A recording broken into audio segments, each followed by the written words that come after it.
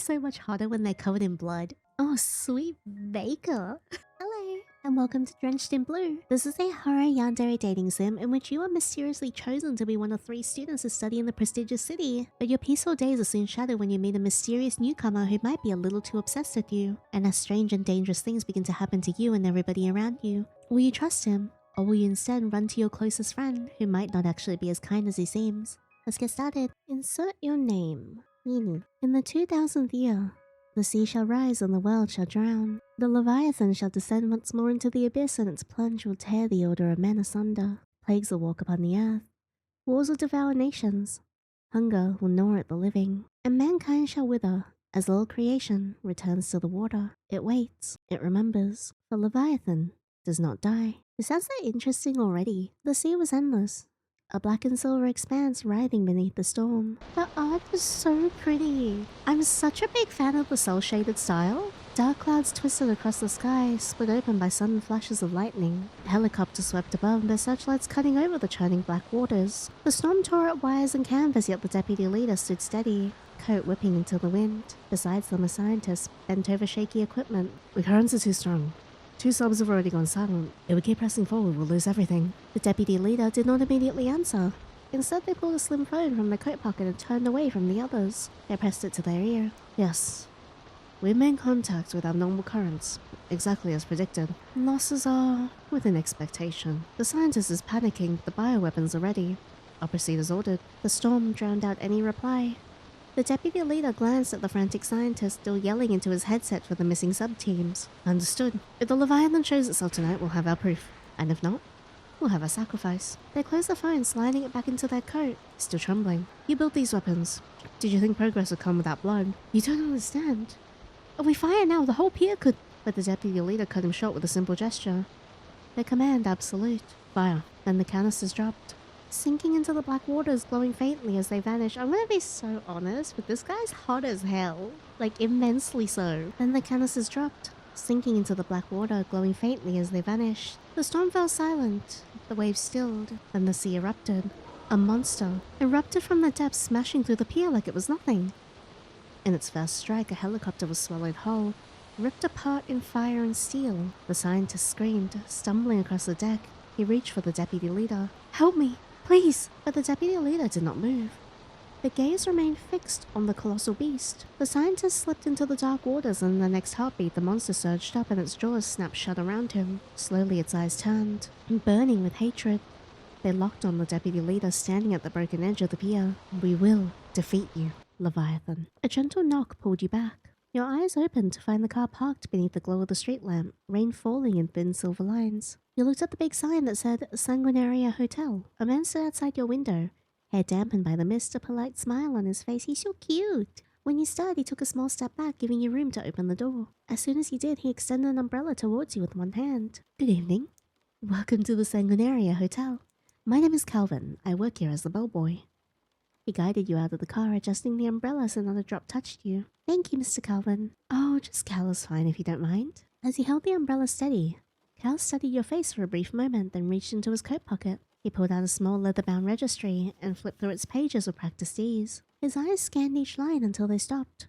And there it was. Your name written clearly among the entries. A faint glimmer of recognition crossed his features. According to the list, you were the chosen student, granted permission to study within the city this year. Please, come with me. The hotel lobby was warm and bright. Light from the chandeliers spilled across the marble floors. The reception desk sat against an arch frame, polished and steady. The air smelled faintly of fresh flowers. As you walked in, a few guests glanced over. Their eyes lingered on you. In the lounge, 2 women leaned close, whispering to each other as they noticed you. Is that her? The lucky student who was chosen this year? God, the art's so pretty. I love the art style so much. Yes, I think so. How adorable she looks. I truly hope she completes her studies and finds every opportunity waiting for her. That's such a rare honor. Only 3 students a year? She must feel so special. I feel so shy. At the front desk, Cal took a keycard from the receptionist. The gold emblem of the hotel gleamed on its surface. This'll be your room. You waited by his side, hands folded in front of you. It was then from behind a flicker of movement caught your eye. Slowly you turned. Oh, cute! A wall of glass stretched across the lobby. An enormous aquarium glowing soft with blue light. And inside were figures. Not fish, Not shadows, but merfolk. You gasped, stepping back slightly. What? Cal glanced over his shoulder and chuckled softly at your reaction. Ah, don't be afraid. They're friends of the hotel, gentle ones.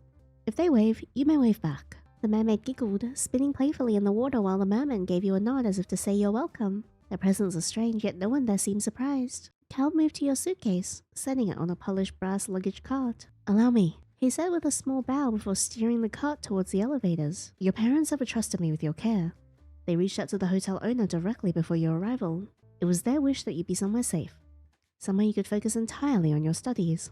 They've arranged for you to stay here until you graduate. That must cost so much money. Am I rich? Wait, my parents never told me anything about this. The owner asked me to personally see to your well-being. What the heck? It is my duty to ensure that you are comfortable here.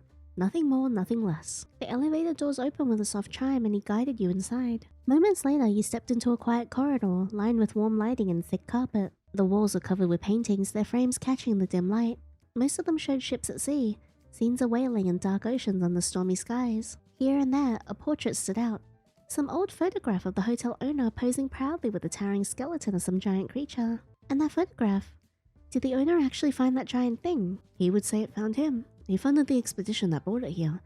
If you ask him, the story changes a little every time. So he's a collector. Of relics, yes, but more than that, of stories. He believes a hotel should keep memories the way a library keeps books. What does he like to work with? Generous on good days, demanding on others. He remembers birthdays, notices scratches on luggage. He's been known to sign paychecks at 2 in the morning. Sounds intense. He calls it dedication. He also calls it fun, which may be the more surprising part. Is he scary? Only if you work in accounting. Whoa, does he live here? That is indeed a good question. Everyone knows where he works, Miss Yandere, but no one really knows where he lives. According to rumors, he is overseas right now on some business with no clear return date. To be honest, since I started working here 3 months ago, he left on a flight and I have not seen him since. Wow, he sure sounds like a workaholic. I wonder if he even has time to miss home. And two of you spoke, as though it were a playful game of question and answer. The bellboy of Sanguinaria was cleverer than he appeared. This is the VIP hall. Your room is just beyond. This place is so pretty. I'm so excited to explore the lore of the world because the city in quotation marks obviously denotes that there's like some sort of like class structure here. So I'm keen to see how the world is structured itself. Cal wheeled the cart to a stop in front of the small room. Then he reached into his jacket pocket and drew out something small. It was a black choker with a silver bell cat at the center. He placed it carefully in your hands. If you ever need help, make this bell ring. If you ring this, I will come. You may tap it, flick it, or take it off and shake it. I promise, I will hear it. That's weird. Wait, you mean I'm supposed to wear this? A faint chuckle escaped him, though his posture remained perfectly composed. It's only a suggestion. But if you're someone who tends to forget where you place things or loses them often, wearing it might save you some trouble. The hotel staff spends quite a bit of time tracking down misplaced items. I'd rather not add your bell to that list. Are you saying I'm careless? I would never say such a thing. However, if you choose not to wear it, I feel the hotel owner might be terribly disappointed. What the hell? Why would the hotel owner be disappointed that I'm not wearing a choker? Is he some kind of freak? Like me? He does have a fondness for guests who accept our gestures of welcome. So this is like a welcome gift. Yes, indeed. Does everyone who stay here get something like this? Only those who stay on this floor. This is the VIP floor. Each guest receives a different piece of jewelry chosen specially for them. As mentioned, the outside of this bell is made of bronze, but the inside is made of diamonds. Wait, what? Diamonds! 0.3 carat. He gave a slight nod, as if confirming a quiet secret. It's a way to mark your stay, and to ensure that you have something to call your own while you're here. Oh, that's nice. There is something sus. Indeed. Before you retire to your room, I have a few things I'd like to recommend, miss. If I may, please allow me your full attention. Our hotel offers 3 dining times each day, breakfast at 6, lunch at 11:45 AM, and dinner at 7. As a VIP guest, you are entitled to a discount on all meals. It's not free? If you have any food allergies, you can write them in a note tonight and I'll check at midnight.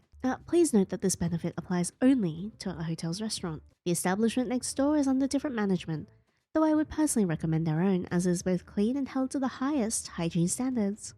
Got it. If you prefer not to dine in the dining hall, we do offer in-room delivery straight to your bed, in fact. Okay, in the event that you fall ill, I shall personally drive you myself. Pardon? Oh, and one service you mustn't miss is the Ouija board game. I'm not playing with a Ouija board. If you have relatives or loved ones who have passed on, this allows you to communicate with them. However, I must inform you that we do not currently permit spirits to stay at our hotel. Oh, wow. That sounds interesting. Indeed. Please, make yourself comfortable. I will be nearby if you ever need assistance. If you'll excuse me, Miss Yandere. With that, Cal excused himself. His steps light and unhurried, leaving you alone in the hall. I was chosen to study here. It was pure luck, nothing more. But what about Mom and Dad? How will they manage without me? You stepped into your room. Without even thinking, you let yourself collapse onto the bed. The sheets smelled faintly of flowers. On the vanity, perfume bottles waited in a careful row, glass catching the light. They carried names you'd only ever see in glossy ads. Magazines lay half open nearby, filled with sharp-faced models and actresses staring out in flawless poses. Ooh, pretty! Their faces matched the posters you've seen across the city, some among them smoldering beneath the bold print of a fragrance campaign. Wow! The new Ocean collection is called Champagne Coast? That's so cool, and it's for both men and women. Perfect! But I wonder what shampoo that model uses. He's such a cool model. I'm pretty sure that's one of the love interests, no? Isn't that Lucien? You wandered over to the desk where a thick hardcover book sat. What's this? The title claimed it was the accommodation agreement. So many rules. I wonder what happens if I break just one. Your eyes drifted down to the page and then froze on a single line. If more than 5 rules are violated, the guest will be asked to leave immediately. Figures, but I'm not exactly ready to be homeless. You noticed it. A red bookmark peeking from deep within the pages. You will not leave.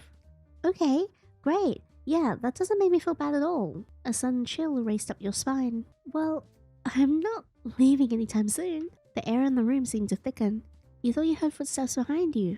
Thank you. Oh, cool. My room is haunted and I just got here. You snapped the book shut and tossed it towards the corner of the room without caring where it landed. Let's not have silence today.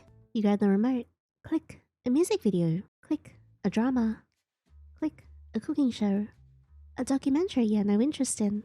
Your fingers slowed when you landed on a channel currently showing an upbeat advertisement.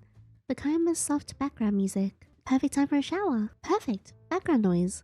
You set the remote down and head to the bathroom. The first semester started with luck. Each year, 3 students are chosen by the Queen. 1 student for each institute. Okay, so now we know that it's a monarchy. And this year, that student was you. Yay, go me. Life in the city felt safe. Classes, books, quiet mornings.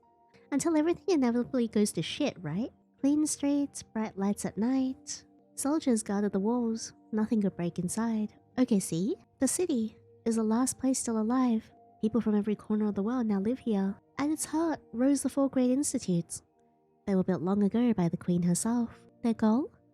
To prepare students for the future, so they can restore the world outside. But sometimes, when you're alone, memories returned. The outside was once your home. I hope I can speak to my parents again someday. Good memories, bad ones, they never really fade. I'm kind of worried because what if like something happened to our parents and we weren't actually chosen but we were like taken by force, we just don't know it and our parents are forced to give us up. Can you imagine? Have you ever wondered if a life without attachments would be better? Or unbearably dull? Could happiness be found in letting go of everything while you sleep? Have you ever wondered what you might wake up to? When I got too sad, I'd have the same dream. I often dream of the sea. The same one Dad used to take us to all the time. And there's this little fish that swims around me. When I wake up, all the sadness from before, it's just gone. You don't remember much about your childhood. Your parents moved constantly, never settling anywhere long enough to call it home. Because of that, you never really felt like you belonged anywhere. Our first life at the Renaissance Institute felt ordinary, but soon the whispers started and people's eyes turned cold. Some were kind, but most avoided you until you realized you didn't belong. A soft breeze rustled the leaves above. Afternoon sunlight filtered through the branches, scattering golden patterns across the bench where you lay. Then, someone's shadow fell beside you. Who was that? Before you could ask, an orange maple leaf gently placed itself over your eyes. You blinked, confused, and took it away. How long was I asleep? You've been asleep for 400 years. We're in the future now. What? It's just a joke. What? And you are... He gave a quiet laugh before he held up a hand, 2 fingers raised. Tell me, how many do you see? 2? What's his finger? Thumb. And this one? Ring finger. This one? Pinky finger. Correct. So who are you seeing now? Then he pointed at himself, his finger traveling slowly upward until it rested against his own cheek. You blinked as your vision finally cleared. I bet he's hot. Oh, he is? You're so cute. Oh, I love him. I'm gonna marry this man. He stood, offering his hand to help you up. Long blonde hair framing the color of emerald reminded you of spring season. His smile was playful yet warm. For a moment before your mind caught up, he looked like a prince from a gentle fairy tale until you realized. Lucien. What's wrong, Yandere? Don't tell me you forgot me already. They put my face on half the posters in the city after all, so he was the model. Lucien. He told you his name was Lucien. You've been friends since you moved to the city. He might have been your very first friend here. To everyone else, he's the golden boy. Model, actor, icon of the Renaissance Institute. But to you, he's just Lucien. Shrugging off the spotlight as if it were a bothersome fly. It's not good for your nervous system to nap so much during the day, you know? Though, maybe I should be jealous you get to sleep while the city keeps asking for my face. He was one of the top 3 students in the institute, skilled in both art and languages. He helped so many people that it was hard not to worry about him sometimes. I guess that's true. He really is talented. If I remember right, every student here has a code. The smaller the number, the more skilled they are. Lucien, R1002, Department of Fine Arts. Yeah, look at him because he's also a fine art. Hey, Yandere, why so quiet? Time's up, sleepyhead. Give me a second. Lucien chuckled, resting his palm on the seat next to you. When did you even start staring at me? I've been here since about 6 minutes after you fell asleep. Lucky for you, it's the first day of the second semester, and we don't have a morning class. What? So you really were staring at me? Why didn't you wake me up sooner? Have you ever heard about the owner who wakes up their cat and ends up with scratches all over their face? Am I your cat? Meow. I don't get it at all. He reached out and poked your cheek lightly. Not good, Yandere. If I wasn't here, who would wake you up? Or are you waiting for a prince to kiss you awake, Sleeping Beauty? Yes?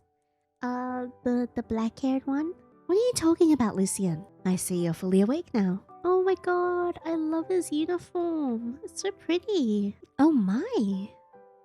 Alicia. Well, Yandere has finally woken up. That's Alicia. R1055. One of your besties. The little goody two-shoes of the group. She's the kind of girl who doesn't seem to have much on her mind. Except for that one 2D guy from her favorite game and always acts like a caring big sister. Hey, that's me! Well, at least if this was some kind of anime. Looks like her phone is still open on that game. By the way, are you okay? I heard a loud noise, so I came to check. Oh, it's nothing. I just woke up and... Alicia quickly hides her phone behind her back and leans in closer, her face full of excitement. Did you have a dream? Oh my gosh, tell me. What was it about? Did you mean a charming prince? Prince? Like a prince coming to rescue the princess when she's in trouble. Oh, come on, Alicia. Stuff like that doesn't really happen. Of course it does. Suddenly she grabs your hand and pulls you towards her. Now you got our friend all confused. Oh, sorry. Lucien, Yandere, while we're at it, why don't we find somewhere to sit for a while? I've been running around looking for you two until my legs have gone numb. A walk? Now? Are we supposed to be presenting our project this afternoon? I thought our class was starting in the evening. Are you sure? The evening classes are for second years. Oh my. Well, the class president told us in the group chat. Again, our so-called class president keeps spreading nonsense again. She's just a clown with a title. Alicia goes quiet for a moment, her expression turning slightly uneasy. Well, I left our project in the art room on the 3rd floor, but I don't remember where I put it. What? Lucien turns to her with wide eyes. In front of you stand your 2 friends, Alicia letting out a dry laugh while fidgeting with her hands, and Lucien frowning as he holds his head in frustration. Yeah, this isn't looking great as far as I can see. You two, I'll go get the presentation. Wait! You don't have to go through the trouble since I was the one who left it there. I should be the one to go get it. You two can just wait here. She insists, waving her hand frantically. Hey, no worries. You two should just wait in the other room. If we keep arguing like this, the work isn't going to come to us on its own. Fair enough. Actually, I can go instead, Yandere. Besides, I slept through the entire morning. Let me at least do something useful today. Alicia hesitates but eventually lets out a small smile. Alright then. I'll leave it to you. You nod quickly before heading out of the room. They exchange glances. Lucien, Plan C just went up in flames. What are you gonna do about that bento now? Like, you made this since early morning, it's already gone cold too. Lucien glances at the lunchbox he had been hiding behind his back the entire time. Aww, I'll just treat them to another meal another time. That girl. Always needs someone to worry about her, huh? Sigh. After leaving the garden, you walk down the school hallway. The atmosphere of the second semester feels fresh and peaceful. The institute is full of student facilities and small food stalls have opened in the cafeteria. Eating outside is allowed too, freedom is plentiful, fitting for one of the top universities. At least all these nice things make up for that mountain of a headache of projects. And then there's that presentation. Man, life here seems so good so far. I can't wait to watch everything turn to shit, and watch as all our love interests go full obsessive. You had to do it because your professor wanted to see how many students had improved over the break. That meant you and your 2 friends had to spend the entire week working on it during break time. Damn it, but at least it's done. Thankfully, it was a group project so you could split the workload. As you stroll further down the wide corridor, your pace slows. Ahead, a small group of seniors in their third year walk together, following closely behind several figures. Men in black suits, soldiers in uniform. Your steps falter, and instinctively you lean closer to the wall, catching whispers from the students around you. Hey, look at those third years. Oh, so pretty. Oh, wow. Yeah, I see them too. They look dead serious. I heard they're all the third years. If they want to graduate, they have to go outside the city. Outside? You mean those ruined cities and all that chaos? That's right, my brother is in a special institute supervised by the army and the general. He had to go out there too to help people outside the walls. But out there are only ruined houses, so many homeless people. And on top of that, countless germs and diseases and bad people everywhere. Hey, that's classist. They even say some dangerous chemicals leaked and made animals mutate into scary ones. Come on, at least everyone's trying their best to fix things. But what about us?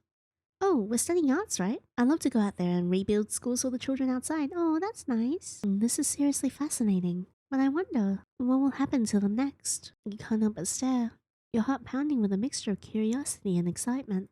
But then, oh my god, their eyes are so pretty. Oh, I love this art style so much. One of them turns back to look directly at you, and you freeze in place instantly. Their sharp gaze locks with yours for only a brief moment, but it's enough to make your chest tighten. Then they turn away.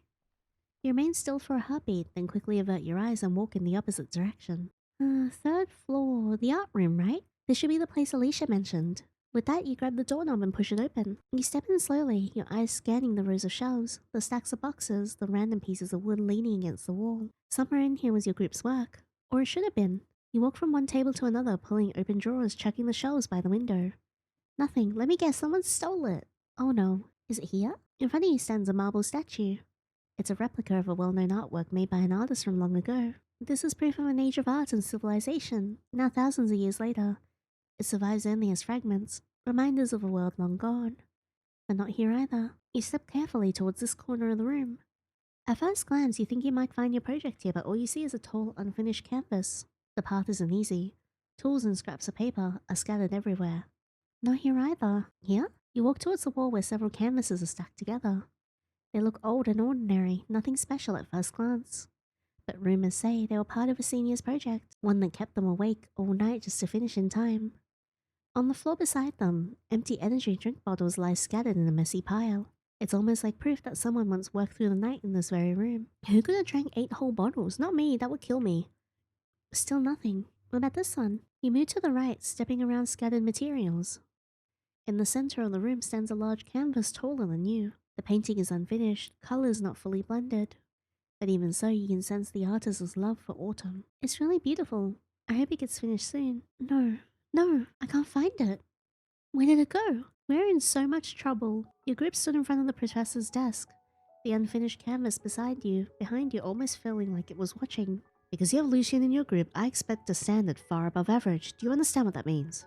Yes, sir. Frankly, I suspect the two of you are relying on him to carry. Hey, whoa! Isn't that right? Hoping his number will raise your grades without you putting in the same effort. R1002 is not a title given lightly, and if the work you submit does not reflect that, it will be a disgrace to him, to you, and to this institute. I will be watching you closely. No excuses, no mistakes. Do you understand? Yes, sir. I understand. I'll do my best. I won't disappoint you. The professor gave a short curt nod, eyes lingering on you before he turned and left the room. Lucien exhaled quietly and then glanced at you and Alicia. I'm sorry. You didn't deserve this. If I wasn't in this group, he wouldn't be watching you like hawks. Alicia tried to smile, but it was thin and tired. You just shook your head through the sting of the professor's words that stayed with you. Sorry. You checked the last shelf. Still nothing. Where is it? Your chest tightened as you sank into a wooden chair. Your mind flashed with the professor's sharp words earlier. It felt like the whole weight of the group was pressing down on you. Your phone lit up when you pulled it away from your pocket. 10 minutes had already passed. Lucien's apologetic face followed right after, the way his shoulders are tensed as if he'd taken the blame for all of you. Your mood sank lower. You stared at the floor, your thoughts pressing down on you heavier than the silence itself. The steps grew closer, until they stopped just before you. Hey, what's wrong? It was Zara. B057, your classmate. She tilted her head, peering at your face. Nothing. I was just thinking about where our project might be right now. You lifted your eyes only briefly before looking away again. Wait, why is our uniform different? Do we just get to wear whatever we want? That's pretty cool. She knows the sadness hiding in your voice, and the way your shoulders slumped, and her lips curved into a small encouraging smile. Don't look so down, lovely. We'll find it, okay? But let me ask, what does it look like? A horizontal oil painting on canvas. Our group's painting is an oil paint, a bowl of fruit, you know? Do you think you can picture it? I'm not really sure, but I think I might have caught a glimpse of it somewhere. Don't think too hard, Zara. I can handle it myself. Then something caught your eye. A scrap of torn canvas lay on the floor, faintly smeared with familiar colors. This... isn't it my painting? He bent down, picking it up. The edge was jagged as though ripped apart on purpose. See, that's why you don't leave your stuff unattended. More pieces trailed further along the corridor like breadcrumbs scattered by cruel hands. Don't tell me. Someone threw it away. You stood quickly, following the trail. Yinny? You remembered already. You don't turn back to answer, only kept walking after the scraps of paper. Zara stands there for a while before letting out a soft sigh. When it comes to friends and work, you really are serious about it, aren't you, Yinny? Yes? The trail ended with a sound that froze you in place. Laughter echoing from the hall ahead. You stepped closer and you saw them. The same gang who bullied you in your first semester. They surrounded someone. A freak draws this junk. Nobody wants to see it. They tore another strip of the canvas, laughing. He knelt on the floor, his body bruised, but his hands desperately reaching towards the fragments. Stop it! The words left you before you could stop them. He stepped forward, fist trembling. It may be nothing to you, but it's his work. It matters. For the first time, his head lifted and his eyes locked onto you. The bullies paused and sneered. Well, the lottery trash again. She actually thinks she can protect him? How pathetic. Their grins sharpened as they tossed the ruined pieces aside. One seized your collar. Maybe you need a lesson too. They dragged you up the stairwell towards the rooftop. The door slammed shut behind you. The wind cut sharp against your skin as they shoved you towards the edge. Quit the school. People like you don't belong here. Let go! Oh, I hate classist people. They pushed harder. Your heels slipped against the rooftop floor. The ground below spun dizzyingly in your vision. And then footsteps, fast and desperate, and then arms wrapped around you. You caught the faintest scent, sweet like chocolate melting in the warm air. Is it Lucien? The bully's voice was blurred. All you could hear was his strained breath close to your ear. You landed on him. He'd taken the fall for you. Your body shook as you scrambled off him, panic surging. Hey, are you alright? You grabbed his shoulder, shaking him. His eyes fluttered open and he exhaled slowly. I'm alive? What a shame. Wait, what? No! He pushed himself up with a wince and steadied his breath. Oh, he's so pretty. This is the one that I want to romance. This here is my type. Oh, another sad, tired, dark-haired man to add to my collection. If it were anyone else, their bones would have snapped in 7 places from that fall. But somehow, you walked away without a scratch. Strange, isn't it? You caught my weight when we landed. I should be the one asking him. Slowly, he turned and extended a hand towards you, eyes locking onto yours. Come on, let's get you back on your feet.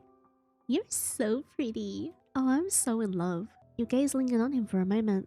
The way he stood, calm, commanding, even a little mysterious. Are you a student here? I guess you could say that. So, how should I repay you for this?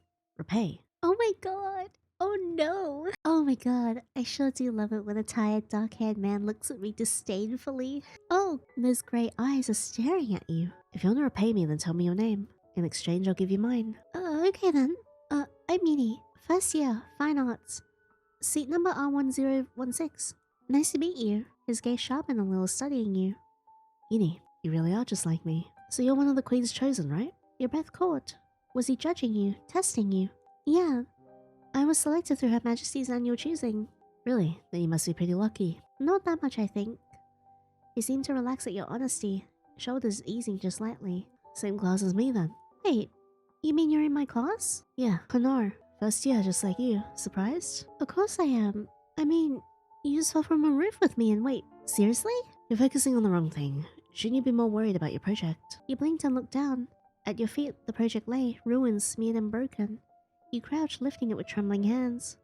It's destroyed. Disappointment twisted in your chest. Lucien's careful brushwork, Alicia's steady patience. All of it stomped out in a moment. Was this because of me? Because of my bad luck? Let me see it. You hesitated but gave it to him. For a brief moment, his fingers brushed against yours. His hand was so cold. Just my type. Kanoire reached the project with unexpected care, turning it over in his hands. Close your eyes.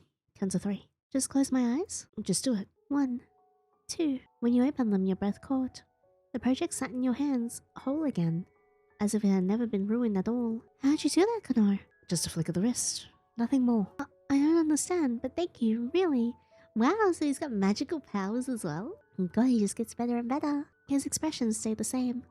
Only a small nod gave him away. It was simply the right thing to do. Kanoire, if you don't mind me asking, what's your seat number? I'm running out of things to say. Oh, sorry, I just... R1 999. Wait, the seat numbers go that far. Other people say that as well.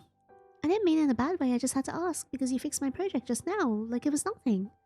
How? Numbers don't mean everything. People love to measure worth with them, but maybe you should decide for yourself what you've seen. I love the stereotype that, like, you know, he's so dark and mysterious and is the worst in the class. Oh god. Why? No, wait. I mean, I got in here because of the student lottery, right? And you got in because of your talent, didn't you? He lets out a soft, exasperated sigh. You don't need to be so dramatic. I don't really know. You don't know? There's nothing to be concerned about. It's only a decision made by the committee. Kanoire, can I ask you something? Go on. Those guys, they were after you, right? I can't believe someone like you would do anything to deserve this. What makes you think I'm the victim here? Wait, what does he mean by that? When I came to pick up my project in the studio, they're being loud.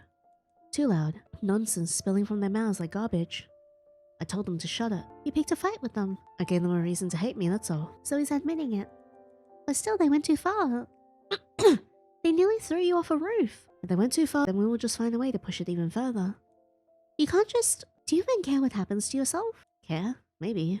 But I care even less about listening to insects buzzing in my ears. He's impossible. Does he really see people like that? And then the professor calling you in? Is that because of this? Most likely. I won't go though. Too troublesome. You're kidding, right? If you skip it, won't things get worse? Maybe, but whether or not I go, the noise stays the same. They're gonna find a way to make my life a mess somehow. He says it so casually. And that's when it hit me.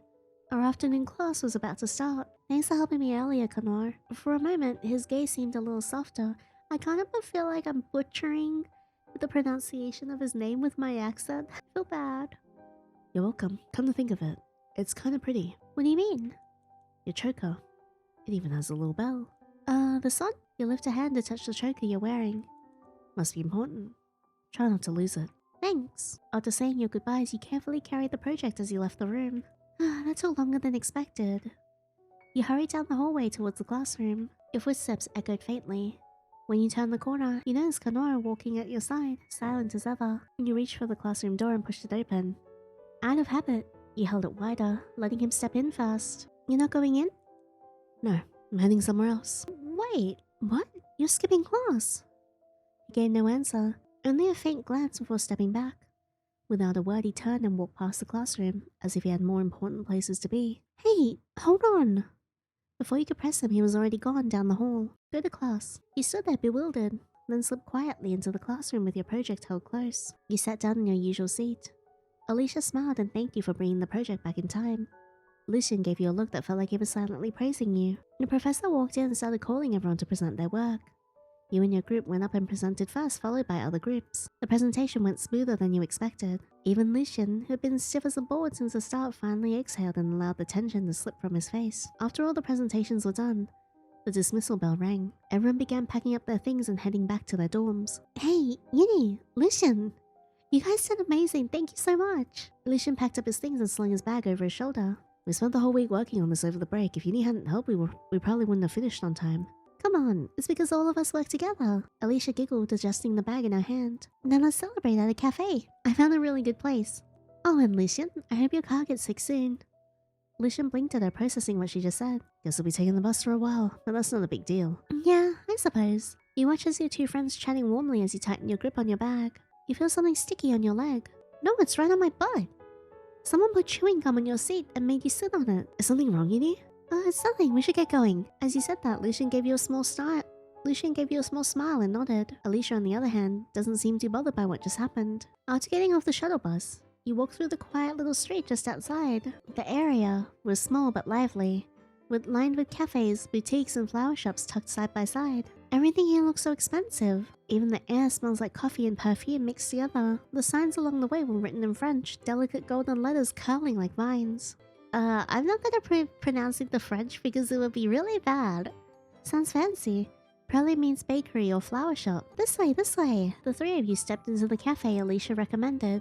Your eyes wandered, taking in the charming atmosphere with curiosity. But it seemed your male friend had been unusually quiet ever since he got off the bus.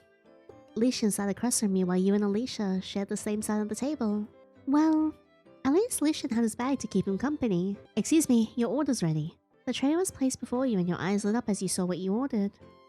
Oh my, looks like we came on a special day. Alicia clapped her hands together in delight. On her plate was a scoop of hibiscus ice cream with a waffle and a tiny bear-shaped paper decoration sticking out of it. Alicia, that's paper. You tried to stop her, but you're about 0.007 seconds too late. Oh, what a shame. I thought it was edible. Alicia pulled the bear-shaped paper out of her mouth, smiling like nothing ever happened. Sorry, little bear. Well, I guess the bear would forgive her for biting its head off. As for Lucien, he was staring down at his lemon cheesecake like it held the meaning of life. You could sense something. Some kind of temptation. Politely asked for a bite. Hey, Lucien, could I try a bite of yours? Just one? Of course. Without hesitation, he slides the plate a little closer to you. But now, I'll need a detailed review. Taste, texture, emotional impact, I expect 5 stars. 5 stars for generosity, at least.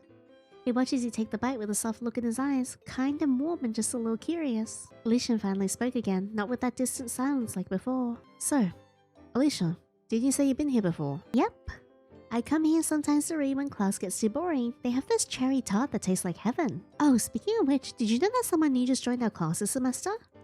What's his name again? Kanoire? You mean Kanoire? Oh, you know his name already. That's not good, Alicia, especially since he just introduced himself to our class this morning. Kanoire. Yeah, I've seen him around. I don't really know him. We never really talked. I did hear that he meets with Professor Reeve a lot, though. Some people said he dropped out last year and only just came back. Maybe he's trying to catch up. He hesitated for a second and looked down at your cup. Why did you suddenly bring him up? Well, it's just kind of weird, you know? When he introduced himself, he didn't really seem interested in anyone. When the professor asked him something, he only nodded. And when people called his name, he didn't even answer. If I'm being honest, he doesn't really seem to get along with anyone. Wasn't that a little harsh? Oh, sorry. I mean, that's just how it looked like to me. Maybe he's just shy. Shy? Actually, I ran into him earlier today. He brought me our project when I couldn't find it. Their reactions were exactly what I expected. He talked to you.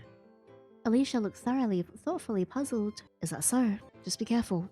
Sometimes silence can say a lot more than words. Ooh, Lucien being protective again? That's so sweet. It is pretty cute. I'm gonna be honest. Kanoire is like my type, but Lucien is growing on me. I just don't want anyone taking advantage of kindness, that's all. The mood lightening until Alicia's phone buzzed. She glanced down at an incoming call. Her expression shifted subtly. Oh, sorry. Sorry, my brother's calling. I promised I'd meet him at the station today. She stood up quickly, grabbing a bag. Your brother sure got to the city fast. Yeah, he said he's moving here because his name was picked in the Queen's student lottery. Which institute is he in?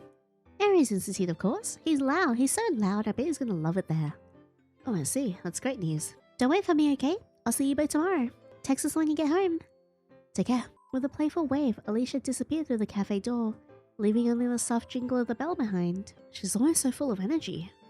Yeah, she brightens the room, doesn't she? But now it's just us. He leans slightly forward, resting his chin on one hand, gaze never leaving you. I don't mind though. I like it when things get quieter. Outside, the sun had dipped lower, bathing everything in soft amber. Inside, time felt slower. You stirred your drink absentmindedly, eyes trailing over the fading orange hue outside the window.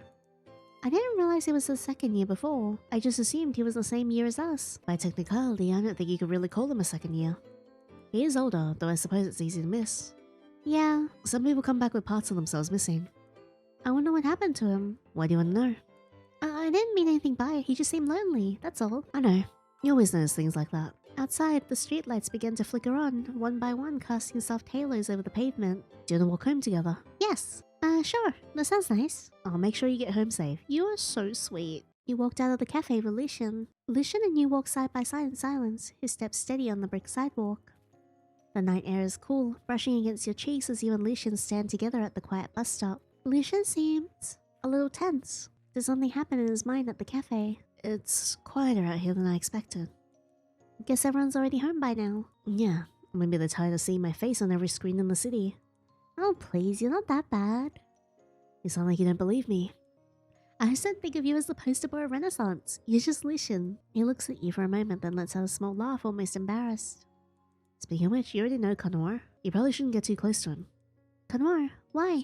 The senior. The one who dropped out but somehow ended up in our class. He's not exactly the easiest person to read. You mean he's mysterious and broody? More like unpredictable. And you're worried about me? Yeah, I am. Oh, he's so forward. You might as well just hold my hand now. Can I have them both? Lucien pauses, looking down at the street. He seems unsure whether to say more. I mean, it's just...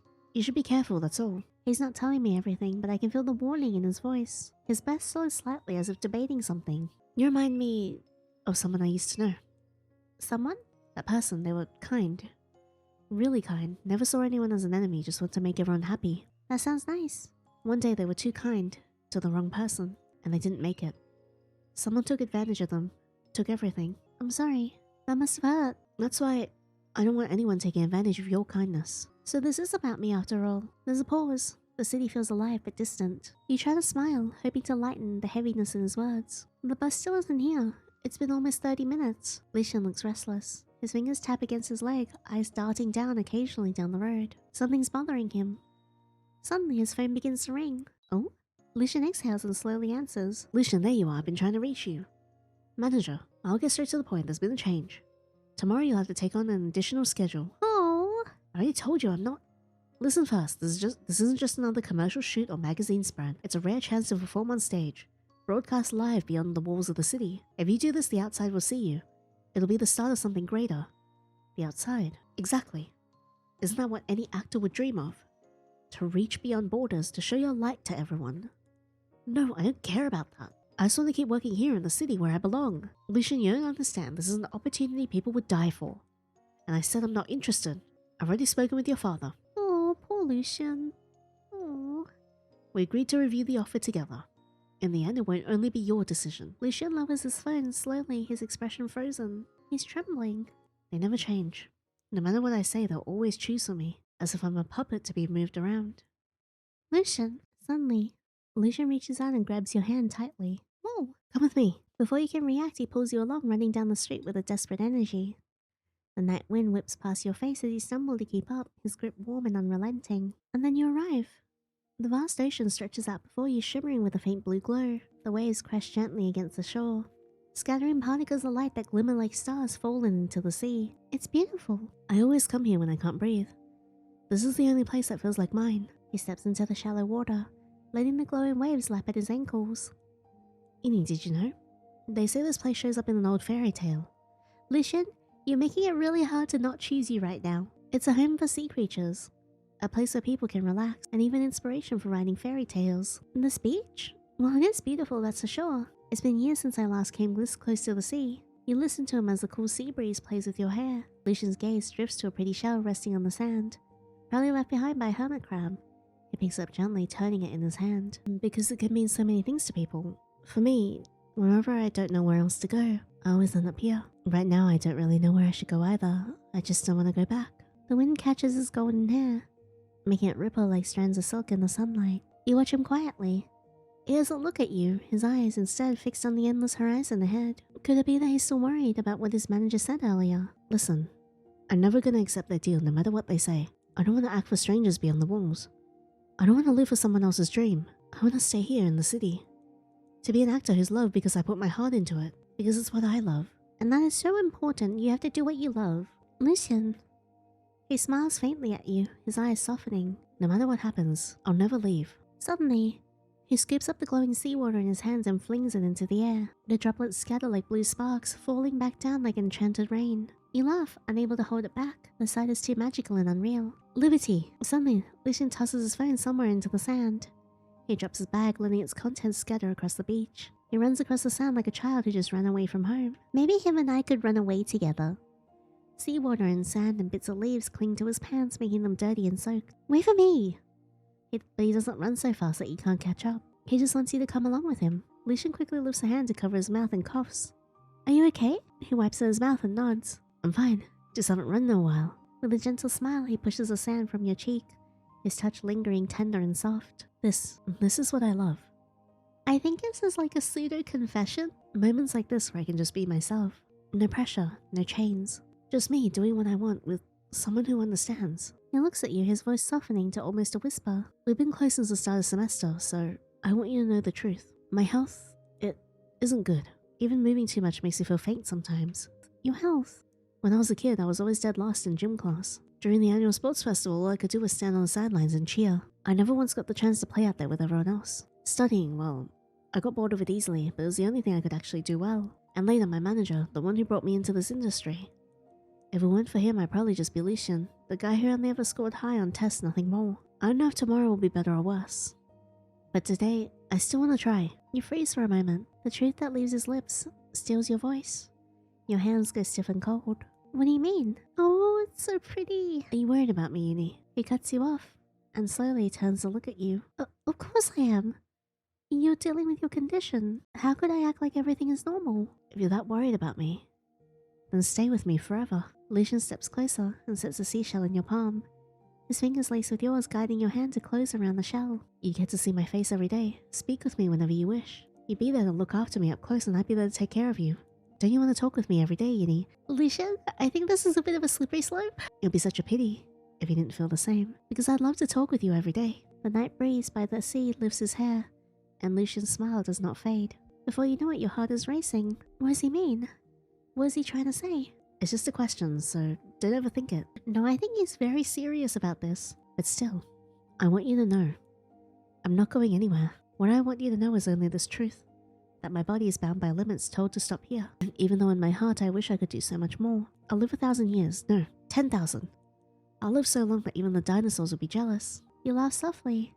And when Lucien sees your smile, he can't help but smile with you. But still, I want to use this body, as fragile as it is, to shine. To bring happiness through my performances. That's the only thing I can give the world. Every feeling within me will find its voice through my performances. A small shining star in the sky. Even if it has to wait for the night to fall before anyone notices it, I'll still be that star in the sky waiting for someone to find me, if possible. Someday, I'd like to act in a film with you. Sharing the stage even just once, that would be enough for me. City's golden boy. Someone like that doesn't really exist, right? But Lucien, you really are amazing. You're smart and talented on stage and also handsome. Lucien goes quiet for a moment. Then he suddenly picks up a piece of green seaweed and places it under his nose like a mustache. Handsome? Handsome in what way? Like this, maybe? You burst out laughing and pull the seaweed away from his face. But as you do, he catches your hand firmly. Lucien! He tugs you closer, closing the distance. His smile softens in a way you've never seen before. His lips move gently, whispering words that make your chest tighten. And something else tighten. Well, there's something else too, not just me being stubborn. But because you keep holding me back here. That's why I don't want to go anywhere. Your eyes widen. Your heart beats faster and faster. He leans in closer, only to press the glowing seaweed against your nose. What? Even though you're the one being teased, the warmth from before still lingered. You can't quite put it into words. You don't even know what to call this feeling. The fragility of his words. The brightness of his laughter. And before you realize it, this must be the charm of Lucien that everyone talks about. Lucien, you're getting a little too comfortable with me. Hey, you're my friend, aren't you? What about your other friends? Other friends? To be honest, ever since that person died, I've been on my own. By choice mostly. It was easier that way. But after I came here, I met you, and for the first time I didn't feel alone anymore. Funny, isn't it? The city's golden boy can't even handle one quiet evening without you. Just keep your heart safe, alright? That's all I ask. Thanks for worrying, Lucien. I really appreciate it. As the two of you stroll along the blue shoreline, chatting as the waves lap against the sand, a sleek black car pulls up near the pier. The one who steps out is Cal, your hotel's bellboy. Though he feels more like a personal butler, you wave at him quickly the moment you notice. And Cal responds with a polite bow and a soft smile. Lucien follows his gaze and looks back at you. Oh, you have your own butler too? Butler? Oh, no, not at all. That's Calvin. Just call him Cal. He's the bellboy at the hotel I'm staying at. A bellboy, I see. The Sanguinaria Hotel really does have some interesting services. Yeah, something like that. Well, my butler's pretty old and always nagging me, but he makes really amazing food. Well, if I go back now, I'll just get nagged anyway. So can I ask you for something, Yandere? Something like, can I come over to your room? Sure. Let him come with you. Alright then. Lucien hears that and freezes. His face and ears flush, impossible to hide. He clears his throat slightly and straightens his white coat. Really? Then can I sleep in the same room as you? Yeah, sure. Oh, I'm so happy. But, you know, Yandere. Just kidding. If I didn't go back, my dad would scold me anyway. Hey, Yandere, you shouldn't let a guy into your room so easily. You never know what he might be thinking. And when you asked, you weren't serious, right? Nope, not serious at all, not even a little. Aww. Good things come to those who wait. Ever heard of that one? I have no idea what you're talking about. Oh, Moogle's gone. I have no idea what you're talking about. But just ask things like that only with me, okay? We should hurry. Looks like your bellboy is waiting. Why is Moogle sitting in front of the camera? The two of you walk towards the parking area by the beach. Cal notices Lucien approaching and bows politely. Good evening, Mr. Chavot. I never thought I'd have the honor of meeting you here in person. Good evening, Cal. My apologies for taking out Yandere wandering and making trouble for you. Cal shakes his head gently, a smile never fading. No, Mr. Chavot. If there's anything, I'm glad to see the young miss enjoying the outdoors. It's a rare and welcome sight. Is that just him casually saying I don't go out often and touch grass? Hey, are you saying I'm cooped up all the time? Lucien chuckles softly and taps your shoulder with an easy smile. You can't see Moogle anymore in the cat cam because he's blended in with the box in the back. Lucien chuckles softly and taps your shoulder with an easy smile. Thank you for looking after her, Cal. Someday I'll be sure to visit the Sanguinaria myself. Cal brightens at his words and bows again deeply. It will be our greatest honor, Mr. Chauveau. Lucien turns back to you, his smile gentle. But anyway, Yinny, thank you for coming out with me today. If you weren't here, I think I might have lost myself completely. You return a smile, warmth filling your chest. Now let's come back here again, Lucien. Just the two of us. Yeah, I'll look forward to it. At last, Lucien lets go of your shoulder. Stepping back as Cal moves to escort you to the car. Lucien hesitates and suddenly moves his hand as if to stop you. He freezes, his hand in the air, and slowly pulls it back. Oh my god. Oh, the art is so pretty. I can't get over how gorgeous the art is in this entire game. I love the art style so much. It's so gorgeous. The car drives off into the city lights, carrying you further and further from him. Lucien's hand lingered in the air for a moment, then slowly fell to his side. Oh no! Then without warning, a single tear slipped down his cheek. He couldn't explain why. The city lights blurred into colors, and all he could see was a space where you had been. A few moments later, you're inside. Your phone buzzed. Don't forget, next class will be covering sections 4 through 7. Bring your notes, I'll send you the reading material in the morning. A message from Lucien pops up on your screen before you even have the chance to open the chat. He always remembered the little things for me, even reminded me of deadlines without a single complaint. He would wait so patiently whenever I wasn't ready. Sometimes it really felt like I was the center of his world, and that's why this guilt stings. I brushed him off so many times thinking he'd understand. I knew he always would. But maybe all he ever wanted was for me to live free without carrying any weight at all. As you're checking your bag, something slips out from the side pocket and flutters to the floor. You blink and bend down to pick it up. Curious, you unfold it carefully. Kobe friends. Aww. From Kanoire. Wait, did you just ask for my permission? Your fingers hover over the paper, reading the line again and again. There was something delicate about the way it was written. The silence of the room grew deeper.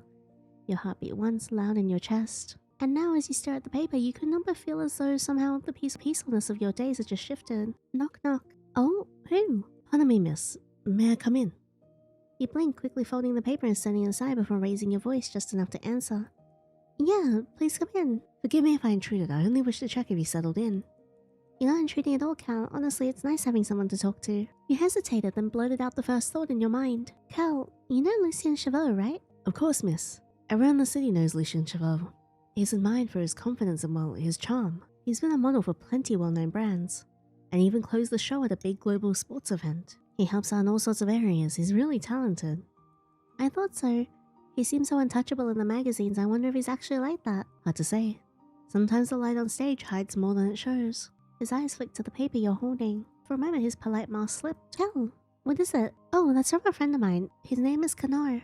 We study together. I see. That's a relief. He straightens, letting a small box wrapped neatly on the table. This arrived earlier. An anonymous guest sent it for you.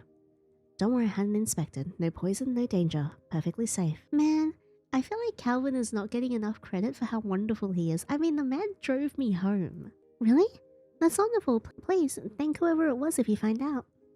Certainly, miss. Then, sweet dreams. May your rest be peaceful. Sweet dreams, Cal. The door clicked shut, leaving you alone once more. You stared at the small box of sweets, resting on the table. I'll just eat it now. I'll worry about the diet later. You wrapped it carefully and took one bite. Oh my god. The pastry was delicate, rich and sweet, enough to melt away the leftover tension. A little comfort in the silence. Your gaze drifted to the nightstand where a glossy magazine peeked out. The same one. You pulled it free and flipped through the pages until his face appeared. Lucien Chauveau. You lingered on the photo, tracing the lines of his figure with your eyes, as if the image itself might whisper back. I wonder if he sneaks off his diet too sometimes. For some reason, tonight, he felt closer. You wondered if the man in the spotlight was the same man behind closed doors, or if there was something even the cameras couldn't capture. As the sweetness lingered on your tongue, you realized, today, he had chosen to open up to you. I never realized, behind that confident look, he's been carrying this weight all along. How much has he endured all this time? You set the magazine down at last, the glossy page still open to his picture. With a soft sigh, you rose, shuffling towards the bathroom and brushed your teeth slowly, the day's noise and questions finally dulling. When you returned, you slipped under the covers, pulling them tight around you, the taste of sweetness still lingering as your eyes began to close. And then I have a nightmare? Lucien, you're home late tonight. I'm sorry, father. You know the rules of this house and yet you keep breaking them. Forgive me. By the way, what about the script? I followed everything. Is that so? Good. But you went a little off script today, didn't you? Oh no, that's so sad. Does he have his life scripted by his dad? So like the way he acts and what he does is just like preordained for him as much as possible? That's so upsetting. Oh. The classroom hums with the low sound of the projector and the soft scratch of pens. Light spills across the desks. Notes glow on the screen in the front. You look bored. That's dangerous during class. Yeah, notes, if you want. He says it lightly, as if lending notes is the same as lending a candy wrapper. I will quiz you later, but in a kind way. He's doing it again. Making it feel small so I can breathe. Do not worry about him. How am I supposed to do that? After last night? How am I supposed to breathe like nothing changed? Lucien smiles, but the corners of his eyes do not move. He does not look at the shake in your fingers. Okay, quiz time. I will quiz you nicely. Or you could quiz me roughly. He keeps his voice light, like this is a game only you two know. Warm up. What is the big difference between Romanesque and Gothic churches? Romanesque uses heavy walls and small windows, rounded arches. Gothic goes higher with pointed arches and ribbed vaults, big stained glass for light. Correct. Extra credit for remembering the ribs. He taps his pen on the margin where he has drawn a tiny cathedral with a dramatic spire. Next, perspective in the Renaissance. Who provided linear perspective in Florence? Filippo Brunelleschi. Is that how I pronounce it? And the painter who ran with it. Masaccio, the Holy Trinity. You are dangerous. I'm a little afraid. This is simple, one question at a time. Lucien, you look ready to be a teacher yourself. If only you did not insist on tutoring one student only. Why choose to just teach Yinny? Hey! Quality over quantity. Besides, Yinny keeps up. A soft wave of laughter moves through the room. Sir, he's auditioning for favorite teacher. Favorite teacher singular. Office hours on one, how romantic. I like correct answers. And Yinny gives them. I'll give you more than just correct answers. Careful, Mr. Chavot. You're building a fan club you cannot manage. He can manage one member. President and only member, Yinny. It's fine, stay calm. Alright, enough teasing. Since we've come this far, let me just see how effective Mr. Chavot's teaching has been. Yinny, please answer the questions I'm about to ask you. Oh no. Romanesque to Gothic to Renaissance was a path of light and structure. Now Baroque. Who gives us drama and movement in Rome? Bernini. See, she does not need me. She wants me. Wait, what? Wait, come again? What was that? I saw that. This one. Did you just call me? Please don't lose focus now. Minutes pass. The class keeps moving. I just need a moment. Just some air. Excuse me. Bathroom. Go ahead. But no one cares that you carry a bag with you. The hallway stretches quiet and bright.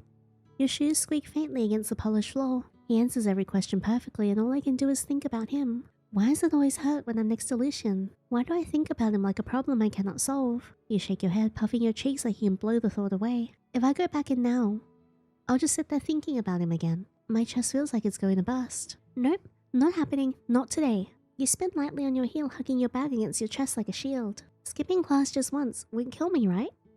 Right? I deserve a little break. Who says I'm sad? But my chest still feels tight. Lucien, why do you make me feel like this? At the far end near the grand windows you see him, Kanoire. His figure is still, one hand resting against the glass frame. He did not turn right away. His hand rests on the window frame, his gaze lost outside as though the world beyond the glass belonged to him alone. Kanoire? What's he doing here? Skipping class too? You tilt your hand, grin creeping onto your lips. Hey, Kanoire! He turns at your voice. You're not in class. Why are you here? You really saved me back there. I thought I was done for. And you, standing here like some mysterious statue? Don't tell me you cut class just to breathe in the hallway. You tried to tease. Your words more like a puppy pawing clumsily at a bigger cat. You're not scared that the professor would catch you. If they come, I'll just jump again. Jump! Don't say that. Relax, I didn't mean it. You really do whatever you feel like, don't you? It's quieter here. You sound like an old man. Come on, it's so boring to stand still. If you're skipping class, you should at least do something fun. He arches a brow at you, unimpressed. You plant your fists on your hips, eyes sparking with mischief. Well, aren't you gonna invite me somewhere or do I have to drag you myself? Kanoire. Hey! What? Got you. Oh, is that what my character looks like? She's so cute. Without thinking, he jogged forward and caught his shoulder. Whoa, what are you doing? Stopping you from running away again? Ridiculous. Aww. Before you could react, he pressed his hand against your forehead and pushed you back. Ow! Don't cling to me. Are you some kind of sea slug? Maybe. You staggered back a step, your hair mussed from his push. Ow, you could have just said no thanks, you know? He turned his face away, the tips of his ears now fully red. You really are impossible. Thanks. I take pride in it. You lifted your chin proudly. Are you one of those people who just touch people without asking? Even when I fell from the building, you still hugged me. Well, if I didn't, you'd have landed on the ground and died. That's a completely different case. You must be plotting something. It's not like that. Jeez. You... There was a moment of silence after that silly push in your little quarrel. You know what? Since I'm already here, you waved your hands around dramatically as if you were telling a story. Fugitives from class, rebels against boring lectures, shouldn't we go do something fun? He gives you a flat look, clearly not impressed. Fun like what? Karaoke?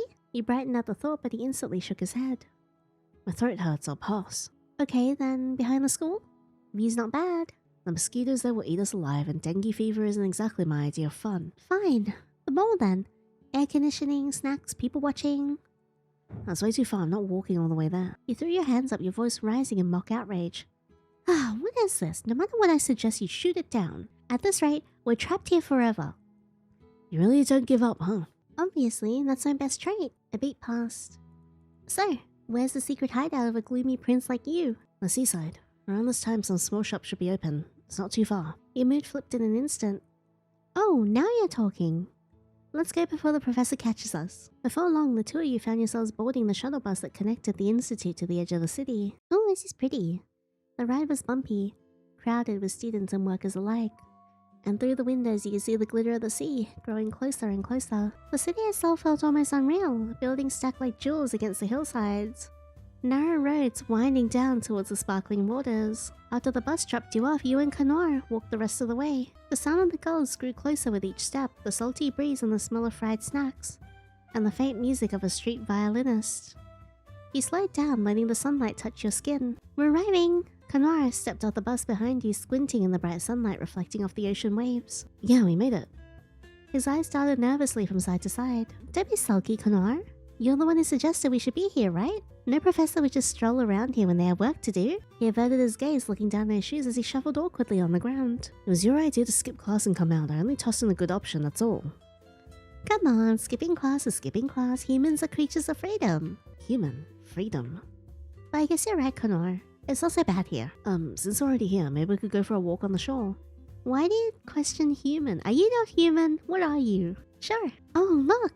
They sell fruit cups too. Excited, you tugged at Kanaire's sleeve. He jumped slightly as you grabbed it. Oh yeah, I see it. Let's buy some. It's seaside tradition, right? Already? We just got here and you're thinking of food? An army marches on its stomach, but still he followed you without complaint. I can buy it for you. Buy it for me? Wow, someone's rich today. But I'm alright. He blushed deeply at your teasing comment about his wealth. It's not a big deal, Yandere. I just want you to have one too. He reached the front of the line and Kanoire cleared his throat awkwardly as he spoke to the vendor. 2 fruity cups, please. After receiving the cups, he turned to you, offering one to you with an unusually gentle gesture. Here, for you. Thanks. Aww. The two of you were holding fruit cups. Each piece of fruit had been cut into cute shapes of stars, flowers, and even little fish. You held yours up. Come on, Kanoire. Let's take a picture together, cup to cup. Here's us grumpy.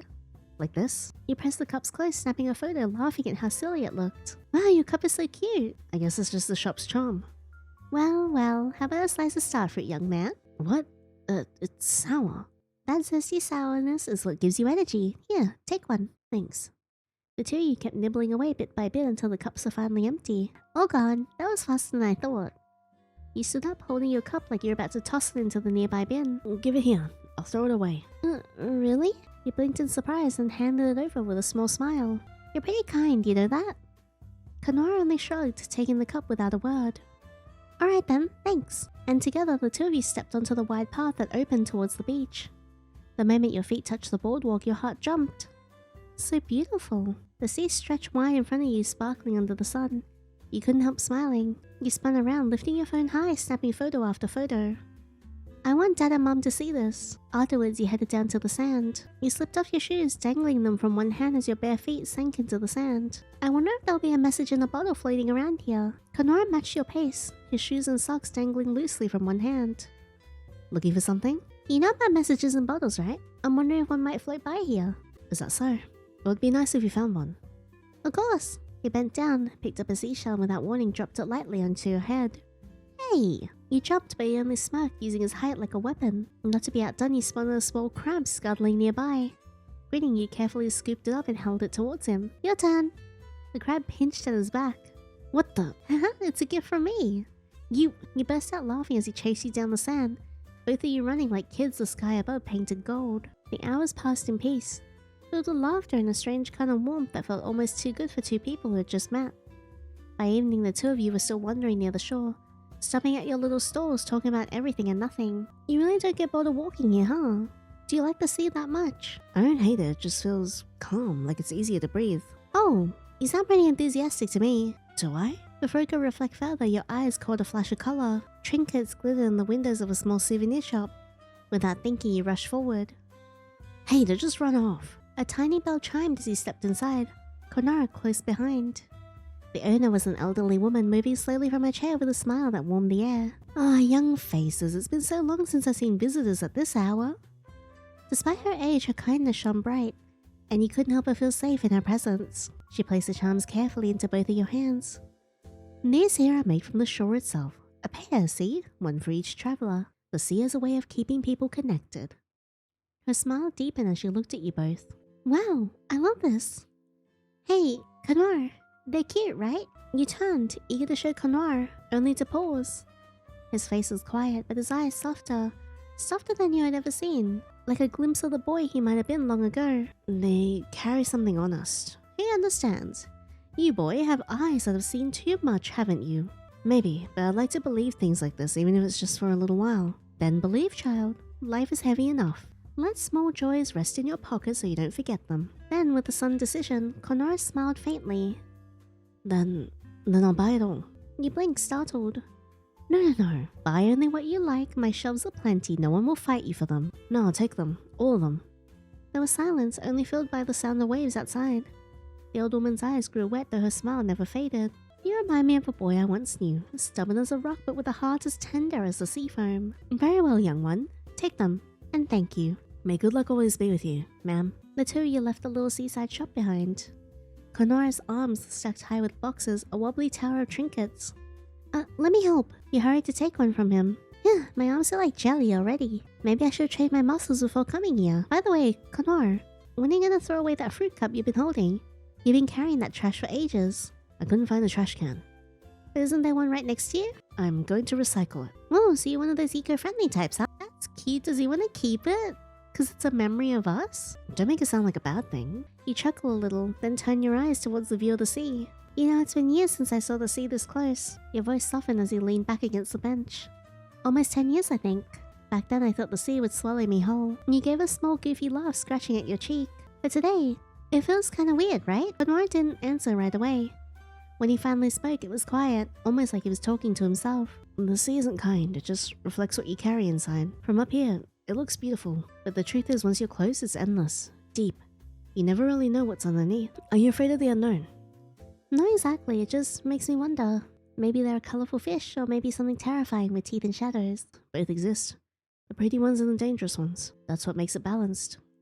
Just like people's heart. The sea might look endless, but it does have an end, even if no one's seen all of it yet. But people's hearts, they're wider than the sea. Sometimes too wide to grasp, and sometimes so narrow it feels like you can't even breathe inside of them. That's a heavy thought. Then maybe walking beside it makes carrying those thoughts a little easier. Wait, that's so poetic. Are you secretly writing novels in your free time? You let out a small huff of air, neither confirming nor denying. Writing, yeah, I do it sometimes. Just putting the thoughts in my head into words, it feels like breathing easier. That's amazing. Seriously, can I read it sometime? It must be beautiful, something that grabs the heart. I mean, maybe someday. Someday, huh? Then I'll wait. Hey, it's still early. Want to talk a little more? Where to? You'll see. There's something I want to show you. You hesitated for only a heartbeat before nodding. If you're not secretly leading me into trouble, then sure. Just keep up. Kanoire leads you to a place. It's a narrow alley inside the seaside district. The buildings here are not very old, but not new either. You're still holding the box, frowning a little and looking around. People actually live here. They do, but you won't see anyone now. So keep your voice down. Yeah, understood. You pout and keep following him down the path. You've been walking for a while.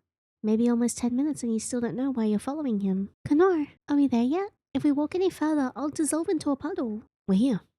Relieved, you set the box down carefully and flop onto the grass, groaning dramatically. Oh, I'm dead! If I have to walk back, just leave me here. He doesn't even look at you.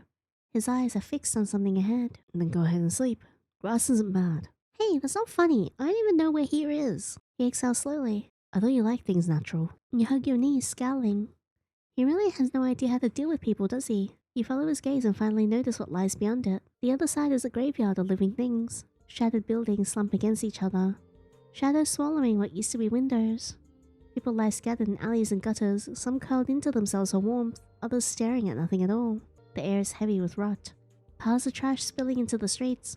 A dog limps past, ribs showing its fur stiff like straw. Aww. Your chest tightens. No way! Kanoire crouches, plucking a single leaf from the grass. Without a word, he flicks it forward. It touches the fence and burns to ash in less than a second. High voltage. Something brushes against your leg. Huh? Aww. Get it off! Get it off! It was actually kinda cute. Kanoire reacts instantly. His gloved hand clamps around the mutant rat writhing by your foot. Without hesitation, he hurls it at the fence. The creature hits the steel.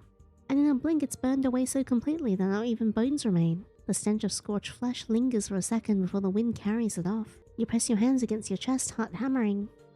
He tears the gloves from his hand and tosses it at the fence too. For a moment, he flexes his bare fingers in silence that looks at you, calm and steady. See? This fence isn't protection, it's execution. A reminder of what happens if you cross the line. You swallow hard. You knew the towns beyond the city were collapsing, but you never imagined it had come to this. The briefing spoke about safety corridors and controlled zones. They never said the fences would erase everything that touched them. With the smell still in the air, containment feels like a word that hides the cost. He looks away from you, back towards the broken skyline, his jaw tightening. I've seen things like this fence before. The government doesn't really care how many die as long as the city survives, the rest is disposable. Your hands clench at your skirt. I knew the outskirts were failing, but this is different. Is this what they call containment? His stare makes you shrink back, then quietly he sighs and looks away. Breathe. In through your nose and let out slowly. Reading about collapse is one thing, standing in front of it is another.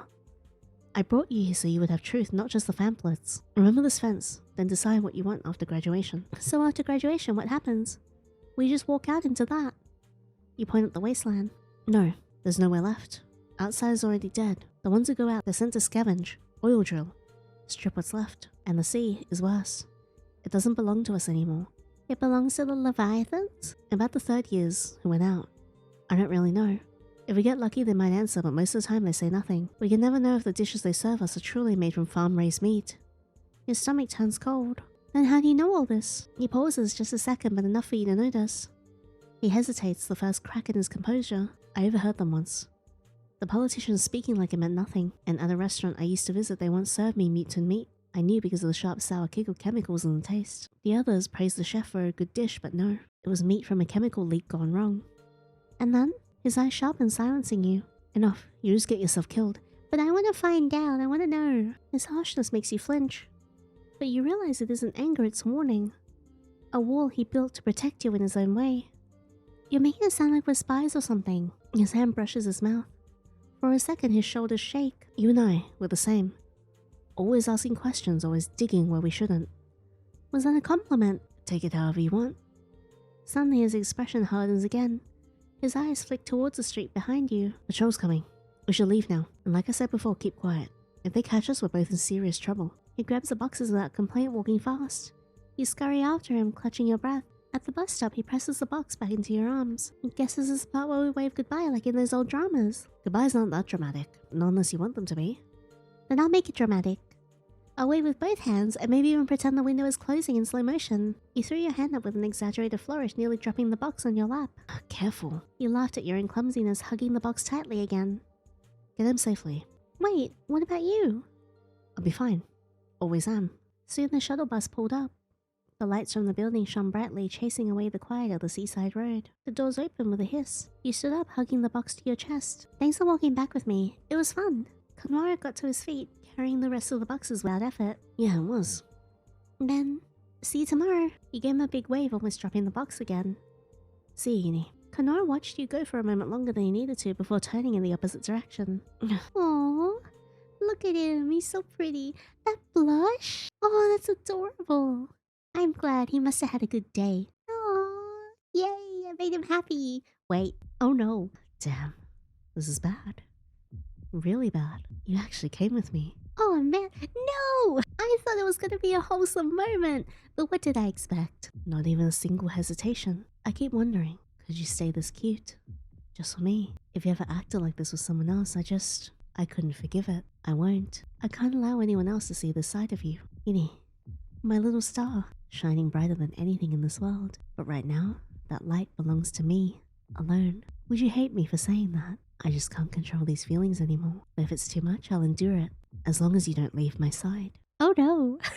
Oh no. Well, this is bad because he wants us to stay with him forever. Lucien wants us to stay with him forever. I feel like this is going to end so poorly. A few moments later, you're inside. I'm back, my lovely bed. Your phone buzzed the moment you flopped onto the sheets. Glancing down, a new message lit up the screen. Yinny, are you okay? Zara told me you were hurt and went to the infirmary. Your breath caught. But I didn't even get hurt. And I skipped class just to have fun. Meanwhile, he's worrying about me. I'm fine now, don't worry. I'll see you tomorrow. Oh, that's nice. I must have panicked too much just now. Anyway, get some rest, okay? By the way, I sent you some snacks at the hotel bellboy. I just want you to have something tasty. If you like more, just let me know anytime. Oh, thanks, Lucien. He's so nice. I feel bad. Your gaze drifted to the window. Outside, the night stretched quiet and endless. You let your body sink into the mattress. Fingers still clutching your phone. With a soft tap, the gallery opened, lighting up the dim room. The first picture, the ocean. This photo came out really well. The next, the fruit cup you shared. Simple yet perfect because of the company. That fruit cup is so delicious, I can almost join the seagulls. Then the tiny fish darting in the shallow water. I have no idea what kind of fish they are, but they swim very fast. And finally, a photo of you and Kanoire together. What's that expression on his face? I thought it was looking at the camera. Today was nice. You felt free. No deadlines, no pressure. Knock knock. Oh, who? Pardon me, miss. May I come in? Yeah, come in. Sorry if I disturbed you. I just wanted to check if you were doing well. Not at all, Cal. It's nice having company. But then his eyes moved to your phone. The screen had lit up again for a second. He saw the photo of you and Kanoire before you locked it fast. That was Kanoire, right? Yeah, we went out today. I see. That's good. Yeah. Wait, you know him? Yes, he used to stay here at the hotel. But now he's moved out. Interesting. Really? I didn't know that. The photo of you and Kanoire flashes back onto your phone screen. Whoa, why am I hiding this? We're just friends now, okay? And I wasn't skipping class or anything. He lets out a polite, gentle laugh. From the picture, Kanoire seems quite different now, doesn't he? Different? Different how so? Well, back then he did not dress like this. His clothes, his hair, even the way he carried himself, everything was completely different. Tell me more, what was he like before? Are you sure you want to hear it? For some reason he looks uneasy. Oh, come on, Cal, it's not like I'm trying to gossip, I just want to know. In that case... He lowers his hand to his side, eyes softening as they meet yours. Kanoire back then, he looked very sad. Eh? He often got into fights with classmates. His room was always a mess, so messy that the cleaners had to come twice a week. Twice a week? That sounds kinda normal. Those 2 times were big cleanings. He barely ate proper meals and lived on snacks. The hotel staff even had to limit how much sugar he could have each day. Wait, really? So he was addicted to sweets? Come to think of it, he enjoys reading fairy tales as well. Romances and poetry. He built a collection of his own and the hotel has kept it in care. Wow, I can't believe he has a side like this. Well, when he talks to me, he is always scowling. I never thought he had this side. That's about all. That was the Kanoire I and everyone here knew before he moved away. Cal's eyes soften, carrying a faint trace of sorrow. It feels like everyone here still carries their own memories of Kanoire. Miss Yinny, no matter what, there is something I want you to know. I'm all ears. He really is a delicate soul. He can be hard to understand sometimes. He doesn't like lies or half-truths. He's pretty hard to please, you know? Even if he is a little rough around the edges, when you look beyond that, he's truly a good friend. He's honest, both words and actions. He looks straight at you, his tone calm but serious. If it's not too much, could you try to be friends with him? Really friends, I mean. At the very least for us. Since we could never truly hear the voice within his heart. Thank you for telling me. I'll try, Cal. Thank you, Miss Yinny. Thank you, Miss Yinny. He placed a delicate porcelain cup on the table, steam rising in gentle curls. This was delivered earlier. A gift from your mother. Oh, from Mom? Really? Thank you, Moogle, for sitting in front of the camera. Yes, she asked that you drink it before bed. It's chamomile. Safe and calming. Oh, she really thought of me. His smile was small, almost hidden. Before he straightened up with his usual graceful bow. Then I'll leave you to it. Rest well, miss. May your dreams be kind. Sweet dreams, Cal. And thank you. You cupped the warm porcelain in both hands. The the scent immediately carrying you back to childhood. It smells heavenly. I remember, Mom always brewed this when I couldn't sleep. You took a slow sip. The taste was gentle, floral, wrapping around you like a blanket. It's so good. It's like drinking a hug. You lean back smiling to yourself as you traced a finger along the rim of the cup. Even from far away, she still finds a way to comfort me. You hugged your niece for a moment, chin resting on top, smiling to yourself. Sometimes, it's not so bad being alone, especially when someone thinks of me even a little. After finishing the tea, you padded to the bathroom. The cool water and mint toothpaste felt almost ceremonial, a way to close the day. When you returned, the bed seemed warmer, as if the tea had already worked its magic. You slipped under the covers, pulling them tight around you. Mom's tea is the best. Sweet dreams. Mom? Dad? Nothing better happened to my parents, I swear to God. Authorities have ordered another coastal district to close today. The area, once filled with tourists and local visitors, is now off limits due to a dangerous chemical leak. Is that why we went today? Experts say the leak has already reached nearby waters, causing serious damage to the environment. Large numbers of sea animals have washed ashore dead. Some species, already endangered, are now at even greater risk of extinction. At this moment, the sea level contamination remains at a very concerning point. It is not safe for the public. We continue to monitor the spread, but the impact on the marine life is already severe. Meanwhile, protesters have erupted in front of the government's office. Citizens are demanding answers about the use of chemicals in experiments. Many argue that these practices have forced repeat evacuations and closures of many public areas. The demonstrations escalated this afternoon. Witnesses report clashes between protesters and security forces. Several people have been injured, and tragically, at least 3 deaths have been confirmed. The crowd continues to grow, despite heavy police presence. Public anger is intensifying. Citizens claim their voices have been ignored for too long. What began as a peaceful gathering has now turned into violent unrest, leaving the future of the coastal districts uncertain. You arrive a bit too early. Alicia and Lucien haven't shown up yet. Maybe you're just too early. On the second floor, a crowd of second-year students had gathered in front of the classroom. Standing among them were students from the Asclepios Institute of Medicine, their presence impossible to ignore. The moment they appear, several girls, also boys, squeal with excitement. Some rush forward to ask for their autograph, while others tried to shake their hand, though many of their attempts were turned down. Yet in the middle of all that chaos, one figure seemed quite pleased, enjoying the attention that surrounded him. You instinctively press yourself closer to the wall near the stairwell, hoping to avoid attention. You sigh and glance at your phone again, and that's when you spot someone familiar. Oh, hi! Kanoire. He approaches from the stairwell, looking unhurried. Oh, morning, Kanoire. He stares for a second, then blinks like he's only just registered what time of day it is. Morning. You're up early. Oh look, it's Gilbert. On the camera. When did he get there? I had to be. I just had to wake up in time for the bus. Right. Good for you. Though, standing here like this, you might still end up late. Without waiting for an answer, he walks past you, heading for the classroom as if nothing's wrong. What the heck? Isn't he way harder to approach than I thought? Suddenly, you hear quick footsteps behind you. You turn just in time to see him sprinting back down the stairs, eyes wide, jaw tight like a cat startled by thunder. What's wrong, Kanoire? Come. With me. Wait. What? What's wrong? Before you can even fully question him, he gently grabs your wrist and pulls you along. The desperation in his eyes might as well be screaming SOS. You follow him. As the two of you pass by the crowd of second years, you notice Kanoire avoiding eye contact entirely. He looks afraid. Where are we even going? You whisper. There's a crowd in front of our classroom and we're running away from it. Shouldn't we? Anywhere. Where that doesn't have second years. Right. Library it is then. I wonder what happened. You make it to the library, a quiet sunlit room tucked away on the 3rd floor. Far enough from the noise of the second years. The air here smells like old paper, laminated wood and something faintly sweet, like a forgotten mug of tea. You glance sideways. Kanoire doesn't say anything, but his shoulders visibly drop the moment he sinks into one of the cushioned reading chairs near the window. It's almost funny how instant the change is.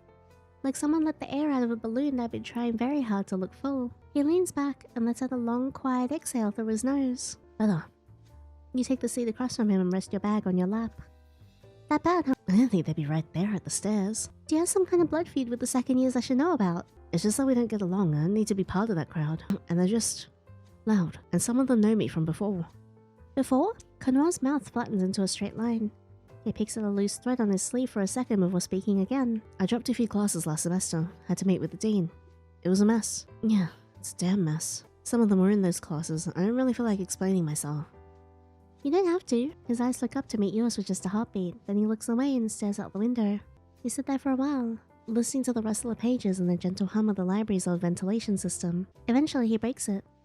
Thanks for coming with me. You smile. You kinda dragged me. I didn't hear a no. You look like you're on the verge of passing out from social anxiety. What was I supposed to do? Not help? Touché. You're not as loud as the others. That's nice. You blink. That might be the closest thing to a compliment you've ever gotten from him. You lean forward just a little. So, you do like my company? Kanoire visibly freezes. His ears go faintly red. I didn't say that. Why are you red? Why am I red? You hold back a laugh. For someone with such a quiet, unbothered face, he's actually really easy to fluster when caught off guard. It's kinda cute. Ask him more about his past classes, tease him a little more, yeah, let's do that. You smile mischievously and lean your chin into your palm. So you like quiet people, huh? Should I start whispering everything now? Cause I could totally be the mysterious type if you're into that. Look at him, oh. You give me your best innocent look. Wink. Listen, first, I'm not Sherlock Holmes. Second, you're not whispering right now. That means you don't qualify. Disqualified.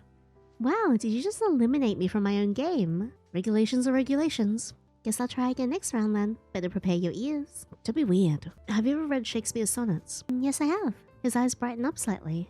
Then tell me which one. Hamlet. Romeo and Juliet. Oh, the tragedy of two hearts that could never be together. And which line stayed with you the most? My bounty is as boundless as the sea. My love is deep. The more I give to thee, the more I have, for both are infinite. He remembered it perfectly in his voice. It was so gentle. That was beautiful. I didn't think anyone could recite like that. Kanoire blinks, his calm expression faltering just a little. A faint color rises in his cheeks, almost hidden beneath his usual composure. I didn't think there would still be someone who read Shakespeare's verses. I'm glad that you care about things like this. No, not just this. Every poem, every verse, every word I've ever written on paper, they all deserve to be remembered. Though he still seems embarrassed, a faint sigh escapes him. But I'm relieved you don't think I sound like an old man, Yinny. There's a pause. He glances at you again, his voice dropping lower, more sincere. If we ever have time, let's sit and read together. Just the two of us. Sit in silence together longer. You don't say anything else, you just sit there. Kanoire doesn't speak either, but he doesn't look uncomfortable. In fact, he leans back a little more in his chair, legs outstretched under the table. You glance at him again. He's not frowning now. He's peaceful. Sometimes, silence is everything that needs to be said. And for now, that's enough. You glance towards the tall glass windows lining one side of the library. Just beyond them, a familiar figure passes by. Lucien. Oh, Lucien just walked by, I think. It's time for class. Kanoire freezes. Now, we're ready. You nods, starting to gather your things, but just then. Where's that sound? Your eyes flick down to his stomach and then back to his face. Oh no! Kanoire looks mortified. Was that? I didn't eat breakfast. He mumbles, standing up so stiff, it's as if he's forgotten how joints work. Please, come with me to the vending machines? You suppress a chuckle and nod. Sure. You leave the library and Lucien's nowhere to be found. That little twinge of disappointment tugs at your chest, but it's done in a flash. You and Kanoire head towards the line of machines in the hallway. They're all lined up nice and neat. Machines brimming with canned teas, colorful drinks, onigiri, cookies and chips, and even little boxes of cold pasta and bentos. Your eyes skim over the selections. Kanoire hums beside you quietly. Oh, lucky. I got strawberry-flavored chocolate today. But tomorrow's back to that spinach salad and mackerel whatever again. While he examines the buttons, you glance towards the nearby hallway, only to freeze. A group of second years walk past. No way, that's Kanoire, right? That guy? The edgy one? He's all ego and skill issues. He snapped at me for no damn reason, didn't do anything. Seriously, who does he think he is? He's so intense, it's embarrassing. Typical of their kind, he should just quit already and be done with it. No need to come back and cause more trouble.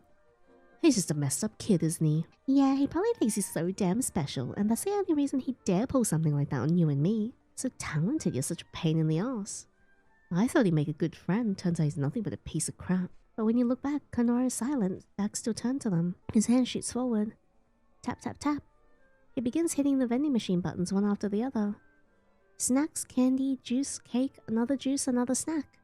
He doesn't speak, just crouches down and starts collecting the mountain of items in his arms. There's so much it's spilling out of his hands. What would you do about it? Teach them a lesson or not do anything? What do I want to do here? Because if we teach him a lesson, it draws attention to Kanoire, and we don't really want to do that. It might make things worse for him. If we don't do anything, it might make us look bad. Let's just ignore them. You didn't do anything, but it wasn't that you wouldn't.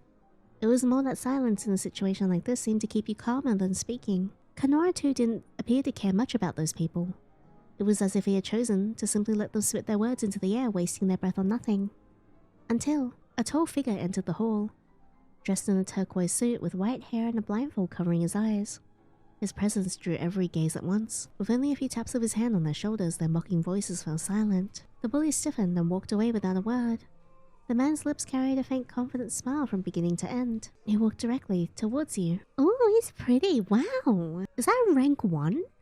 On his arm? Oh, and the cross. I'm assuming that's the... This is the medical student from Eclipsios or whatever? Save your thanks for later. His smile lingered as he looked at you before resting a hand on Kanoure's shoulder. Though tall, he still stood shorter than Kanoire. Guys, it's Gilbert. Hi, Gilbert. Though tall, he still stood shorter than Kanoire. Kanoire returned, puzzled by the sudden gesture. Attention, please. The man declared, drawing his hand back to his chest. Hakugetsu. From the Asclepios Institute. Pleased to meet you. On his arm, the marking of A001 was clearly displayed. This morning, I saw you two walking past the classroom. You looked uneasy. What were you so afraid of? We were just going for a walk before class. That's students. So carefree. Always free to wander. Hakugetsu turns his head to you. How's your health? I'd love for you to be my test subject. Kanoire instantly pulled you closer, glaring at him. Hakugetsu only laughed. Wow, you two look close. Are you a couple? Yes. Excuse you? We're just friends. Right, Kanoire? Uh-oh. Yes. How uncivil of him. Oh, but I'm in a good mood today. I'll be the one to start the conversation. Tell me, have you heard the rumors about the sickness? You and Kanoire exchange a glance. Neither of you speak. What? You really don't know? What are you two, cavemen or something? Oh, he's so pretty. He's super gorgeous. I love the art so much. Tisk, tisk, tisk. There's a great sickness spreading in your institute. What? They say most of the victims, their insides were eaten away by something. It eats people alive from the inside. Organs collapsing, blood poisoned. No one has found a cure. A heart that skips its beat not because of love, but because it's rotting from the inside. In just a few months, no, perhaps not even a month, the infection will start eating away at their organs. And the headaches. Oh, those exquisite headaches. The kind that makes you want to claw your skull open just to breathe. Most of them don't survive, if I'm being honest. Gruesome, isn't it? It is gruesome. But also, I'm always down for more lore. What are you saying? I'm saying the walls of this institute aren't as safe as you think. He's pretty. Look at him. He's gorgeous. I wonder if that's actually like a gradient to his clothing? Or if it's just like a shadow. If it's this bad inside the city, what's it like outside? And I'm already swamped with work. If some families end up losing loved ones, won't it only get worse? New diseases keep popping up one after the other.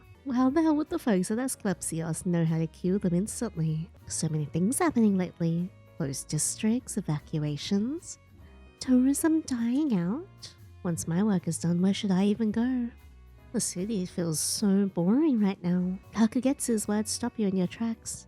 A chill spreading through your hands. Your parents and the rest of your family beyond the city.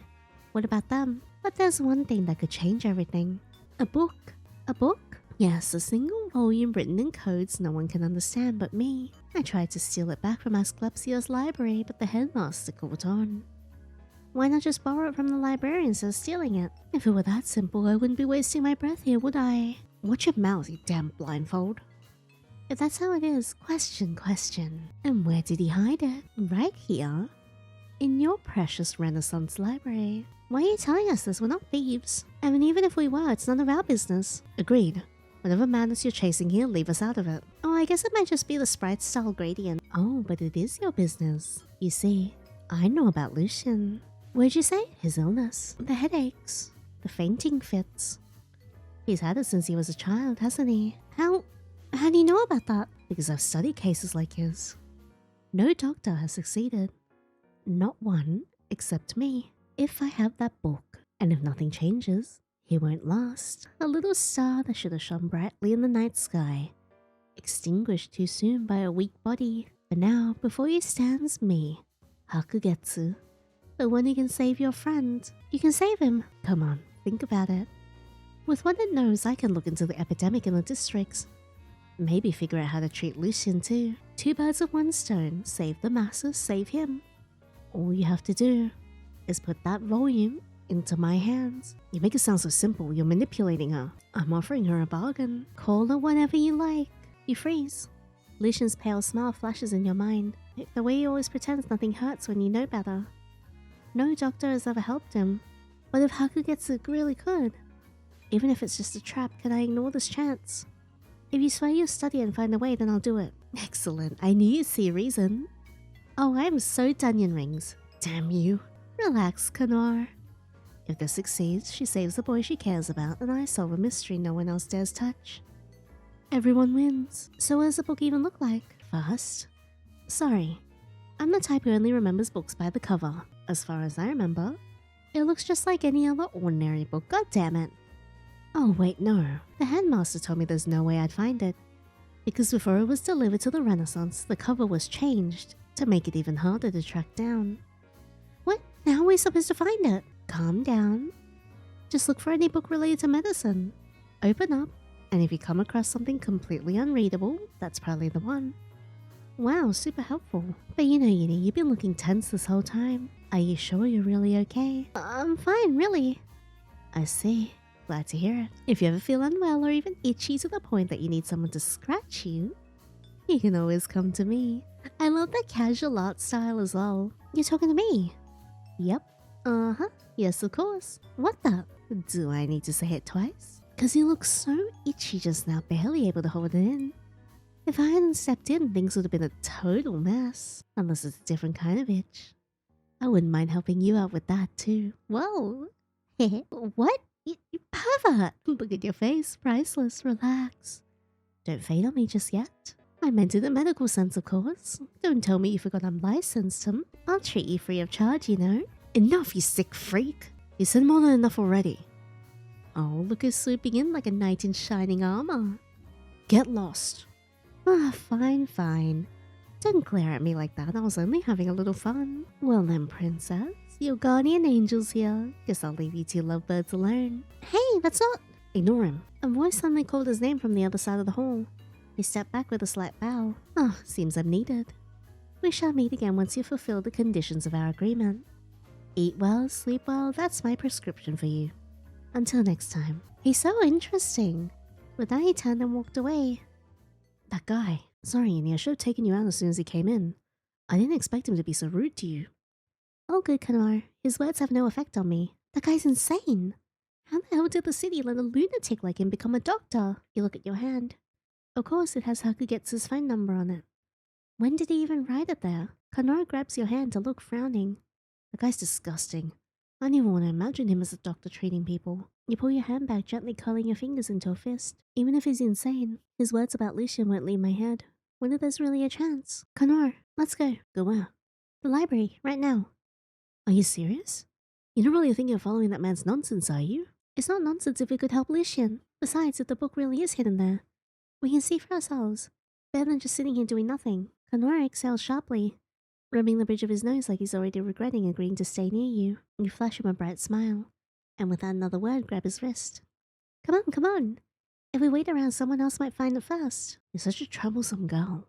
Excuse you? I'm not a kid. I'm a lady on a mission, and you're coming with me whether you like it or not. The two of you arrive at the library again.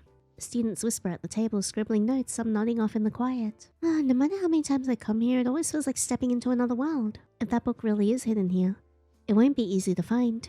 Alright, mission begins now. If that weird book really is here, we'll find it. You make it sound like a game. You split up between the shelves.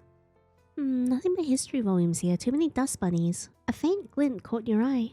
You tugged a heavy book from the row and flicked it open. The faded title read, The Metamorphosed Dusk. A man who wakes up as a monster and everyone hates him, huh? Did you find something? Just this. He held it up.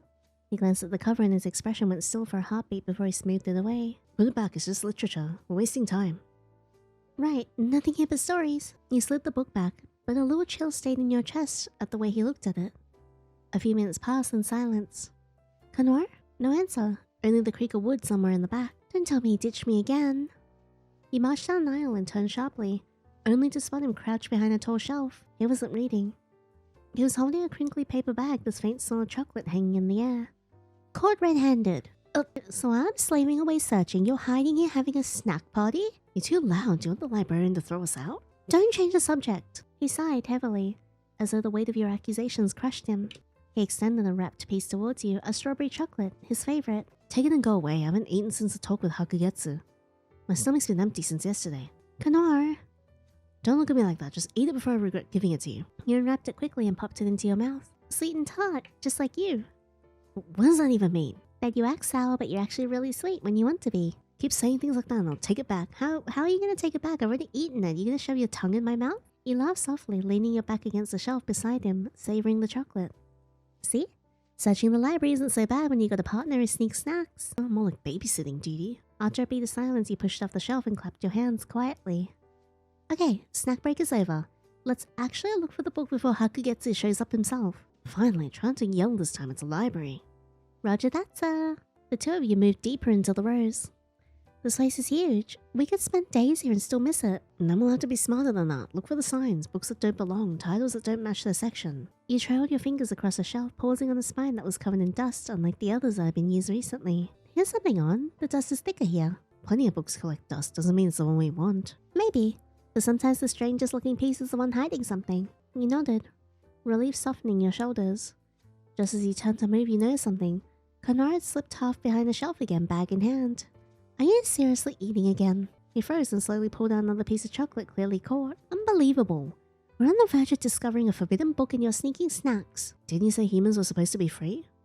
Oops. The lamps above flickered as the sun dipped lower outside. The library felt even larger at dusk. You and Kanoire had combed through aisle after aisle, your hands dusty from shifting old volumes and checking catalog drawers. Nothing. Just another history text. No hidden compartments, no coded pages. Same here.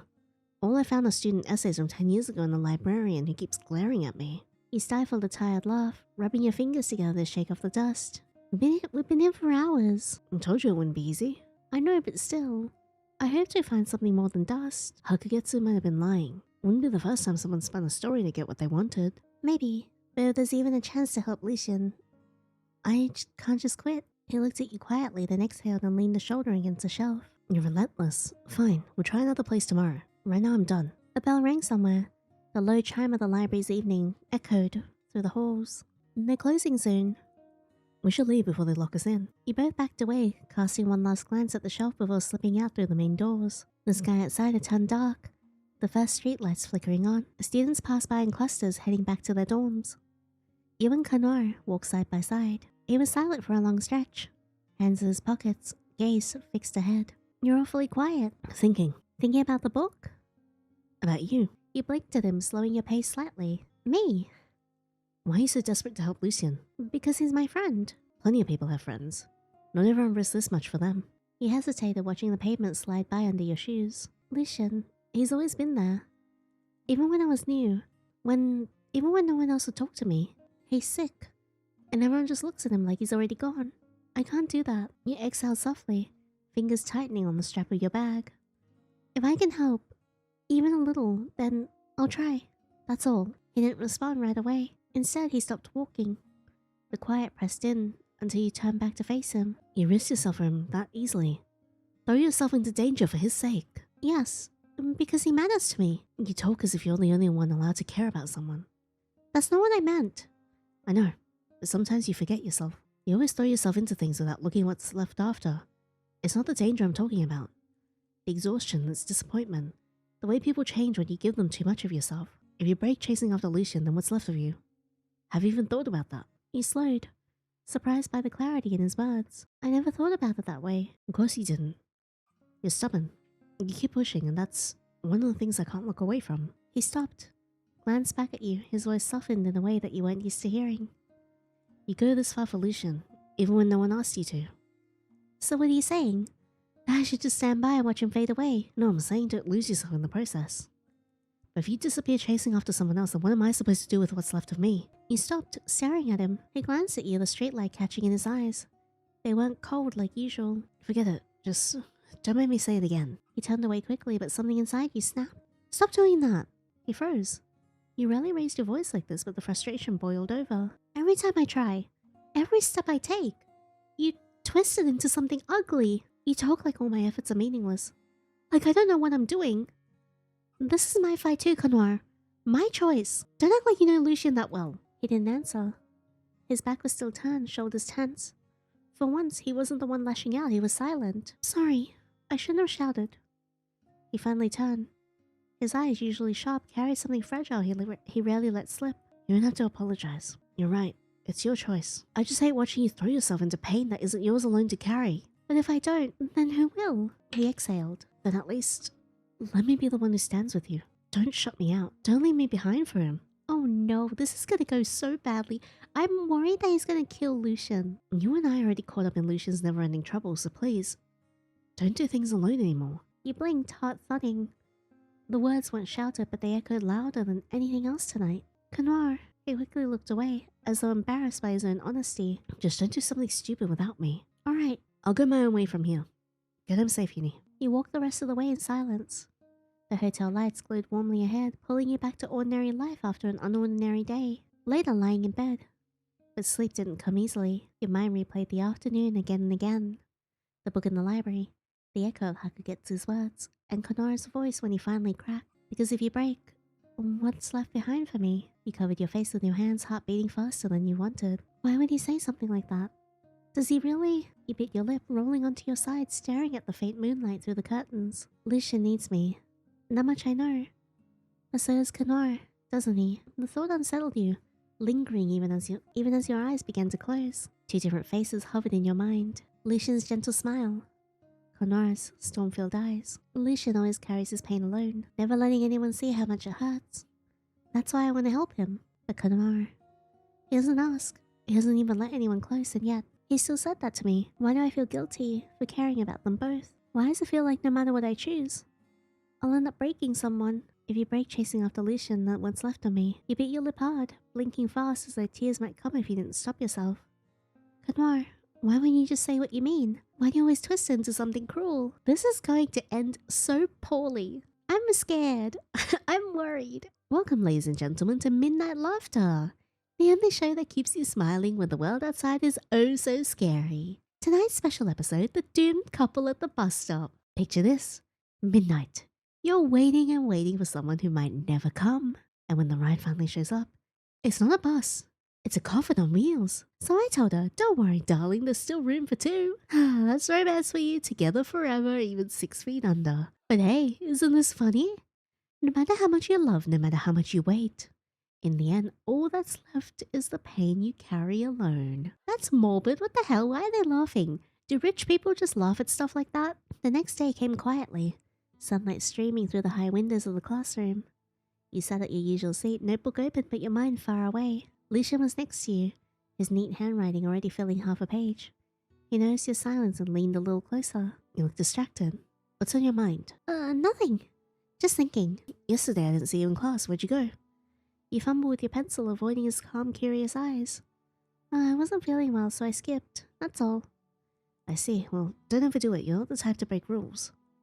At least you attended Professor Reeves' class, the infamous hard one. The sound of the roll call interrupted the quiet exchange. The professor cleared his throat, calling out names one by one. Students answered in the usual rhythm of the morning routine. Oh, there you are, Yandere. You've finally shown up. You straightened in your seat, cheeks warm with embarrassment as a few students glanced your way. Good, at least you're here today. Now, Kanoire. A pause. Silence stretched uncomfortably. Kanoire.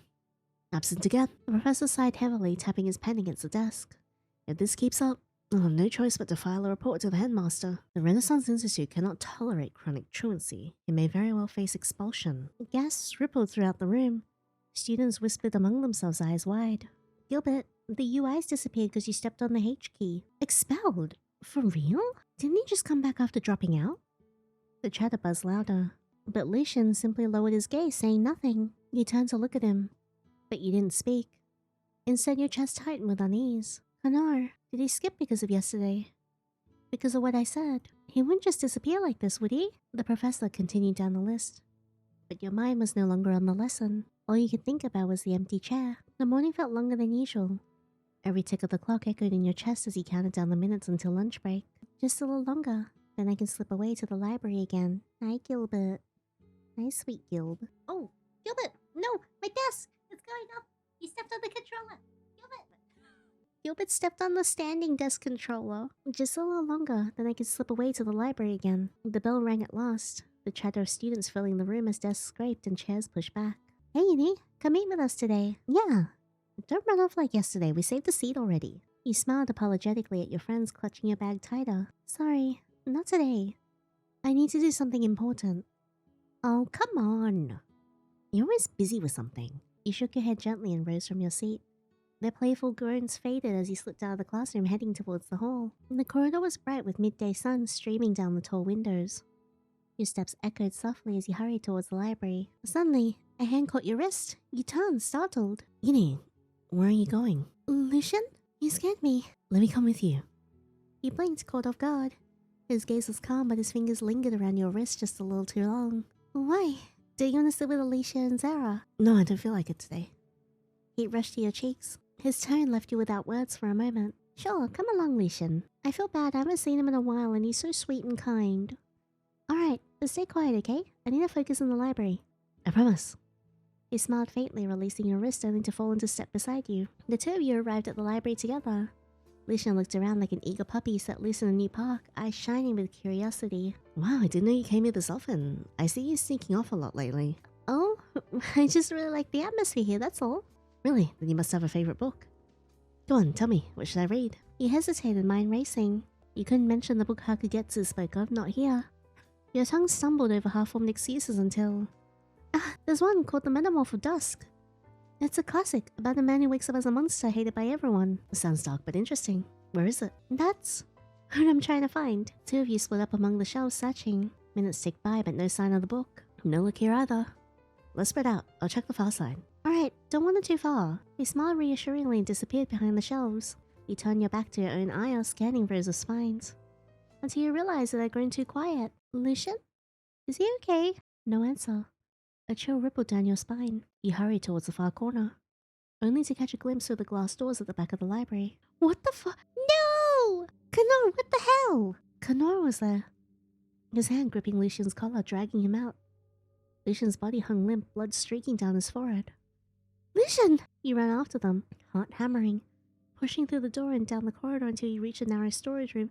God damn it, we really can't have both, can we? Guys, I have two hands for a reason. Lucien was slumped beside a water bucket, his breath ragged, his face bruised. He opened one eye and tried to wave you away. Don't. Go. Get help. No! I won't leave you like this. As you tried to pull him up, a sudden rasping sound made your blood run cold like metal scraping glass. Kanoire was there. He pressed Lucien down with one hand. With the other, he slowly dragged his sharpened nails across Lucien's face. No!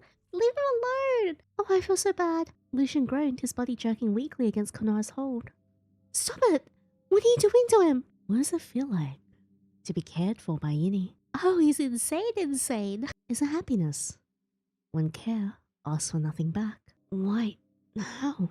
How? You made Yinny suffer. Because of you. Because of you, because of you, because of you, because of you. Oh no. Oh no, we're in so much trouble. Oh no. Because of you, this is all your fault. For being born at all. Oh, this is making me feel really bad. This is one of those rare moments which I actually really like both love interests and I want to be with like both of them, so I'll probably do both of their routes. Which means I'm probably going to see some pretty awful stuff. This is really good, by the way. It's very well written. I'm having an absolute blast. I'm just really shocked right now. Kanaire's nails gleamed faintly in the dim light, then glanced at you once. No, I won't let you hurt him. You grabbed the nearest thing within reach. A broken mop handle and swung it with all your strength. But Kanoire moved too fast, the strike hit nothing but air. In a blow, his hand clamped onto your arm. A sickening crack echoed and your scream tore through the small room. Did he just break my arm? He crumpled, clutching your arm. But he didn't stop. His shoe pressed down on your leg until bones snapped again. No, stop, please. He ignored you, his face twisted with rage, breath sharp like a blade. Oh, he's one of those yanderes. Oh, this is gonna be scary. He lifted you effortlessly, your body too weak to resist, and carried you to Lucien's side. He dropped you there, the two of you lying together. Kanoire stood above, voice hoarse and trembling with fury. You think kindness will save you? You think saving him will make you worth something? Every smile you give, every piece of yourself you waste on him, makes me hate you more. He stepped back slowly. The key jingled once in his hand before sliding into his pocket. Fine, then die together, if that is what you want so badly. The lock clicked shut. Silence closed in like a coffin. Lucien stared weakly, his head lifting enough just to find your face. Yinny, don't cry, please. Lucien, stop talking. Save your strength. No, I have to say this while I still can. He reached out shakily, his fingers brushing your arm. You've always tried to carry everything alone. Even when you're breaking, you smile as if it doesn't hurt. I noticed. I always noticed. Lucien. I don't want you to blame yourself.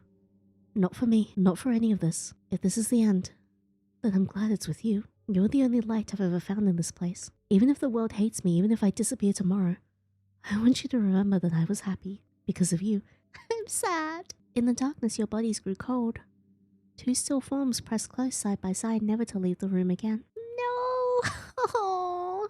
Bad N1, Crimson Prison. Oh, I'm so upset. Oh, that means we're gonna have to come back here when Lucien was alive and well and tell his sweet, gorgeous face and his lovely self that he can't come with us. That's us. Sorry, Lucien. Not this time. I just need to be alone for a bit. He paused and nodded slowly, letting your hand slip free. Damn it. Hi. I understand. Don't push yourself too hard. You gave him a grateful smile before turning away, your steps carrying you to the library alone. The library was as quiet as ever.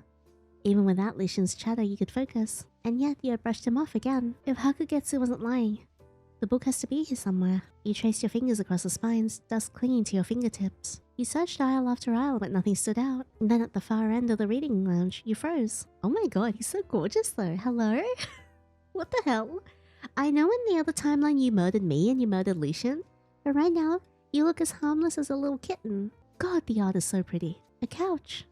And stretched across it was Kanoire, fast asleep. His arm dangled over the edge, hair messy, breathing uneven. Dark shadows clung under his eyes. Beside him on the floor lay a single book.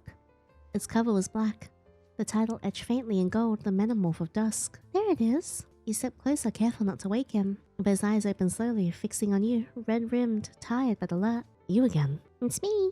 Kanoire, your eyes, they're so dark. Are you okay? They've been like this every day. Don't act surprised now. He sat up lazily, rubbing his temple as if sleep never gave him rest. Why weren't you in Professor Reeves' class? You're skipping so much he said the headmaster might expel you. Expel me? Let's just talk. No one ever gets kicked out of Renaissance. What do you mean? If they throw out students, they lose tuition. Without tuition, there's no institute. Simple math. You stared at him, stunned at how casually he dismissed it. He glanced at the book by his side, then back to you.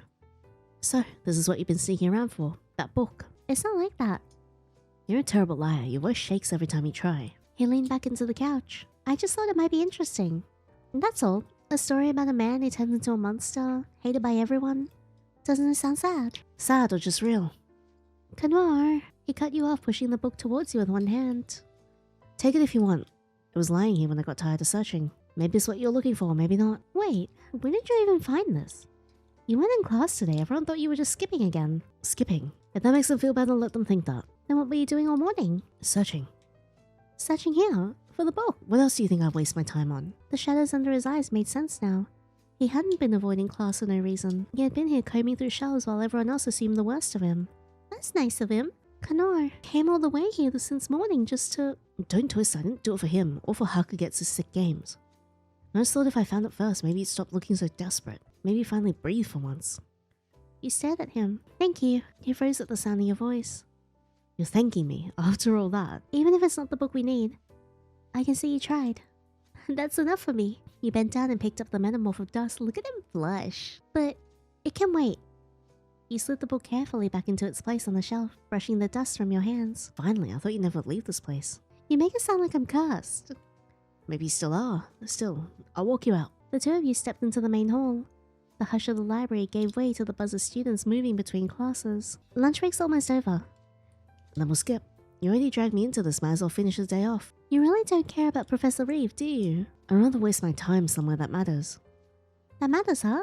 I didn't know you thought helping me was less skipping class. I just didn't want to see you chasing yourself in circles. You look better when you're not exhausted. Kanoire, that's surprisingly thoughtful of you. I'm not repeating myself. You smiled, not pushing him further. Kanoire shoved his hands into his pockets. Come on, let's get back. I thought you wanted to skip. Change your mind. One of us has to make sure you're not spacing out in Reeves' class. You blinked, caught off guard. That almost sounds like you care. I just don't want you to keep cutting class because of me. A fragment of humanity's future like you shouldn't be skipping class so often. And you? You can make an exception for me. You slipped back into class just as the room was settling. A few students glanced over, some surprised to see Kanoire at all.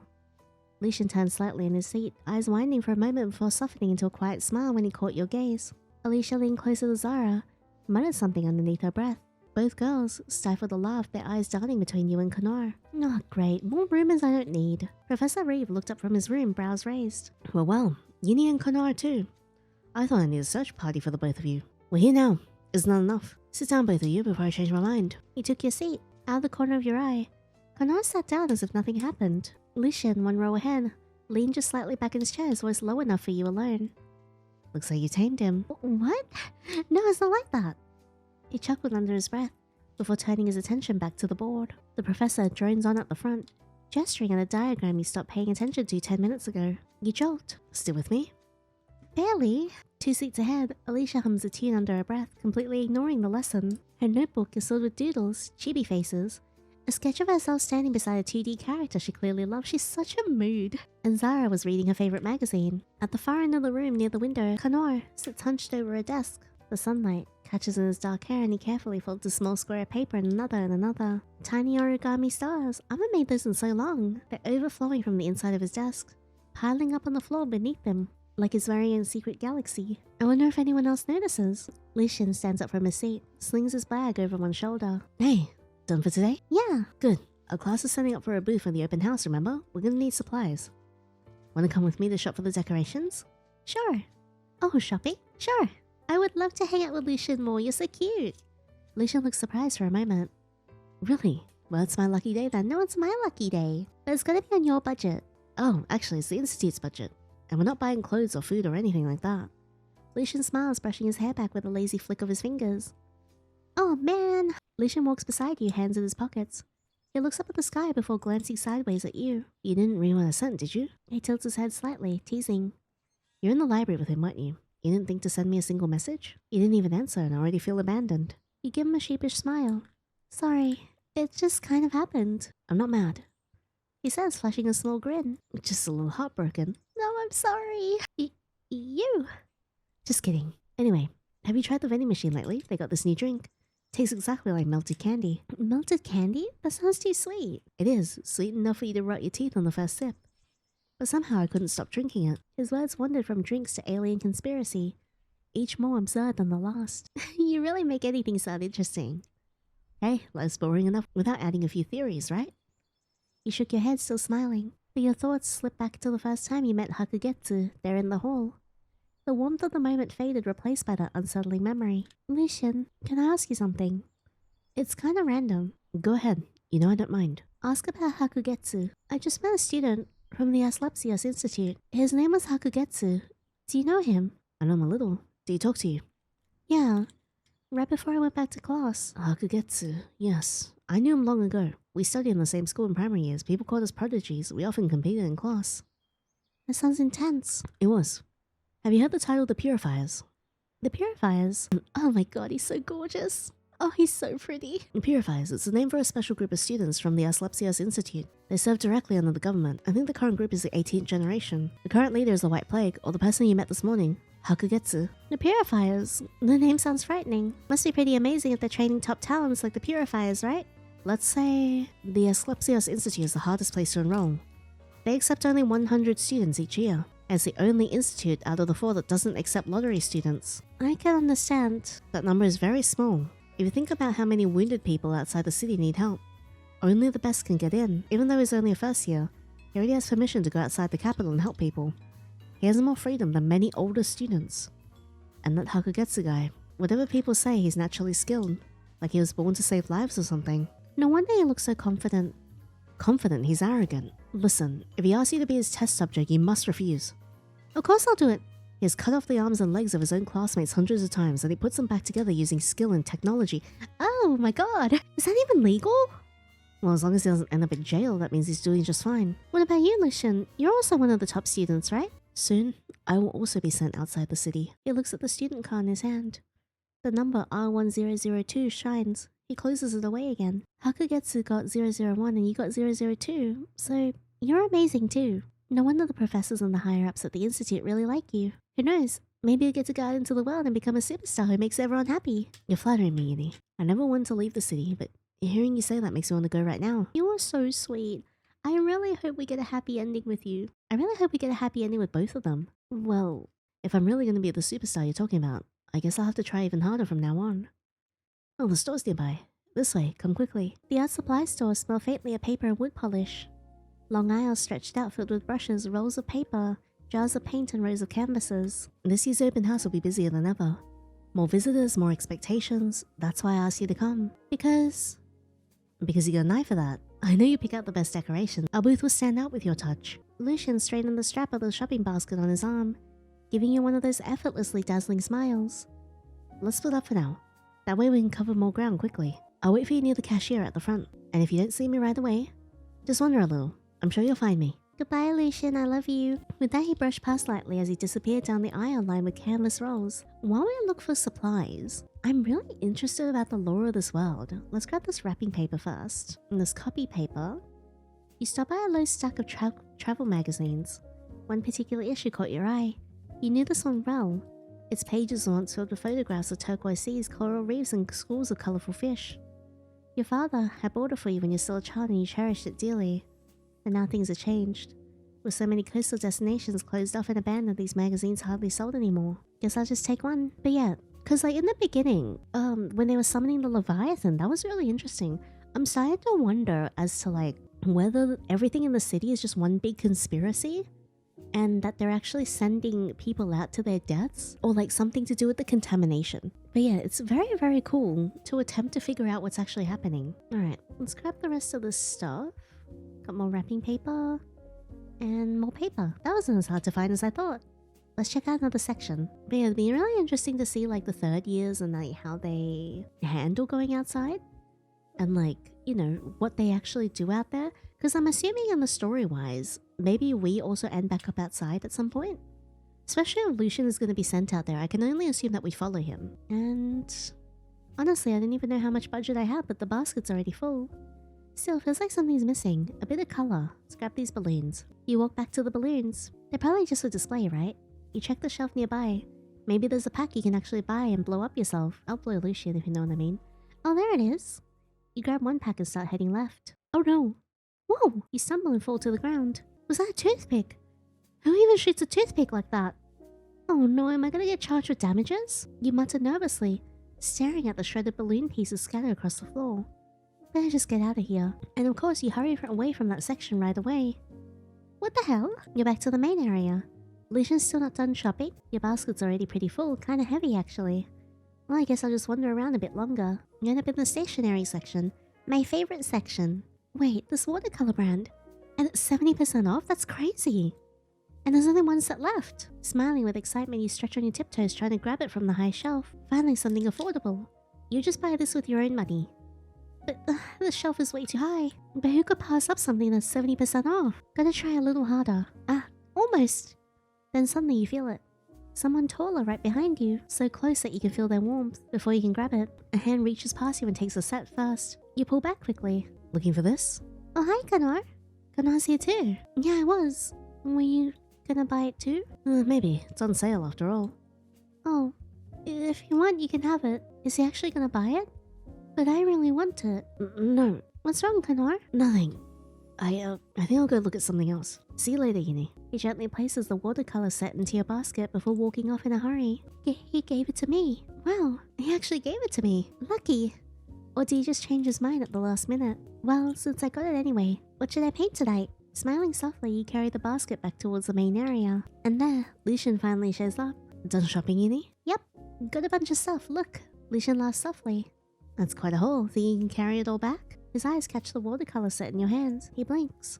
Oh, that's an interesting find. Planning to use it yourself? Of course, I mean it's 70% off. Fair enough. You both bring everything up to the counter. When the watercolor set is scanned, the cashier pauses at the discount tag, raising an eyebrow before ringing it up. Sorry, miss, but this watercolor set isn't on sale. What? But there's a discount sign on the shelf. And the cashier looks troubled and a little confused when she heard that. Lucien quietly placed some money down. It's fine. I'll pay the full price. Oh, this is such a cute date. It almost makes me forget that this is like a horror yandere game. Understood, thank you very much. I got tricked? It was not on sale, don't put the sign up. The total comes out pretty high with both your things and Lucien's. But soon enough, the two of you step out of the store together. I'll carry it for you, don't worry. Oh, thanks. Evening light spills across the street. The air feels warm and the smell of roasted chestnuts wafts from the vendor's carts. Lucien slows his pace, as his eyes catch on a small shop tucked between taller buildings. Its windows glow softly, filled with the shelves of old books stacked high. Mind if we stop here? A bookstore? My favorite author's work is on sale too, so I kinda want to check it out. Can I come with you? Of course, Yinny. But you won't feel uncomfortable, right? Like your fans asking for autographs? Yeah, I'm worried it might get crowded and make it hard for you to breathe. But I also want to peek in the store a little. And then I can just wait outside. But don't take too long. I want to get back and try out this awesome watercolor set. Yes, ma'am. I won't keep you waiting long. Can I trust you on that? Sure. If it takes too long, I'll let you storm in, knock me out, and drag me out of the store myself. That's straight up mafia behavior. No way. Alright then, just wait a bit, Yinny. He heads inside, the bell above the door chiming gently as it closes behind him. You wait outside, the minutes stretching. The shop's windows reveal only shadows and shelves as Lucien disappears deeper inside. You didn't want to go in because it's stuffy in here. And then there's Lucien, who can barely stay a moment before fans rush in asking for photographs. Just a few minutes and the store's already packed. Hope the bookstore at least makes some sales from all the new people Lucien brought in. Speaking of popularity, I have a thought myself. What must we start with if we want to be known? If someone comes up to me right now, maybe I could try a Lucien-style move. Just a flick of the hair, a little toss and a smile, then the pen sweeps across the paper. But who would even come over to me? Hey, you came with that Lucien guy? Yeah, just came to buy some stuff, really. Oh, I'm so jealous of you. Hey, is he your friend? Can you, give him this for me? You remember, normally a celebrity shouldn't accept gifts from fans like this personally. No, I feel like it's really not safe for him. A gift? Of course. Oh, wait. Are you his girlfriend? What? No, I'm not. Suddenly she shoves a gift box into your hand, along with all sorts of sweets spilling out everywhere. Well, he loves fancy, delicious sweets. And I, being completely smitten with him, try my best to save up to buy these things for him. But the letters I send, he never even reads them. Is he usually cold to you? No, he's normally fine. I'll forgive him anyway because he's my god. Okay, weird and parasocial. But even with that good-looking face, he ends up with a friend who's kind of plain-looking. What? Thanks a bunch. Please give it to him. I will not. I will waffle stomp this down the drain. I'm sure Lucien would love it. You watch her dash off, practically bounding with excitement. If you look closely, it seems like there's even a love letter tucked inside. A fan. The kind that's a little creepy. I just need to take it, right? I don't have to give it to Lucien. I could just sneak it somewhere else. Macarons, plushies, perfume, orchids. But wow, all this stuff is so expensive. It would be such a waste to throw it away. Eureka!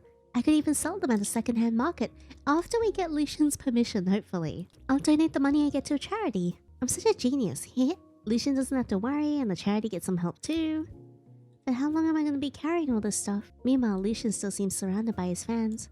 Yeah, he doesn't look bothered at all. He even chats and jokes with them. 10 minutes pass. 15. Still watching people come and go. Oh, you see Lucien in a spot where he can see you, so you make a hand signal for him to come out. He just watches for a moment, before a lady brushes against him, drawing his attention back to the fans instead of you. Angel, please hear me. I'm going into the store and I'm dragging him out. As you're about to step into the store, something flutters from down above. It's a white cockatiel. Wings spread wide as it lands nearby. That's so cute. Hey there, little guy. Where'd you come from? Bird tilts his head, eyes sharp and curious. Cree! Whoa! And in the middle of that shriek, you swear you hear the words hidden inside it. Interesting, interesting. You freeze for a second, half laughing, half spooked. The cockatiel spreads its wings again, hopping a few steps forward, then glancing back at you as if beckoning. Come, come. You hesitate, but your feet begin to move. Oh no, I'm Dunyan rings. Lucien, is it true you're moving into the hotel nearby? I heard you're practicing sword fighting for a role. Can you show us a pose? Your last interview photo was so cool. Did you really design the jacket yourself? Wait, let him breathe, girls. Lucien, are you free this weekend? Maybe you could visit our club. Hey, I've been following your music covers online. Could you sign my notebook? Lucien offers a strained but flawless smile, his voice warm even as the circle tightens around him. Thank you. I appreciate your support, really, yes. The hotel, well, that depends. I'm still discussing with my family.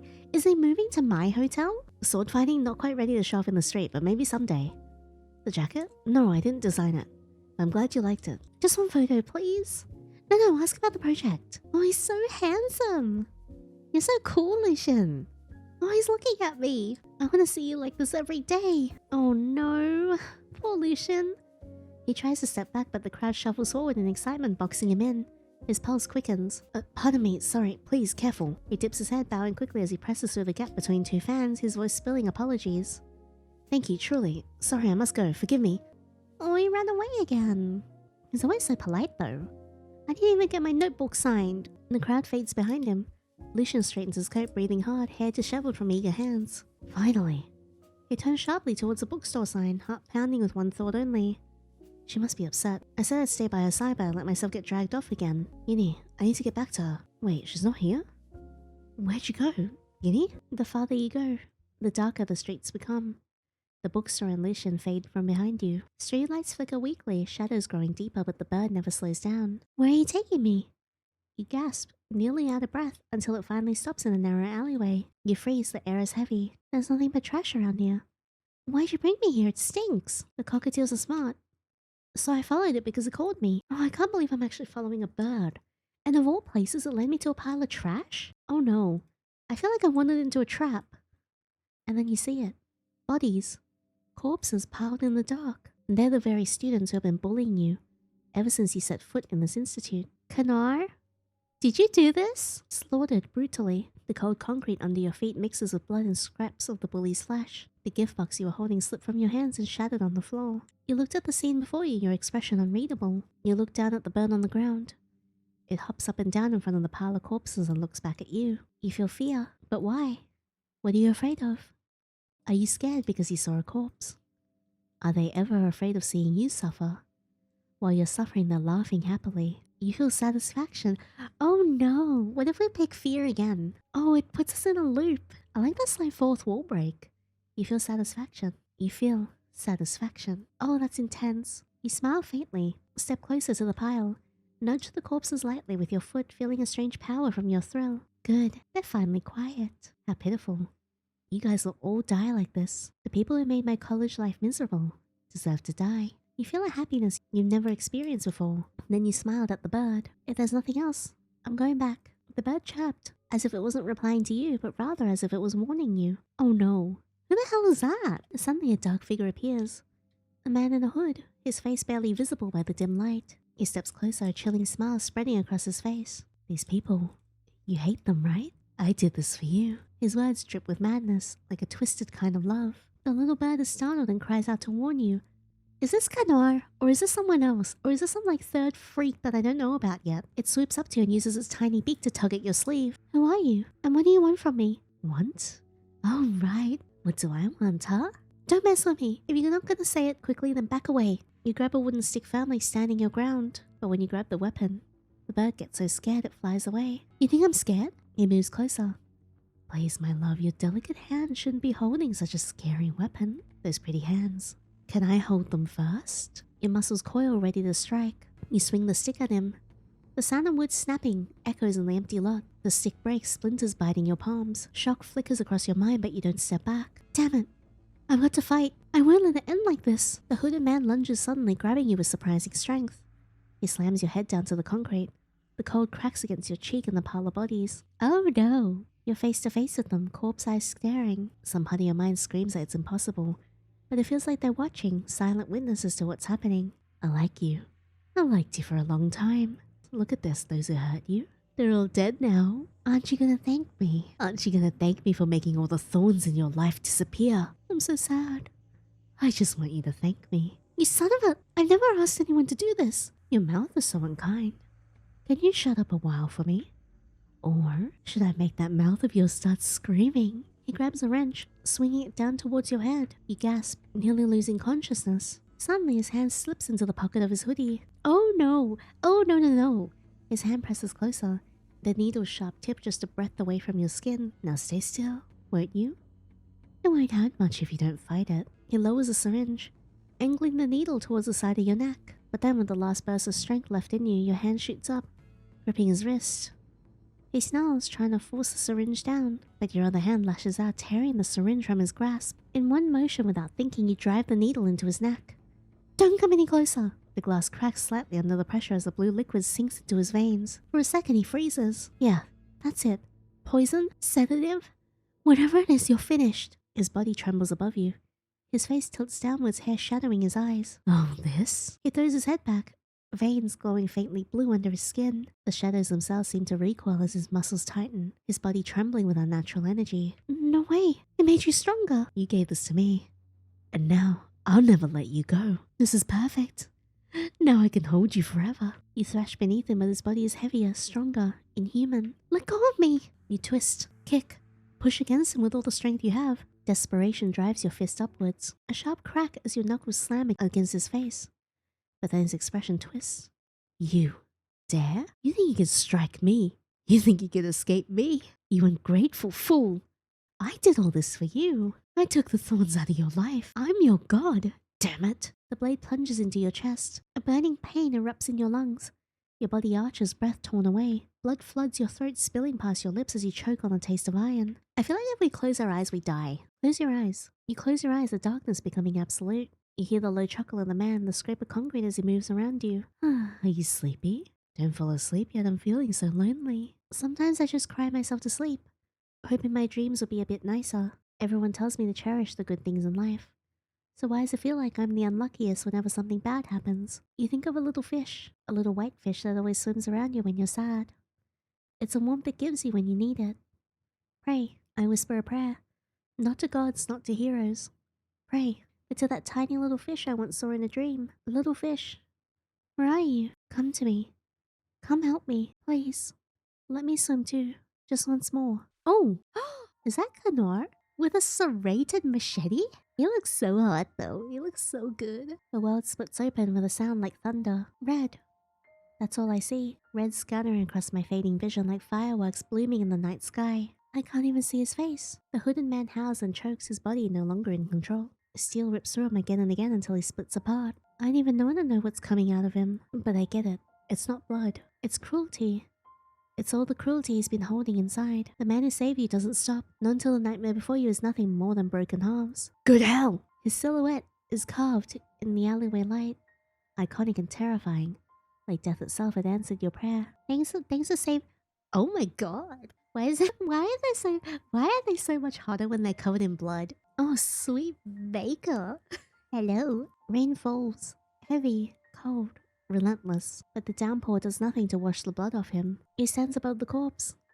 Silent, chest rising and falling with controlled breaths. A streak of crimson runs down his cheek, mingling with the rain until it looks like the sky itself is bleeding for him. His eyes shift downwards.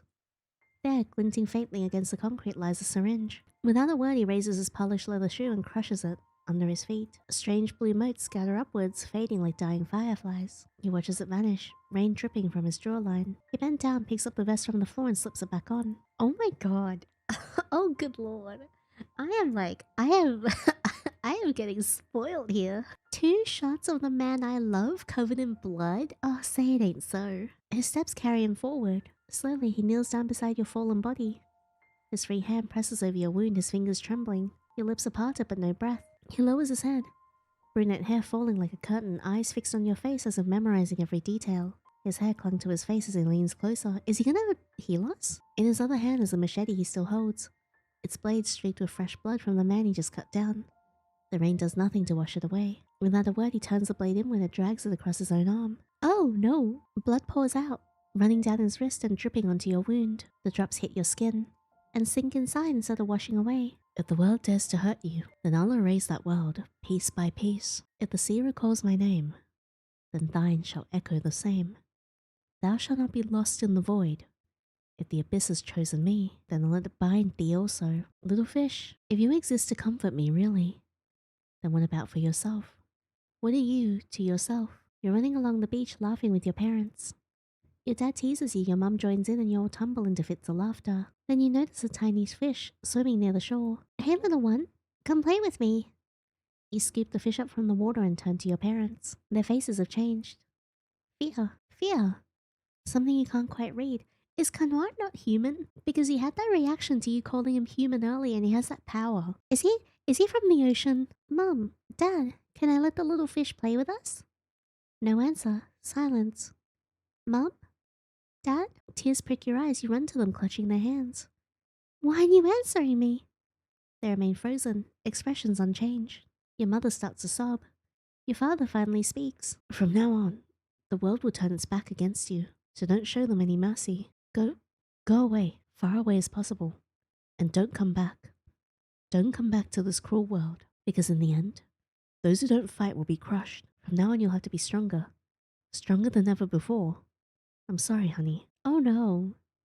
A nurse notices something unusual and points it out. Doctor, something's wrong. Look at this reading. What? That can't be right. It's not normal at all. Should we stop? No, focus. If we hesitate now, she's finished. Enough. Keep the airway secured and maintain circulation. Oh, hi Hi, Hakuketsu, thanks for saving me. Her cardiac rhythm is unstable, but the line hasn't flatlined. Survival probability is only 0.008%, but there's still a chance. Those are vitals. Maintain oxygen saturation, keep the incision clear. But doctor, this isn't normal. Listen to me. No matter what, don't you dare stop now. He leans close, his voice steady but urgent. She still has a chance. We can't lose her here. If we can save her, humans might have the potential to evolve to the next level. Wait, what? Oh my god, what? The soft sunlight streamed through the hospital window. You aren't sure how many days have passed. Maybe just one night or maybe several weeks. You don't know. You don't know at all. You're still sitting on the soft couch, a blanket draped over part of your body. It seems you just come out of a long surgery. And now you're simply waiting for the doctor to confirm you can be discharged from the hospital. I'm so hungry. Should I go get some ham and sausages today? It feels like even 50 slices of ham wouldn't be enough. Am I really this hungry? The injection sites still throbbed faintly, but your body had recovered astonishingly fast. Is that ham walking towards me? You don't really need to stay in bed any longer. As medicine speeds up healing, your body is quite resilient. Why is the doctor kinda hot? You lifted your hand to touch the spot where you'd been treated and gave a small smile. I'm okay now, thank you. Lucien appeared in the doorway with a glass of water. How are you feeling now? And is that a sausage? But why is it talking to me? He gave a small nod and a faint smile. He reached out and took your hand gently in his concern clear. Me, I'm so glad you're awake. You scared me, I didn't know if... But I'm fine now, really. Thanks for staying, Lucien. You don't have to say that. He squeezes your fingers, thumbs small and warm against your knuckle. I should have gotten to you sooner. If I'd been faster, I should have died along with being the terrible friend I am. No. You try to shrug off the guilt in his tone, returning his worry with a weak laugh. You really startled me. I didn't expect anyone to worry like that. Well, I'm here now, aren't I? Clearly I survived. Thanks to the medicine, and maybe a bit of stubbornness. You said, letting out a small nervous laugh. He closed his throat and the smile falters. Still, the doctor wants me to stay here for a while. They want to run some tests. Why? You're fine, aren't you? My immunity isn't great. Hospitals are full of sick people. I can't risk wandering off and bringing something home to you. You blinked, touched and a little puzzled. You mean you'll stay because of me? Because I don't want to risk losing you again. And because the doctors insist. They say I'm a walking risk and insist I get checked. A nurse appears at the doorway, clipboard in hand. I thought I was careful, but seeing you like this, it hit me. I guess sometimes we realize things only when it's almost too late. Yes, and I won't make the same mistake again. You smiled again, a little more relaxed this time. Oh, it's not a sausage. Maybe it's a banana. You lean back for a moment, letting your gaze wander to the floor, trying to piece together how you'd survived. How did I even make it through? Lucien's brow furrowed slightly as he shook his head. I don't know either. By the time I got there, you're already being rushed into the ambulance. A small teasing smile tugged at the corner of his lips. But don't forget to thank whoever saved you. They must be a really good person. I'd say maybe even extraordinary. You nodded, a little overwhelmed but understanding the sentiment. I'll try. Mr. Chavot, the doctor is calling to see you. See you later, Yinny. If I can get away from this doctor, I'll come find you. The banana. It's walking away. With that, you stood, adjusting your bag and heading towards the stairs. Oh, it's so clinical. You walked down the hospital corridor, a soft echo of your footsteps blending with the distant beeps and the hum of air conditioning. Your hand absent-mindedly tugged at the strap of your bag, mind spinning with the same question. Who saved me? You approached the first nurse you saw, a middle-aged woman checking charts by the nurse station. Oh, she looks so friendly. Excuse me, do you know who helped me? The one who brought me here? The nurse looked up, frowning slightly. I'm sorry, dear, I didn't see anyone. You were already on the stretcher when we received you. You nodded, forcing a smile, though your stomach sank. I see. Thank you anyway. Next, you approach a young doctor walking briskly down the hall. Why is everyone in this hospital like either hot or really friendly looking? Doctor, could you tell me who saved me? Someone must have called for help. He shook his head, eyes apologetic. I'm afraid I don't know. You rushed in before I even had the chance to see the scene. With each attempt, your hope shrank a little. A few more nurses, a few more staff members. You receive the same answer every time. So nobody knows. Not a single person. Feeling exhausted and a little defeated, you made your way towards the woman's restroom, needing a moment to gather your thoughts. Entering the restroom, you closed the door and leaned against the sink, trying to concentrate. Who could have saved me? You stared at your reflection in the mirror. So pale. The fluorescent lights flickered for a moment and you flinched. You washed your hands, letting the cold water run over your skin, hoping the sensation would distract you from the uncertainty. A faint drip from the faucet echoed in the otherwise silent room. You moved to the mirror again, tilting your head to catch your reflection from different angles. Your hair was slightly mussed and the faint bruise along your temple reminded you of how close you'd come. I need to know. Someone must know who saved me. You stumbled back and so does the other person. He's tall, lean, monochrome. His white hair falls over one eye and a mask obscures the rest of his face. Eddie's hot. Hi, hello, how you doing? Oh, he's so cute. A long scarf drapes lazily over his shoulders like it was thrown on without a second thought. His eyes narrow slightly as they glance down at you, like a cat that's too tired to hiss. Whoa there. Running out the door like you're late for your own funeral. His voice is low, like he's halfway between a street thug and a wandering shinobi. I'm sorry. Forget about it. You just wandered into my domain of shadows. Yo, what now? My dude, are you LARPing in public? The two of you stood facing each other for a while. He looked at you, and you wondered what he was gonna say. His eyes flicked down to your hand and back to your face. So it's the ghost you seek. You freeze. The ghost? He taps his index finger against the side of his temple. Eyes that don't meet yours, footsteps that vanish even before they land. He tilts his head, gaze pointed towards the back windows. You just stare. Sorry? The one you're looking for. He's looking for you too. He wants to know if you'll dive deep enough to reach him. You freeze. His words twisting something deep inside your chest. Who are you talking about? A place where glass meets the sea. You blink, trying to make sense of it, but he doesn't explain further. Some say it was built to hold the ocean itself. Some say the sea never really left. I say it remembers, and it waits for those who have lost their way. He spoke as if he knew exactly who you were looking for. You're not making sense. Sense ain't always the point. Okay, now I genuinely think that Kanoire had something to do with, like, the leviathans in the ocean. Don't go making a habit of chasing ghosts. Some of them don't like being followed. What was that song again? Don't go chasing waterfalls. If you follow him, keep your spirit close. Ghosts that live in silence tend to pull others in. Before you can think him, he turns. You call out, "Wait, what's your name?" He pauses, half turning over his shoulder. People call me Shiraishi, just Shirai. If you ever need a tour of a weird haunted vending machine or cursed bidets, you know who to call. You're left standing there, heart thudding in your chest. I don't really get it. You can tell what I'm looking for just by looking at my face. Okay, that was strange. Still, your feet begin to move. The sunlight outside is brighter than you remember. You blink as you step out of the hospital. Your legs are really heavy. The night hasn't left you yet and it's still sitting in your bones. Too bright. Then the memory slams back. The knife, the blood, the pain tearing through your chest. My wounds are itching all over, arms and forehead. I just hope a few scratches will make it feel better. You stop, one hand pressed against your sternum. No bandages and no stitches. Just a hard ridge under your skin, raised as if the wound never healed the way it should have. It's healed already? Modern medicine has gone too far. But why is it still itchy? You retreat into the shadows of the nearby corner, leaning against the wall, trying to steady your breathing. The street noise blurs around you. That's when a yellow taxi rolls up, window sliding down. Hey miss, need a ride? A ride? Oh, I saw you waving your hand like you wanted to get in the car. Actually, I was planning to take a taxi. Oh really? Nice. So where do you want to go? The words leave you before you think. A place where glass meets the sea. Hey, I'm not trying to mess with you. Well, I meet customers like you all the time. Don't know the place, but give me hints instead. Just so you know, I get it right 98% of the time. Wow, the city's taxis really are something, huh? I mean, I'm getting off at the shoe shine shop up ahead. Oh, from what you said, I don't think a shoe shine shop has anything called glass meets the sea or anything like that. Yeah. If I had to guess, that's the aquarium, right? Aquarium? Yeah, big place down by the bay. Used to be famous. Folks say the tanks are so big. Felt like the ocean was right there. Been half abandoned for years, but still open. You going? You hesitate, glancing at the street like you still might run, but your mouth says it before your head catches up. Yeah, take me there. Alright then, hop in. The car smells faintly of mint gum and old leather. You sink into the backseat, hands tight on your knees. The city moves past in flashes of glass and concrete. The driver glances at you in the mirror. You don't sound like you're from around here. Yeah, I'm not. Work or hospital visit? He asks as he looks at the bandage that was still half hidden under your sleeve. You tug it off quickly.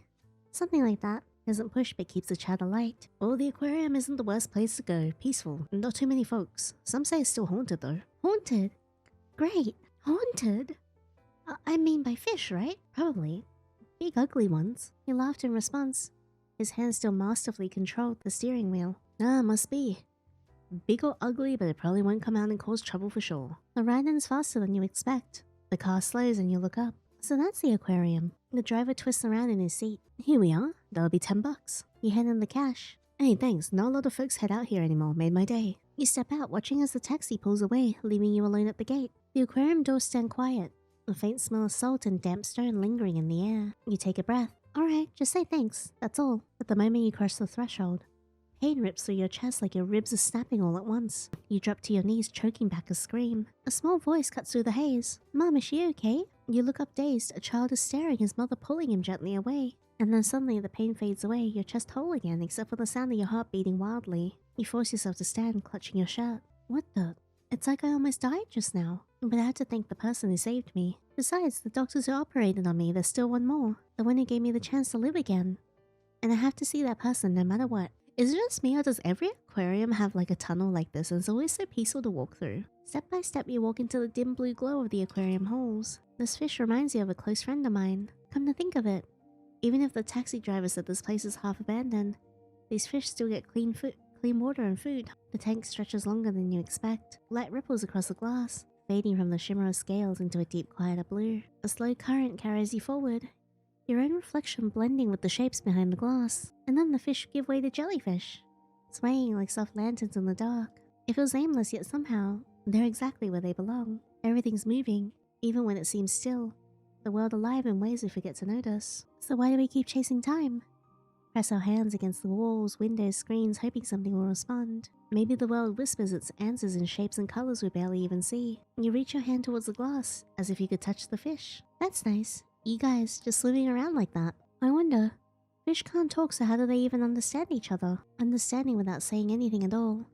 What would that even feel like? Then a sudden flutter catches your attention. Oh, it's a bird! The same cockatiel hops closer to the glass, tilting its head as if it knows your thoughts. Its eyes shine like tiny moons. Hello, little one. Have we met before? You look down at it with gentle eyes. It moves its head back and forth cutely. If it could speak, it would say, yes, I remember you. Yes, this is the bird that led me there. I remember it. Oh! A little bird flies up and sits on your shoulder.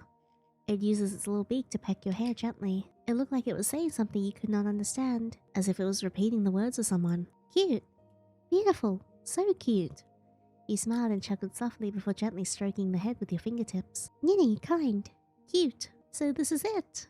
You're making me blush, little one. Too bad I didn't bring any grains. You linger for a moment, your fingers brushing the soft feathers. Outside the glass, the faint ripples of the fish tank catch the light dancing over your reflection in soft patterns. You watch a fish weave past a rock and for a heartbeat you imagine following it. I love aquariums. I haven't been in ages. The last time I went to one was in Osaka. But it was so nice. The little bird hops closer, flapping its wings lightly. Its eyes shine with playful curiosity, urging you forward, inviting you to follow. You want me to follow you again? And this time, don't take me to some weird place, okay? You follow.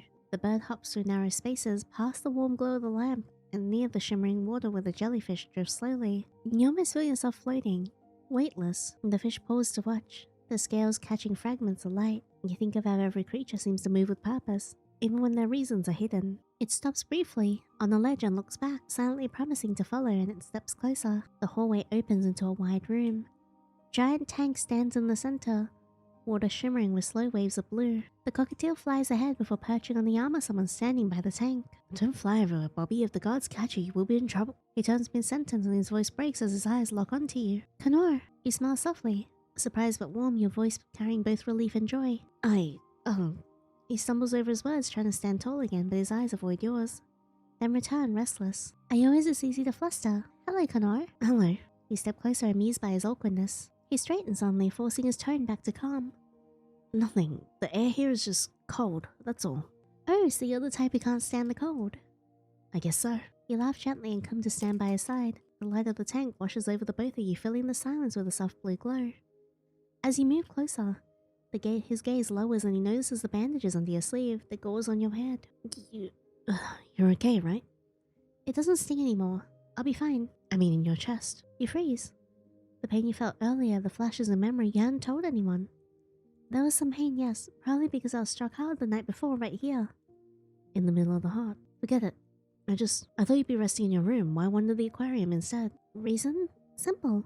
I was searching for the one who saved me. You didn't see the news? News? Yeah, I saw it.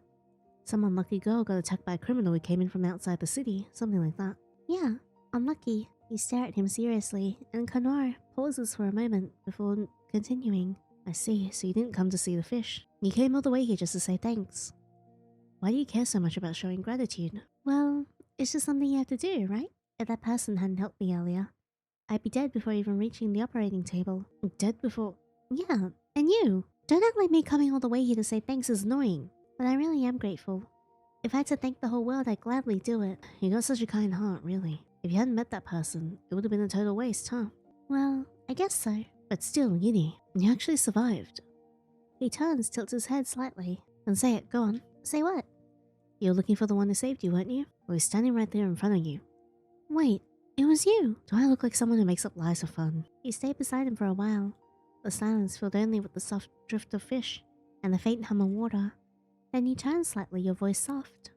Thank you for everything. Always. So you saved me from death for the second time. Are you related to the Grim Reaper or something, Kanoire? Your compliments are all kinds of crazy, and that old man isn't as nice as me, just so you know. No, I mean, you're amazing, that's all. First you saved me when I was falling off that building. We both made it out safe.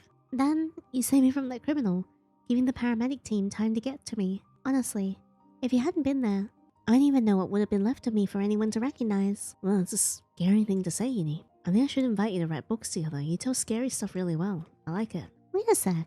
It seems Kanoire falls silent for a moment. What are you thinking, Kanoire? I'm thinking how you can repay me. Oh, I can do anything, but I'm not cleaning the bathroom or helping you kill a bunch of cockroaches, okay? Nope, I've got something more fun in mind. Like? Be my partner. Partner? I mean, a partner isn't a friend, someone who goes everywhere with me. He scratches the back of his neck, cheeks still touched by color. One of my professors told me that enrolling here usually means finding new companions. And the best advice is to have a partner, a duo, or something like that. Someone to rely on when things get tough. And I guess I can trust you to be a part of it. By my estimate, you're the least annoying out of the 1,000 students at the Institute. Impositive, right? You laugh softly, then slip a hand into your pocket and pull out a folded piece of paper. His handwriting sprawls across it, recognizable. So that's why you slipped this into my bag, right? You went to ask me from the start. But sneaking a note into my pocket without me knowing? That's pretty amazing of you. Kanoire stiffens, color blooming on his face as he looks away. I didn't really get the chance to say it out loud, so I just left it there. The two of you linger by the tank, the water reflecting soft blues across your faces. His voice lowers, hesitant but sincere. The Institute is giving us 2 weeks off. Maybe during the break we could go visit somewhere together. You blink at him, nervous, surprised by the sudden suggestion. He fumbles for words, eyes darting nervously. Normally I don't really go out much. I can go alone, sure, but I thought maybe... Normally I don't really go out much. I can go alone, sure, but I thought maybe this time with a friend... Yes, Kanoire. That sounds wonderful. He startles, eyes wide before laughter slips out, awkward and relieved all at once. You agreed so quickly. I wasn't ready for that. But I'm glad. What's wrong, Kanoire? Nothing, I'm just trying not to get too excited. And that's bad. I think so far, the story has been pretty, I guess slow burny, but it's been good. We're slowly, revealing little bits of lore one by one, and I really like it. Well, someone did say it's annoying. Someone found you annoying, like that. What kind of person thinks it's annoying when others are happy? There are some, yeah. How many months has it been? 8? How many months has it been? 8 months, I guess? He seems to stop picking at his nails. The thing about it doesn't matter. If you want to talk about it, you can, Kanoire. Let's just drop it, Yinny. But how on earth could I let my friend carry all that pain alone? I should only listen to a bedtime story. What do you mean, Kanoire? I just figured you wouldn't handle adult stupid problems. Hey, speak nicely. But that thing still sticks in your memory all this time. I don't think it's small at all. His fingers move again, picking at his thumbnail. You notice the damage now. His nails were short and ragged. Like he did that a lot. A quiet habit. Oh, he's so gorgeous. Yinny, the thing you must be most careful about is not letting people who wish you harm see your tears. The ones who see you cry when you're at your weakest should only be the people you trust most. You can never know if when you open your wounds and show them to the others, they won't take a knife and cut them deeper. He said it without asking you for more. The words slipped from his lips, as if he was trying to let them out.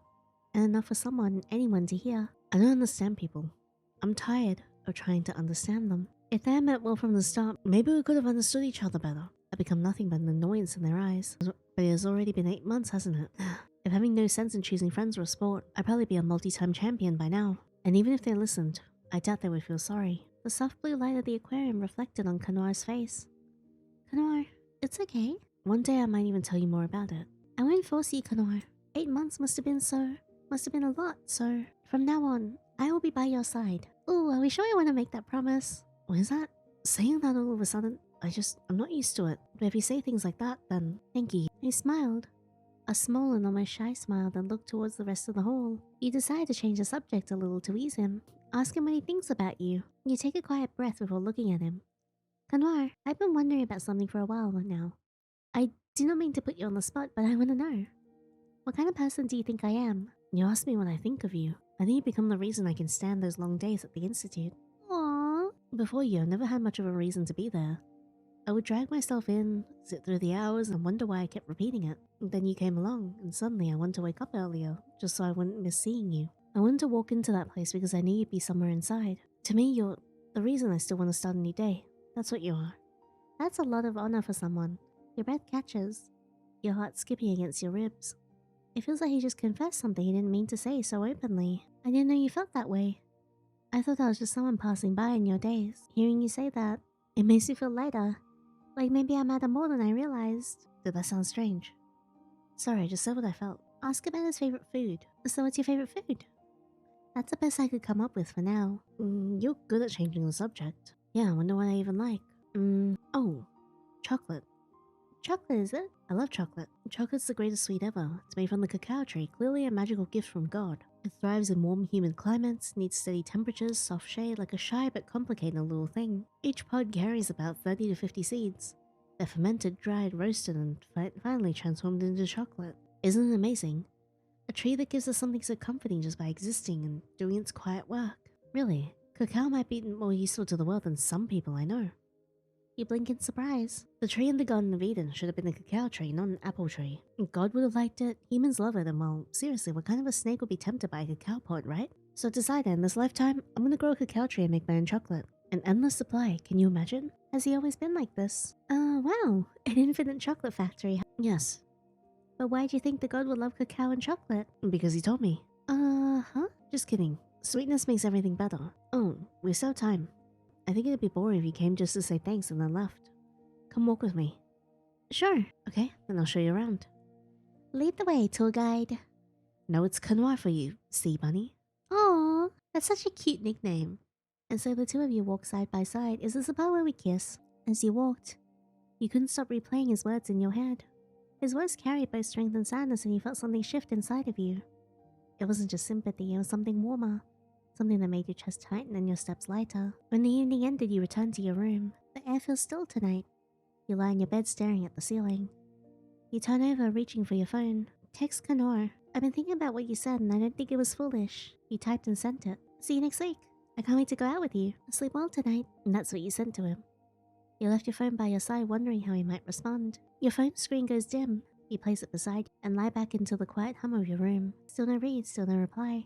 You tell yourself he's probably just busy or asleep. Your eyelids feel heavy. The kind of tired that settles in your bones after a long day. Right when you're about to close your eyes, your phone gives a soft buzz beside you. Your phone lights up again almost immediately after his last message. You hear it, but your eyes don't.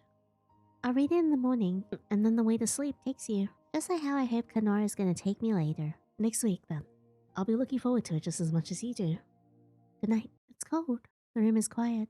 Too quiet. You open your eyes and it's all dark. The clock says 3:08 a.m. The witching hour? Suddenly your chest burns. The pain is sharp and hot, spreading fast. You grab your shirt, gasping. Breathing feels impossible. You roll off the bed and hit the floor hard. The tiles are freezing, but your skin is drenched in sweat. Water. I need water. You crawl forward, your arm shakes. Saliva runs down your chin as you drag yourself towards the minibar. Your vision blurs, but somehow you reach it. Your hand fumbles with the handle. The light hits your eyes and you grab a bottle, twist the cap. Half the water goes into your mouth, the rest spills down your neck. But the pain does not stop. It's worse. Your chest feels like it's tearing open. Make it stop! You drop the bottle. You can't move, your body twitches against the wet floor. A sound crawls into your head. Not yours. Why? Why did you accept him? Even though I'm already here. I've been here with you all this time, but why? Your eyes go wider. The voices inside you speaking from the pain. You belong to me. It hurts, doesn't it? Like your organs want to rip themselves apart. So I'll help you.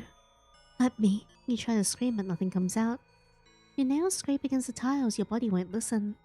It hurts! Please stop! Your hands go numb. Your mouth fills with the metallic taste of panic. Please! You shove every snack from the minibar into your mouth. Because the thirst is storm and the hunger is lightning. Crackers, candy, and a stale sandwich. You eat everything inside the minibar. Candy and snacks, even old food. You eat too fast. And then you vomit, the floor is a mess. No, it hurts. You grab your phone, the battery is dead, the charger doesn't work. You panic, you push yourself up and run out of your room. Do we not ring the bell for Cal? The hallway is bright, but your vision is blurry. You can't breathe, your body feels broken. You keep running, you don't know why. Then you hit someone. Oh, who's that? Oh, watch it, you bilge rat. A tall man in a feathered hat turns around. He was whistling, hands in his pockets. He looks annoyed until he sees your face. Oh hell, lass, you look like death itself. And you look like you're from a different time period. You growl, your eyes shine wild, your teeth show. For a moment, you look like an animal ready to bite. The man takes a step back, shocked. Easy now, hold your fangs, will you? Alright, lass, speak, I say. The man steps closer cautiously, trying to steady you without letting your teeth near him. But before you could react, you snap at him, teeth bared. He caught the attack with his golden arm just in time, recoiling in surprise as your bite clashed against the metal. Man of stars, you got the strength of a beast. Can you not see I'm trying to help? Your teeth sink into the metal, startling him. He exclaimed, quickly bringing his other hand down hard on the back of your neck. What the hell? Why am I biting people? The strike was swift and precise. You collapse on the floor. Darkness takes you before you reach the lobby. Several days pass since that night. I found myself living more cautiously. Always on edge. The pain in my chest didn't come often, but when it did, it was unbearable. Hal told me it might be the air in my room. That maybe it wasn't clean enough. Or maybe food poisoning. The kitchen was in chaos after that night. But no, I don't think it was that. I went to see a doctor. They said it was probably indigestion or a spasm in the chest muscles. I didn't believe that, not for a second. There's nothing I can believe in. No one I can trust to be right. Still, I tried to live as normally as I could during the short break. Some days I stayed in my room reading or just lying around. Other days I went out, walking through the streets, joining Lucien and Alicia for little outings. Zara even dragged me along for shopping once or twice. I don't know. I feel like this isn't right. The dining hall was warm with the smell of food, the chatter of people and the clink of cutlery. A plate was set down in front of you, pulling your thoughts back to reality. I must have been the one who brought it over. Lucien sat nearby, quietly cutting pieces of an apple for you like it was the most natural thing in the world. And Zara, she kept the conversation going, her voice like a soft current pulling me back into the flow of everyday life. Lucien sliced the apple, carefully shaping it into a little bunny before sliding it towards you. Look, I finally figured out how to make an apple bunny, you see? You turned. A little red-white bunny peeked up at you from the plate. Zara let out a laugh. You know, he's been practicing since the day you were hospitalized. Do you realize the supermarket ran out of apples because of someone? Hey, at least I was supporting a local business. Sure, Mr. Rich Boy. Maybe next time leave some for the rest of us, huh? You didn't say anything, just stared at the apple slices on your plate. Lucien noticed. Without a word, he added a star-shaped piece next to the bunny. Hey, you really are feeling better now, right? You glanced at him, then gave a small smile. Yeah, better than before. That's good. Actually, I've been working on moving into this hotel. Wait, you're moving here? Of course. Haven't you noticed? Strange things keep happening around our institute and then to you. I told you already. I won't let anything happen to you. His voice was serious, sharper than you'd ever heard from him in an interview or magazine spread. See, here's the thing. I don't know if Lucien is entirely innocent, or if he's just really good at hiding it more so than Kanoire is. And I feel like only time will tell. Well, you can't blame him, Yandere. He's really determined to stay close. I'd do the same if I could, but my family would never allow it. You too. Thanks for being here with me today. Both of them froze at your words and smiled. Lucien leaned back, giving you space. Come on now, we're friends, right? First years together. We'll stick it out to graduation. I want to take a picture with everyone before that day comes. Yeah, me too. Too bad. I really wanted Alicia to come with us. Where is she? Well, she says she's busy getting ready for the festival, the night of returning youth. You know how she is, queen of festivals and all that. The night of returning youth, huh? Right. But that night I've got an appointment to get my measurements taken. Guess I won't be able to go. Hey, I didn't even ask you yet. Anyway, Yandere, if you're interested, we can split the cost. They say one ticket lets 2 people in. Pretty great deal, huh? Yeah, sounds like fun. Sarah's right. And remember, you were chosen by the queen herself. You're part of Renaissance now. I might not be able to go with you, but let's just say, just think of me as your knight, sworn to protect you. Oh, don't you dare start flirting. Too bad. A princess should only have one knight, don't you think? He pulled you into a sudden hug, sticking his tongue out at Zara. You couldn't help but laugh. The closeness of it all left a tiny knot of doubt in your chest. Even so, no matter how intense he got, Lucien always circled back to that one word. Friend. The hotel's rose garden was quiet. Petals scattered in the wind like drops of paint. Lucien walked beside you, hands in his pockets, humming a tune under his breath. Do you know roses can survive almost everywhere? Even in ruined cities, they can still find cracks to bloom in. Really? That sounds kind of poetic coming from you. Oh, I didn't mean for it to sound poetic, but still. He crouched by one of the bushes, bringing a finger lightly across the petal. Sometimes I wonder if people are the same. No matter how ugly the world gets, maybe we're just looking for cracks to grow through. Doesn't it make you curious what kind of place you would bloom in? He stopped near a patch of damp dirt where something moved slowly. Then he crouched down. He leaned forward only to recoil in horror. A snail. Its body swollen, eye stalks grotesquely bulging with a pulsing worm-like shape inside. Oh no, it's been infected with like that parasitic worm. Oh, look at this little guy. He picked it up without hesitation, holding it between his fingers. The snail's eye stalk twitched unnaturally, almost bursting. Lucien, what are you doing? Put it down! Don't panic, it's just a parasite. Leucochloridium. They invade snails and make them climb out into the light so birds will eat them. He tilts his hand, watching the swollen stalk throb. Sad, isn't it? A whole life turned into bait. That's disgusting. It looks horrible. Really? I thought you pity it. After all, it didn't ask to be like this. He smiled softly, and then without warning pressed his thumb and forefinger hard against the snail's eye stalk. The parasite burst out in a wet pop. The snail's body sagged in its hand, lifeless, crushed along with the worm inside. Lucien! There. Now it doesn't have to suffer anymore. He staggered back, covering your mouth. The broken shell and slimy remains glistened on the ground. Lucien wiped his hand casually on the grass, then turned to you with a smile like nothing happened. Are you scared? You don't have to be. I'll wash up. Okay, something definitely is wrong now. Go, wash your hands, right now. He laughed a bright, innocent sound, then ran off towards the garden's fountain. You stood frozen, staring at the torn remains of the snail. Finally, he bent down and dragged a broad rose leaf over it, hiding it from sight. But no matter what I did, there was always something I was waiting for. Something I kept holding on to. That promise. The day I would finally go out with Kanoire. Still, I couldn't forget the way my chest burned that night. The doctor's words, Cal's guesses, they didn't erase the memory of the voice inside me. Sometimes when the streets grew too quiet, I could still hear it. I shake the thought away. Today isn't about that. Today's about him. The diner is comfortably warm with soft lighting. You and Kanoire sit across from each other, the table between you holding only menus and a small glass of water. Here, chocolate for you. He slid the chocolate bar over to Kanoire. Thanks. You chose well. The attire, it suits you. Oh, thanks. I almost didn't wear this. I thought maybe it'd be too much. No, not too much. It seems to carry the memory of someone's affection. I mean, it suits you, like, perfectly. Actually, I think you look like you belong no matter where you went. He fidgets with the corner of the table napkin, eyes briefly flicking away. That wasn't too weird, was it? No, not at all. You're just being sweet. He opens his mouth and closes it again, his ears turning slightly red. Sweet. That's an unfamiliar accusation, but I'll accept it if it pleases you. You're about to tease him when your eyes catch something pinned to his shirt. You noticed it before, but now that you finally do, you have the courage to ask. Your eyes flick to the pin on his tie. Is that a cameo brooch? It's really intricate. I noticed it the first time we met. You really like that piece, huh? This? He glances down and lifts the edge of the cameo slightly. It's pretty rare to see a guy wear one. It suits you though. It's real, not a replica. Wait, seriously? That kind of piece will cost a fortune. I found it buried in a market stall, in a pile of things forgotten by time. It's beautiful, and probably expensive. Beauty rarely escapes cost. If you want, I can try and find one like it for you. Something vintage.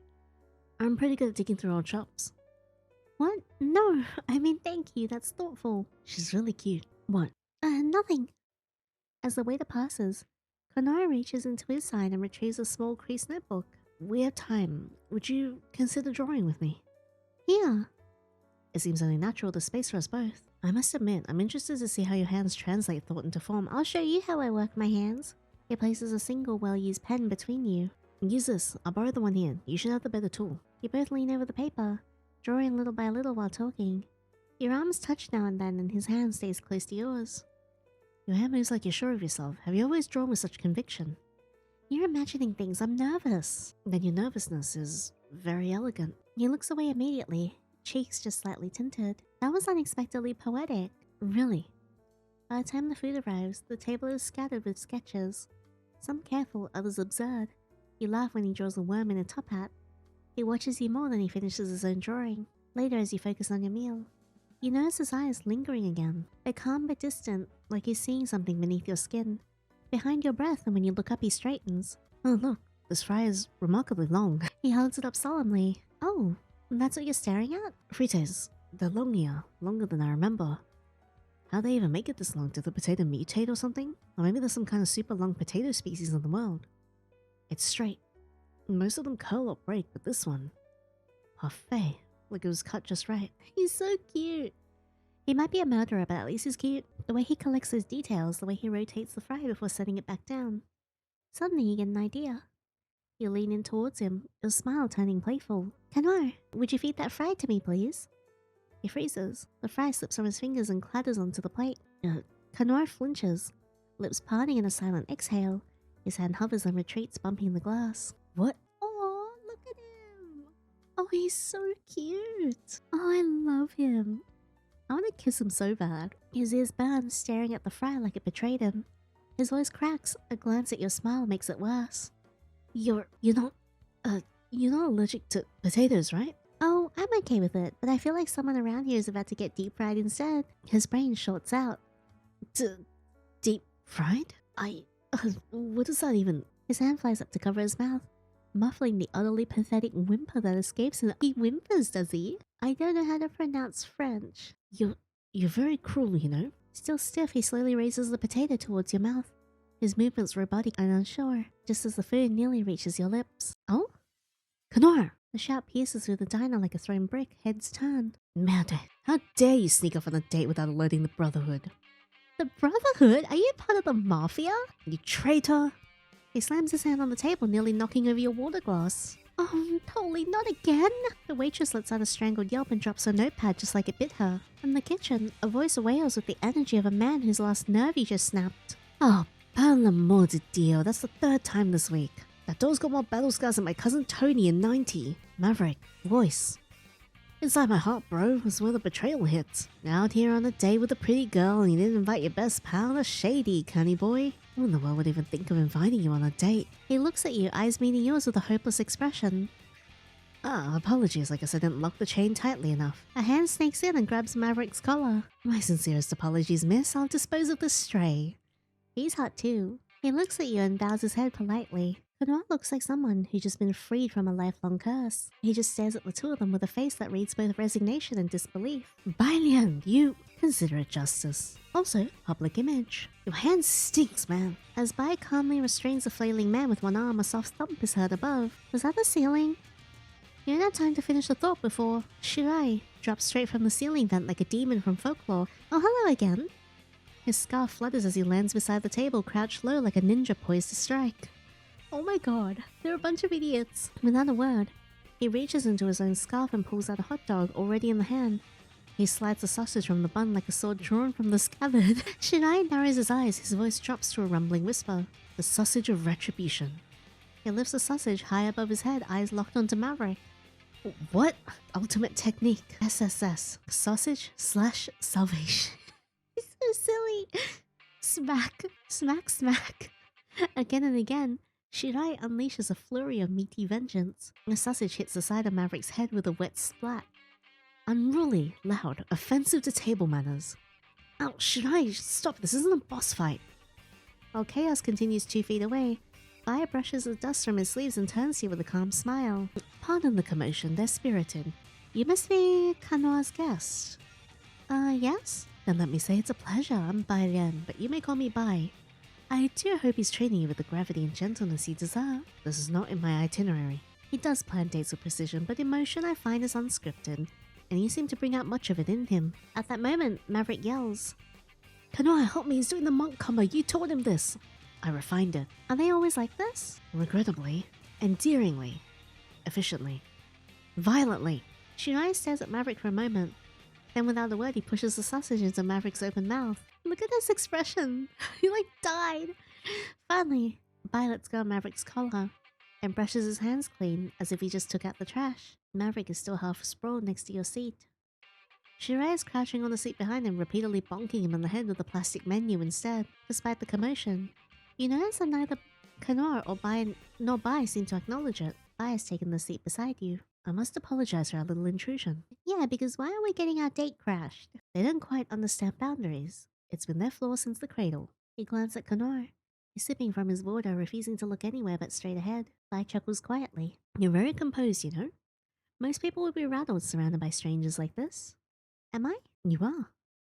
He leans slightly forward. Or perhaps you've grown used to being watched. What do you mean? There it is. Do you ever wonder if you're the only one still guessing what this is all supposed to be? That is weird. A sudden pressure shifts under the table. Bai flinches and you notice it. Kanoire, still silent and calmly sipping from his glass, presses the heel of his leather shoe down hard onto Bai's foot, unmistakably intentional. Tisk. You're quite protective tonight. I'm quite tired of your tone. Of course, my mistake. Don't mind me, I'm just a wandering observer. He lifts one hand slowly and runs it along his sleeve. There's a quiet shift as something slides from beneath the fabric. Before you can react, he gently reaches hand, touches your shoulder. Then his hand slips behind your neck just a moment. Something tucked into the back of your collar. You might find your fortune when lights burn too bright to be real. Though I'd be cautious if I were you. Some lanterns lead deeper into the dark. Enough. Vi doesn't flinch. He just chuckles softly and slowly shifts his leg back. No harm meant, of course. Merely sharing the joy of upcoming festivities. There's a festival nearby. Night of the Returning Youth. If you're curious, just ask Kanoire to take you. Well, maybe try being a little cute with him. Kanoire only softens up for you, you know? You notice the faintest twitch in Kanaire's brow. Bye, Leon. Yes, walk away. Jeez, I was just about to. Bye-bye, Kanoire. Bye-bye, Balbe. Why is he calling me baby? With a final smirk, Vi glides off towards the back of the diner where Maverick and Shidai are causing some sort of ruckus no one else seems to care about. You instinctively reach behind your neck, fingers brushing against the soft paper, and you pull it free. It's a ticket, ornate, age-looking, stamped with a strange symbol and one bold phrase. One free mystic reading, Festival of the Returning Youth. You stare at it for a moment, then slowly look back at Kanoire. His eyes quietly. Don't listen to half of what he says, maybe less. So, just the part about the festival? That's up to you. For the sake of your sanity. He was clearly worn down by everything, and yet he still agreed to take you to that little festival just down the street. The warm midday sun filtered through the trees, lighting up the colourful path ahead. The festival buzzed with laughter from children, the chatter of parents, and the scent of sweet snacks in the air.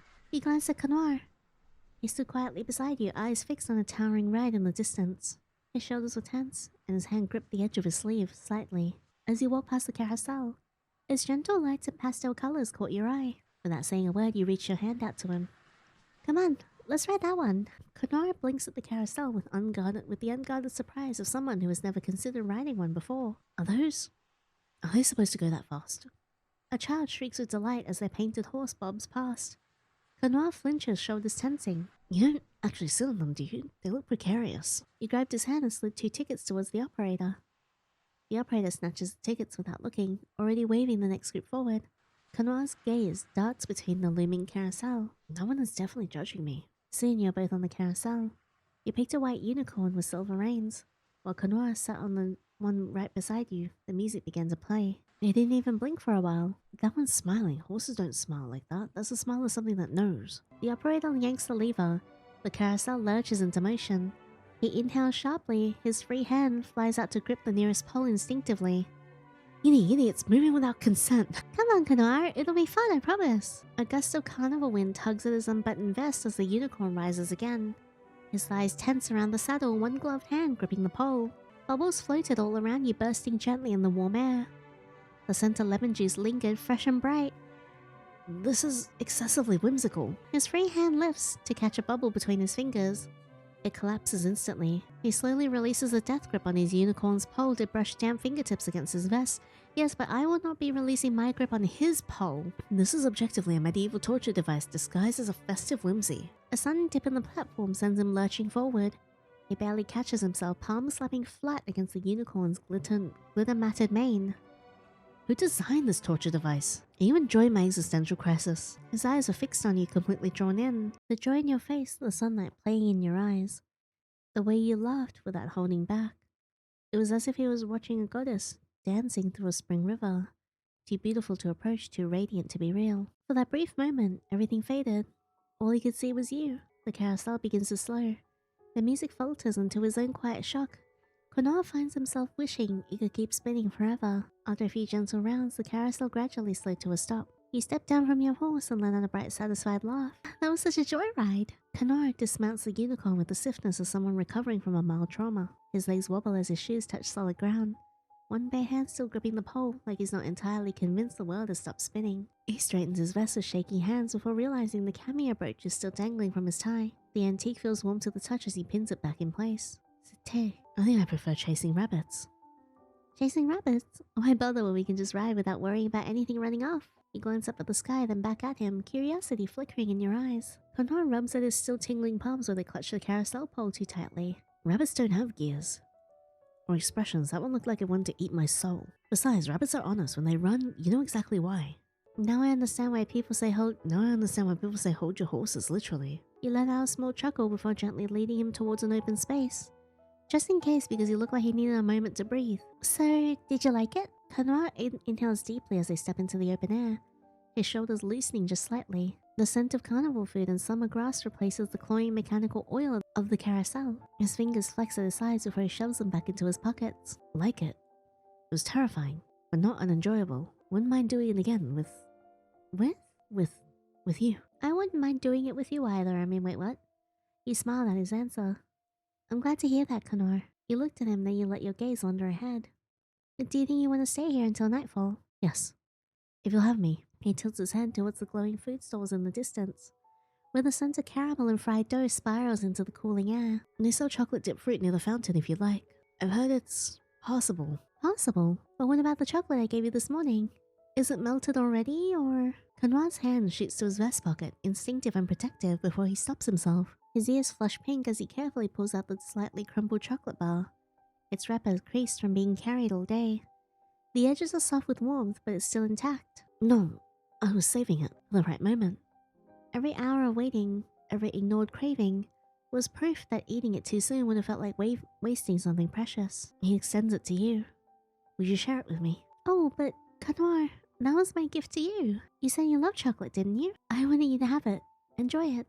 All of it. I do love it. That's why, like I say, the best chocolates are always shared. On park benches and ateliers at midnight. So I wanted this one to mean something too. The first snap of chocolate bar breaking, his gaze flickers up to yours. Please, let it be for us. Your gaze lingers on the chocolate bar between you. Then slowly you accept his offer.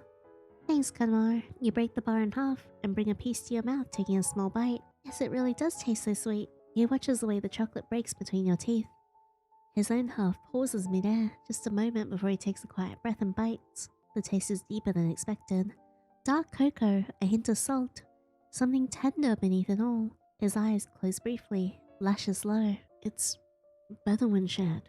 He wipes at the smudge of chocolate on his lip but misses. You catch a glimpse of a tiny streak at the corner of his mouth. You're unsure why, but you reach out, tapping it lightly before using your thumb to wipe it away. And at that moment, you can see your finger hover slightly over the beauty mark near his lower lip. Kanoire freezes at the brush of your thumb against his mouth. A brief touch on his beauty mark, but his body trembles in response. Time slows. The carnival fades to silence, and even the wind stills. His pulse beats hard at the base of his throat, visible under his collar. Yinny. Just your name. Just enough to confirm this isn't another daydream scribbled in the margins of his sketchbooks. Then slowly he leans into your touch. You see the way his breath grows shallow as he leans into you.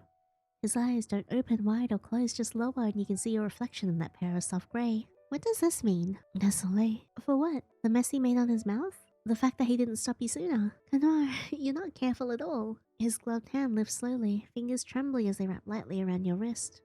Not to stop you, just to feel that it's real. I know. Hello, Gilbert. Will you walk home with me today? Always, Kanoire. As he slowly pulls his hand back, your gaze shifts towards the food stalls nearby. The ones he mentioned earlier with chocolate-dipped fruit glistening under the light. But since we're staying until nightfall, you glance at him, smile returning. You said you wanted to try that, right? You point towards the stall, eyes bright with quiet invitation. I did say that. He admits quietly, thumb brushing his brooch. He steps closer, almost touching your shoulder.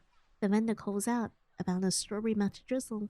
But Kanoire's focus drifts between the treats and the way your sleeves move in the breeze. They look messy, he says, almost teasing, then glances at you. Pick for me? Let's see. Strawberry. Cucumber with chocolate, ew. Sweet strawberry it is, classic and charming, just like you. You flash him a playful smile as you place the order. Kanoire's breath hitches at your words. His fingers fidget with the edge of his glove, tugging it nervously as he watches the vendor prepare the treat. Charming is a word. The vendor hands over the skewer, plump strawberries gleaming under a glossy coat of dark chocolate drizzled artfully with delicate white streaks. It's too pretty to eat, but also too tempting not to. Do I take the first bite, or is this a mutual crime? First bite for you, Kanoire. You make a hand gesture for him and smile. The chocolate cracks audibly under his teeth, giving way to the burst of ripe strawberry underneath. A fleck of chocolate catches on his lower lip. Right beside that beauty mark, his tongue darts out instinctively to swipe it away. His eyes flutter shut briefly, lashes causing faint shadows on his cheeks as he savors it. Too sweet. He holds it out to you without another word, gaze lingering on your lips for half a second before flickering away, as if already imagining the same sweetness there. Oh, you don't want to finish it? Alright then, let's see if it's true or not. His fingers tighten faintly around the skewer as you take it, his eyes fixed on your lips where they meet the bite he left behind. His own part slightly mirroring you without meaning to. Well, was I wrong? Oh, you're not wrong. Don't worry, there's a pharmacy nearby. If you need any medication to help manage your blood sugar or anything like that, just let me know. I can help you get it. Oh, I'll go buy it after my 10th skewer then, but for now, I'm fine. After the 10th skewer? I'd say this level of sweetness feels more like I've eaten the 11th one already. Looks like you two are really enjoying the moment. The sun hangs gently above the fairgrounds, filtering through the rows of colourful tents and strings of flags that flutter in the breeze. He walks beside you, his mouth curved in a rare subtle smile. He holds a paper bag of snacks you just bought him, his favourite kind. He's not saying much, but I can tell from his eyes that he's in a good mood. And my wallet? Yep, I bought too many snacks. Good thing he said he will pay for me. He said he was planning to treat me from the start, even if he didn't order anything for himself. Oh, come. He nods towards a booth marked Shoot to Win. Tin cans in a pyramid, prizes dangling above, fluffy bears, plastic swords, and a giant chubby snake plush blotting out the sky. Instead of answering any questions, hands a snack bag back to you and steps up to the booth. The man behind the counter gives him a lazy once-over and gestures to the air gun. 3 shots for a try, 5 to knock 'em all. 3 shots for a try, 5 to knock 'em all. This place really wants us to burn through our money, huh? Don't say that so loud, Kanoire. The owner will hear you. No, I'm saying 3 shots is too much. What do you mean? 3 shots to knock every count off? How are you even gonna do that? Take notes, Yandere. You're about to see the real deal. Oh, he's so handsome. Kanoire lifts the gun with one hand, as if it weighs nothing. He doesn't even seem to aim. Clack. Every can falls in perfect sequence, tumbling with loud clangs to the floor. The last one spins for a moment before tipping over, and the booth owner stares at the mess with wide eyes. You couldn't quite process what just happened, but what you were sure of was that a single bullet had been fired, and every can had nearly fallen. Wow, Dad, that big brother's amazing. You have to do just as great as him. Oh, you've got to be kidding me. Anything you want, seriously. He mutters and points up. Without hesitation, Kanoire gestures towards the chubby serpent. The man sighs and unhooks it from the beam. He turns and places the plush in your arms. It's yours, for the chocolate and for staying beside me. Then as you fumble to adjust the oversized plush, a quiet shift passes over his face. His smile grows just a little wider just for a second. Thank you, Kanoire. This thing is ridiculous, but it suits you. You hug the plush close. It softens, pressing gently against your chest and cheek. It smells faintly like the booth, sweet like candy and sawdust. You're so talented both shooting and drawing. Talent is just muscle memory. The cans weren't moving. Muscle memory? Oh, you're familiar with shooting. I mean, did you used to do it before? Well, it's more like when you see something and your body already knows the shape of it. The angle, the weight. I just saw other people doing it many times. Behind television. So I simply followed along. You can tell the shot just by looking. That's incredible. Dad, I want the plushie that Big Brother's holding. Wow. Big Brother, can I please have that snake plushie? Kanoire seems to freeze for a moment. Kanoire, why don't you just give it to the kid? He shot you a deadly glare, clearly unwilling. Oh, sorry, sir. Just as the boy tried to snatch the plushie from you, Kanoire pulled it away first. Oh, Dad, Big Brother won't give it to me. What a little snot. Kanoire. He slowly crouched down, eyeing the child with kindness. You really gonna give it to me? He smiled, only to snatch the plushie right from the boy. This one's for Yandere, kid. Go cry to your dad if you want one. You damn spoiled brat. That's so true. Wow, you're mean. I'll tell that snake doll to nibble you. I hope it swallows you whole. Jesus. The boy finally ran off crying to his father, while Kanoire rose to his feet and placed the fat snake plushie into your hands. He turned to you with a gentleness in his eyes so different from how he just treated the boy. Do you just like bullying kids? Bullying kids? I meant to give it to you, not him. I don't care for people who make no effort and still ask me for something for free. Okay, but if you go calling him like that, his dad will come after you. Be careful, okay? Yeah, if you say so. Still, take good care of that one, alright? Serpents are said to symbolize protection. They say creatures of the deep chose only those they deem worthy. If it's chosen you, it means you're the kind of soul even the serpent would protect. Oh, I see. That's good to hear. Then the memory clicks into place. You remember the ticket Bai gave you. Kanoire, there's still a booth I went to visit. Kanoire tilts his head at the change in topic, his hair catching the glow of a carnival light. He slows to match your pace, staying close through the shifting crowd. Which one? He glances sideways at you, nodding towards a particularly chaotic booth ahead where water guns are being used to shoot down tiny tin targets. A group of rowdy teenagers are hollering as they miss spectacularly, spraying water everywhere. Seriously, a water gun booth in the middle of fall?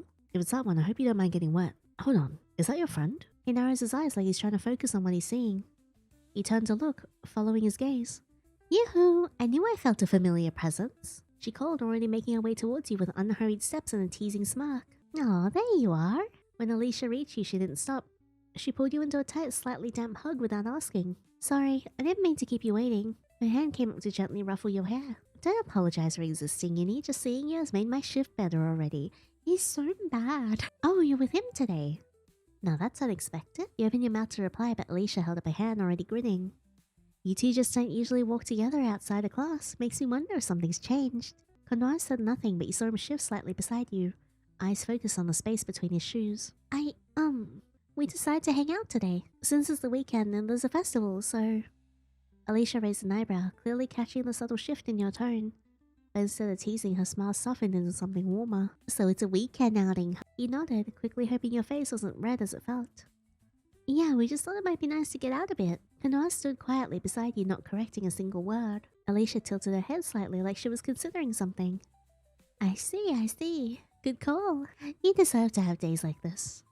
You blinked up at her, surprised by the son's sincerity. She caught your look and winked, gently bumping your arm with hers. I mean it. It's not all about grades and schedules. It's good to see you relaxing for once. She looked at Kanoire again, thoughtful. And you? You having a decent time, Mr. Mystery? He blinked as if trying to find the right answer. Yeah, it's better than I expected. So, done talking? Yinny still has somewhere to go. Jealous, are we? If Yinny really wanted to leave, she would have turned around and walked off already. You too?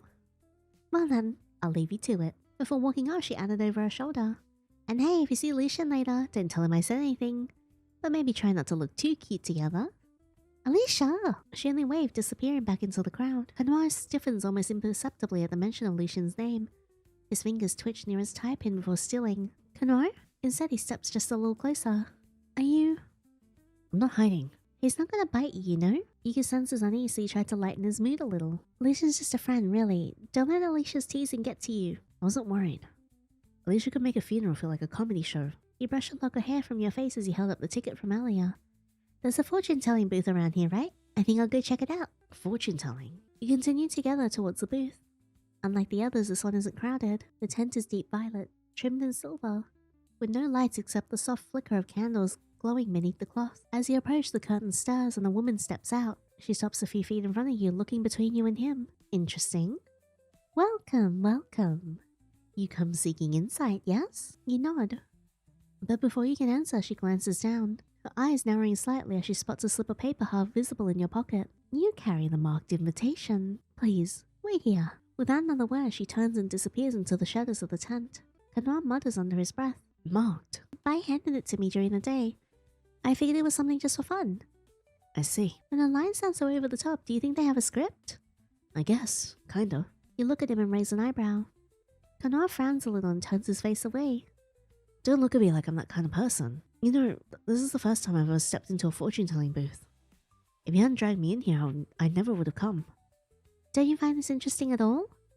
No. And would you believe your own fortune if you heard it? I don't know. I am a little superstitious, so I might. I guess. I watch it from time to time, but not too seriously. Now that you mention it, maybe I should ask about the lottery. You know, Kanoire, if I won the jackpot, I'd be rolling in money. Have you ever seen a fortune teller actually win the lottery? Well, that's a good point. A few moments pass, then the candlelight behind the curtain shifts. And from the shadows step a man who moves so slowly, so quietly you almost don't hear him approach. He steps in front of you, then speaks. The thread comes walking, carried by wind and choice as foretold. The man raises one bony finger and slowly gestures towards the curtain behind him. Come, the pattern waits to be read. You hesitate, then glance at Kanoire. Should we both... One of the unfinished. I'm going with her. No, the eyes of fate cloud in your presence. The old man hums, his fingers lift, gesturing. You're made to be seen, boy, but not here, not like this. Kanoire's jaw tightens. He doesn't step back, but the tension in his shoulders is a coiled wire ready to snap. Will you look? No. The old man watches him for a moment, then nods. One day you'll have to choose whether to remain the reflection or the one who casts it. What? You walk paths not meant to cross, this one, not here. Step back, shadow touched. Wait, he's just worried. He's not... The old man does not even glance at you. One heart, one thread. This is all the tapestry will accept tonight. You touch Kanoire's arm lightly. It's okay. I'll be fine. Yinny, I'll wait outside. The old man turns to you again. Come, and do not speak until the pattern calls your name. You step into the darkened tent behind you. Kanoire doesn't move, but you can feel him watching. The flap of heavy fabric closes behind you. The old man moves in front of you, his spine curved but his steps precise. He gestures for you to sit. So the other one is not meant to witness. You come alone, yet the weight of many follows. Can you really tell me my future? Not your future, but the path your choices will carve. Do you wish to see it? He nodded, and then his hand, skeletal and slow, begins to shuffle the cards. Let us see the thread of your heart, then. The elder says, laying the first card on the table. There are no clean lines drawn in your fate. What you call love is not made of one thread. It is an intertwine of want and memory, illusion and will. What holds you close may also be what cages you. There is one who bled to shape the walls around you. There's another who would burn the sky to hold you in it. And yet both reach for a version of you they believe is real. Not all who love you see you. He turns to another card. A creator, a guardian, a liar, a beloved, and none of them are only one thing. You are not merely loved, you are claimed. The love that binds too tightly begins to strangle. The candle beside him sputters. You ask if this is a question of your choosing. But choice is only freedom if you understand the cost. Some fates do not ask what you want, they ask what you can bear. He draws one last card. Still, there is something watching from beyond the bounds of heaven and earth. Something never meant to glimpse its own reflection. You are not the one being read. A trickle of blood appears at the corner of his mouth. A cough escapes him, harsh and wet. Blood sprays across the table, soaking it into the cards. His body begins to seize, jerking violently. His fingers claw at his own throat. The whites of his eyes show rolled back. The veins in his neck bulge, skin turning grey. What? What happened? But why is his head gone? So, no head. Anyways, a burst of blood sprays outwards. It splashes across your cheek, your hands, your chest. Droplets stain your clothes, speckling your sleeves and sinking into the fabric. What? The chair tips backwards with a loud scrape against the wooden floor. The clatter of charms hitting the floor echoes through the small booth. Father! The curtain snaps open. His daughter stands in the entrance, her gaze darted from you to her father's lifeless body. Father! What'd you do to him? I didn't, he just... Oh, I see it now. So it's you! But before you could explain, a heavy crash of boots shook the ground. What am I? The boots crowd the path near the lake. Lantern light weaves across the water like a second sky. Kanoire drifts across the fringe, eyes on the black mirror of the lake. He nudges a small stone with his boot. It skips once and drops, rings traveling outwards. In the shifting surface, a second face appears behind his own. As he turns, Lucien stands there with the easy smile of someone used to cameras. Lucien. Oh no. What are they doing? Why is there a confrontation? Small world. I did not expect to find you here. Word is you came with Yinny. What then? If I did, what then? Nothing dramatic. You just do not look like someone on a date near the booths. Classic and romantic. Not what I expected from you, Kanoire. You really are irritating, Lucien. Oh, is that so? Funny. That's the first time anyone has ever said that to me. Then you do not meet enough people. Or maybe I just meet the wrong kind. Present company included. Strange how our paths keep crossing like this. You've been watching me. I notice things. Occupational habit. See, this is why I think Lucien might not be as nice as he lets on. I just came back from a shoot. Lights, crowds, too much perfume. The festival feels almost quiet in comparison. Say what you came to say. Why are you out here? Not in there with her. I chose the air. Or someone chose for you. Enough. Relax. I'm not picking a fight. You and I both want her safe. Kanoire's gaze hardens. Safe from what? Listen. He tilts his head. The sound of the music and chatter separates. Beneath it runs a beat too even for drums. Boots. Look at the seam in the crown. Past the price tents. Kanoire follows his line of sight. Between banners and strings of lights, dark sleeves move in formation, rifles catch the lantern glow. No. Why you watch the water? Others are watching her. If you're with her, be with her. Kanoire looks back at Lucien, breath clipped tight in his chest. By the time he does, Lucien's already in motion. Lucien breaks into a run towards the festival center, cutting through the spaces between the stalls with a dancer's balance. Kanoire sprints after him. Soldiers poured into the festival, rifles stashed under the lanterns. The crowd broke into noise and running. An officer pushed forward and raises his hand, his voice cuts through the chaos. Surround her. Do not let her leave the grounds. What is this? Why are you doing this? Yeah, okay, let's pause it for a second. Okay, hang on. What am I? At first I thought Kanoire might not be human, but maybe I'm not human. The circle closed. Uniforms made a tight ring around you. You could not move without stepping into the barrel of cold metal. Two figures walked through the soldiers like they belonged there. Alicia moved first. Lucien walked behind her. The troops parted, as if following a command just for them. Alicia, Lucien, why are you with them? Alicia stopped when she saw you. Her face went pale. Her hands trembled and she looked at you like someone who had just lost a map. I did not expect you here. Tell me what's happening. Tell me now. Alicia glanced towards Lucien and back at you. A terrible place for us to meet again. You must be frightened. But you do not need to be afraid of me. Then why are you standing with them? Why are they after me? Lucien stepped closer. Even as the officer barked orders, Lucien ignored him, his voice low enough that only you could hear. Because you're important. More than you realize. Alicia's breath hitched. She shook her head and whispered to herself, "No, this is wrong. This must be a mistake." The officer at the front pointed straight at you. "This is the one. Take her." The officer stepped closer. He spoke to Alicia in a low voice. His words tightened around her like a leash. Alicia began to shake.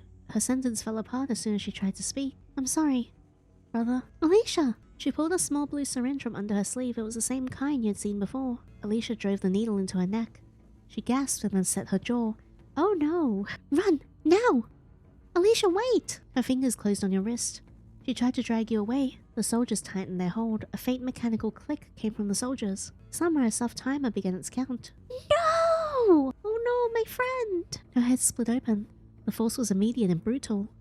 "Alicia!" Blood and motion filled the space where she had stood. People screamed and stumbled back. "Uh-huh?" "Lucien, why are you so calm? What have you been hiding this entire time?" Soldiers lunged. Hands reached for you from every side. They're not even hesitating to shoot. Suddenly, a familiar hand gripped yours tight. "Yinny, this way." He slammed into 2 soldiers and shoved them aside. He grabbed you and pulled you free from the hands that closed on you. "After them. Don't let them leave the grounds." "Oh no. There's a time choice." "We'll go with Kanoire." You stumbled after Kanoire. The crowd surging around you in chaos. Stalls tipped over, people screamed, soldiers forced their way through. "We'll go back and go with Lucien after this." You bumped into strangers, shoulders colliding, but Kanaire's grip never let go. "Keep moving. Don't look back." I can't believe this. They're chasing us like criminals." "They don't care about the truth. They only care about the plan. You're the scapegoat they've chosen." You tried to steady your breathing as you both shoved past frightened festival goers. "I won't let them take you away from me." Laughter, firelight, music. People in masks and painted faces well past you in a haze of color. You find yourself by the river. You collapse onto your knees, clutching your side as your lungs burn. Kanoire stops beside you, still holding your hand. His chest heaved with every breath. "They won't catch us. They're too slow. We're safe. For now."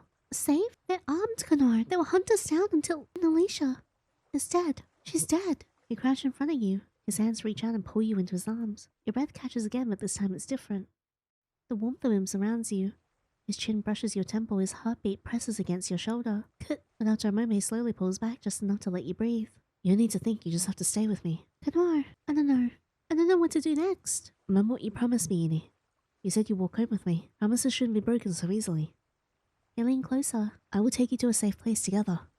But for now, trust me, Yinny." A faint scent brushes past your nose, sweet and almost intoxicating. It lingers around Kanaire's neck, carried on his warmth. Your heartbeat races fast and unsteady. A heart that skips its beat not because of love. A craving wells up inside you, sharp and impossible to push down. "Are you okay?" "Am I infected?" I had a suspicion that I might have been infected. His hand hovers near your shoulder, hesitant. Your breathing grows heavier, your eyes locked onto the line of his neck. The urge claws at you. It's overwhelming. "Hey, stay with me, we should move." He reaches to guide you away, but you suddenly close the distance. Your teeth sink into his skin. His body jolts, his breath catches in disbelief. And then, the ground trembles with the approach of soldiers. Suddenly, the soldiers emerge from the trees. Their boots hit the ground in unison, weapons raised. You and Kanoire are surrounded from every side. "No, not now." Kanoire grabs your wrist, trying to pull you back, but blood trickles from his neck where you bit him. The soldiers see everything. "Over here! We found them!"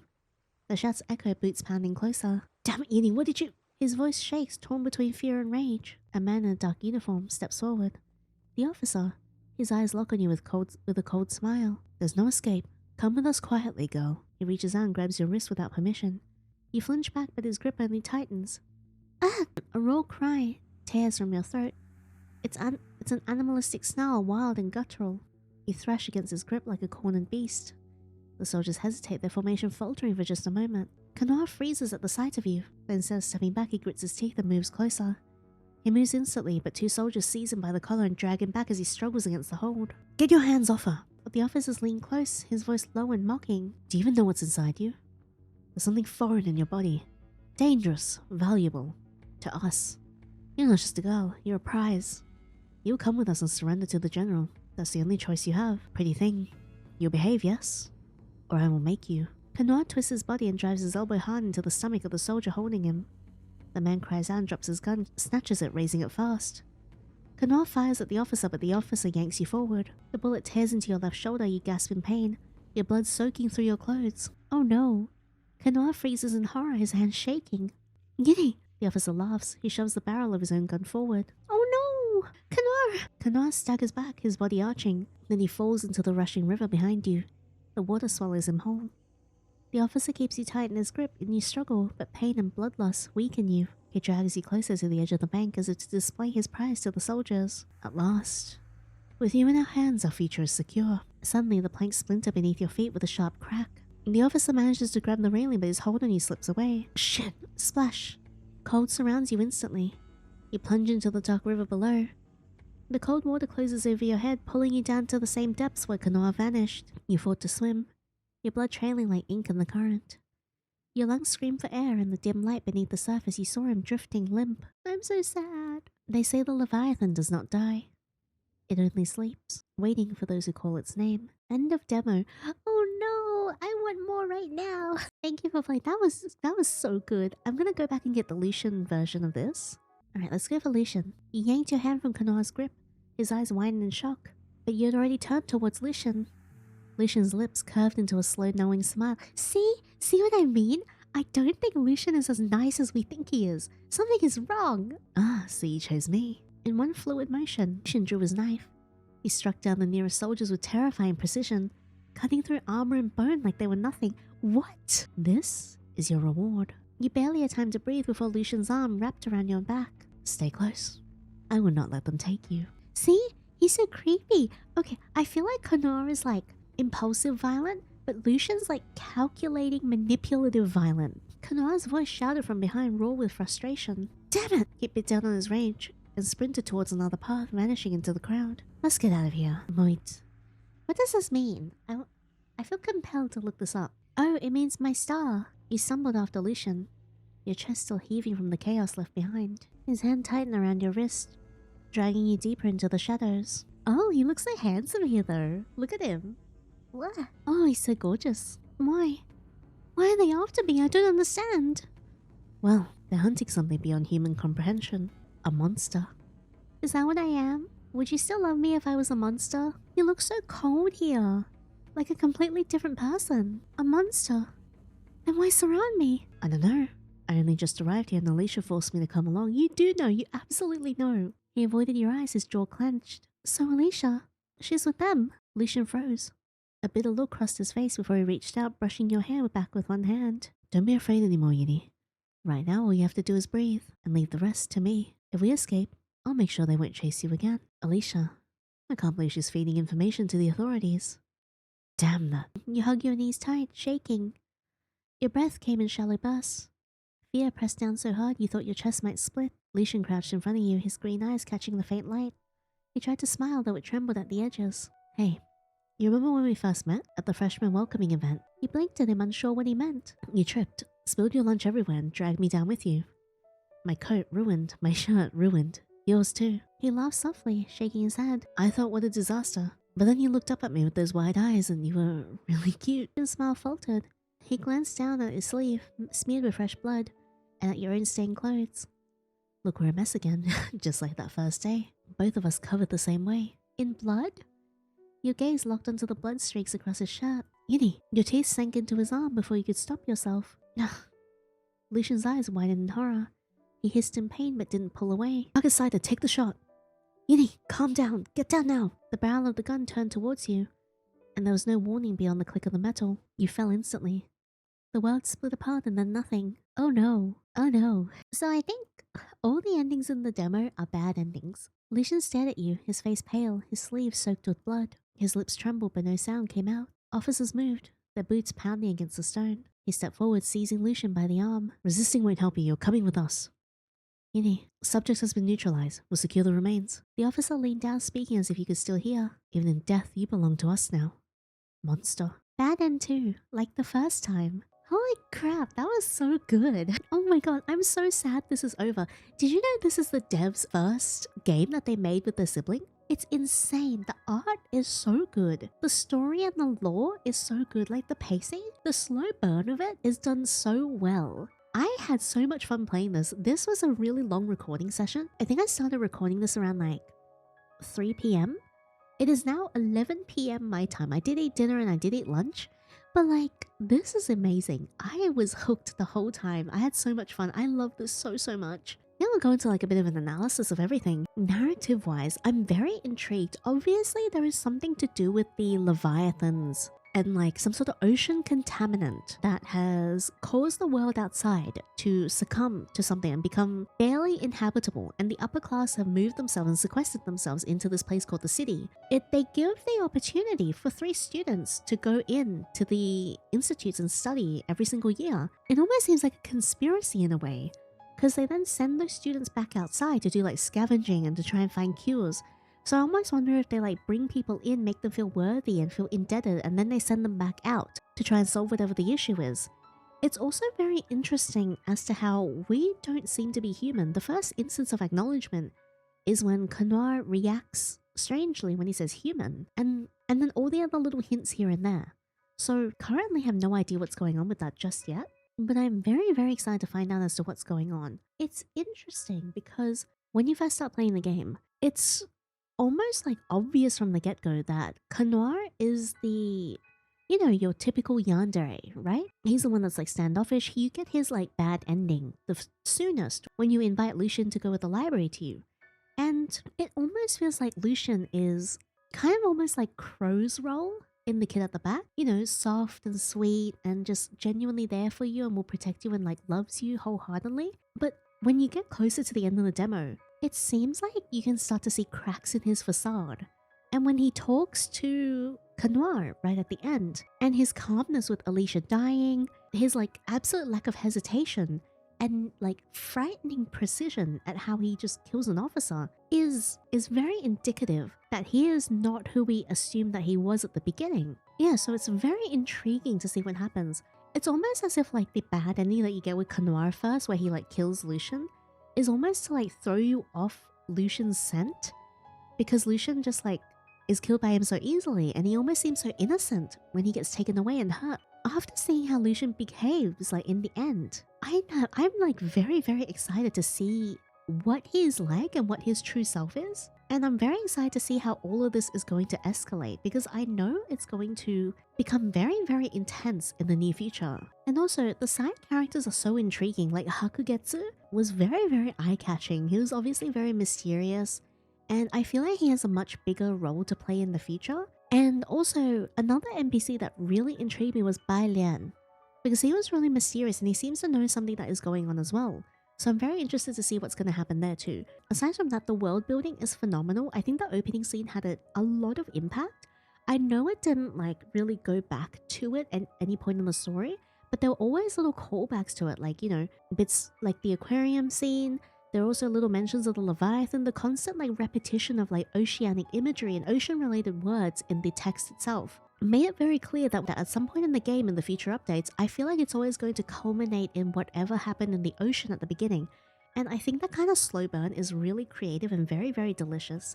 I know a lot of the big part of the Yandere fanbase does prefer a faster payoff with like a 0 to 100 immediately right off the bat, but I personally am a bigger fan of slow burns. I like when little bits like kind of pile on top of each other and almost just like bit by bit, kind of like you're stacking sheets of paper. It gets thicker and thicker until ultimately you get like just a conclusion that is so phenomenal. And I feel like this is what the story is going to provide. Lore, absolutely amazing. As you know, I am very into lore, very into world building, and I think this is a very intriguing and unique setting. I'm very excited to see what happens. I almost wonder if Hakugetsu is going to get involved in it, given that he is, you know, researching a lot of medical stuff, and given that the government sector seems to want to vivisect you or dissect you, whether depending on the state of the body that they get you in. It almost seems like something he would be interested in too. But yeah, no, this was amazing. I haven't even talked about the art yet. The art was so beautiful.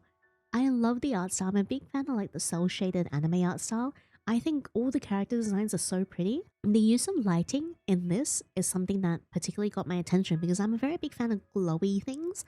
Like even the logo with the slight glow around it, I really, really like stuff like that. So when I saw like a lot of the illustrations having like just the most gorgeous rim lighting and just like the most gorgeous like glowy light in some of the panels, it was so nice to see. It's definitely one of my favorite art styles, and I'm really, really happy seeing something so like beautifully well written, beautifully illustrated, and something with so much thought and care put into it. It's very, very evident that both Karankea and Yunli put a lot of effort into this, and I cannot wait to see and support them with this in the future. So yeah, definitely check out the game. Leave a 5-star review for these lovely, wonderful devs. They put so much hard work into it. Link to the game is in the description box below. And if you like this video, please leave a thumbs up and subscribe so you miss out on the next part of this incredible game. And if you'd like to support my channel, feel free to check out my Patreon, link is in the description box below. Subscribing gets you access to exclusive spicy dating sim content and also art that I drew and maybe little previews of games that I make.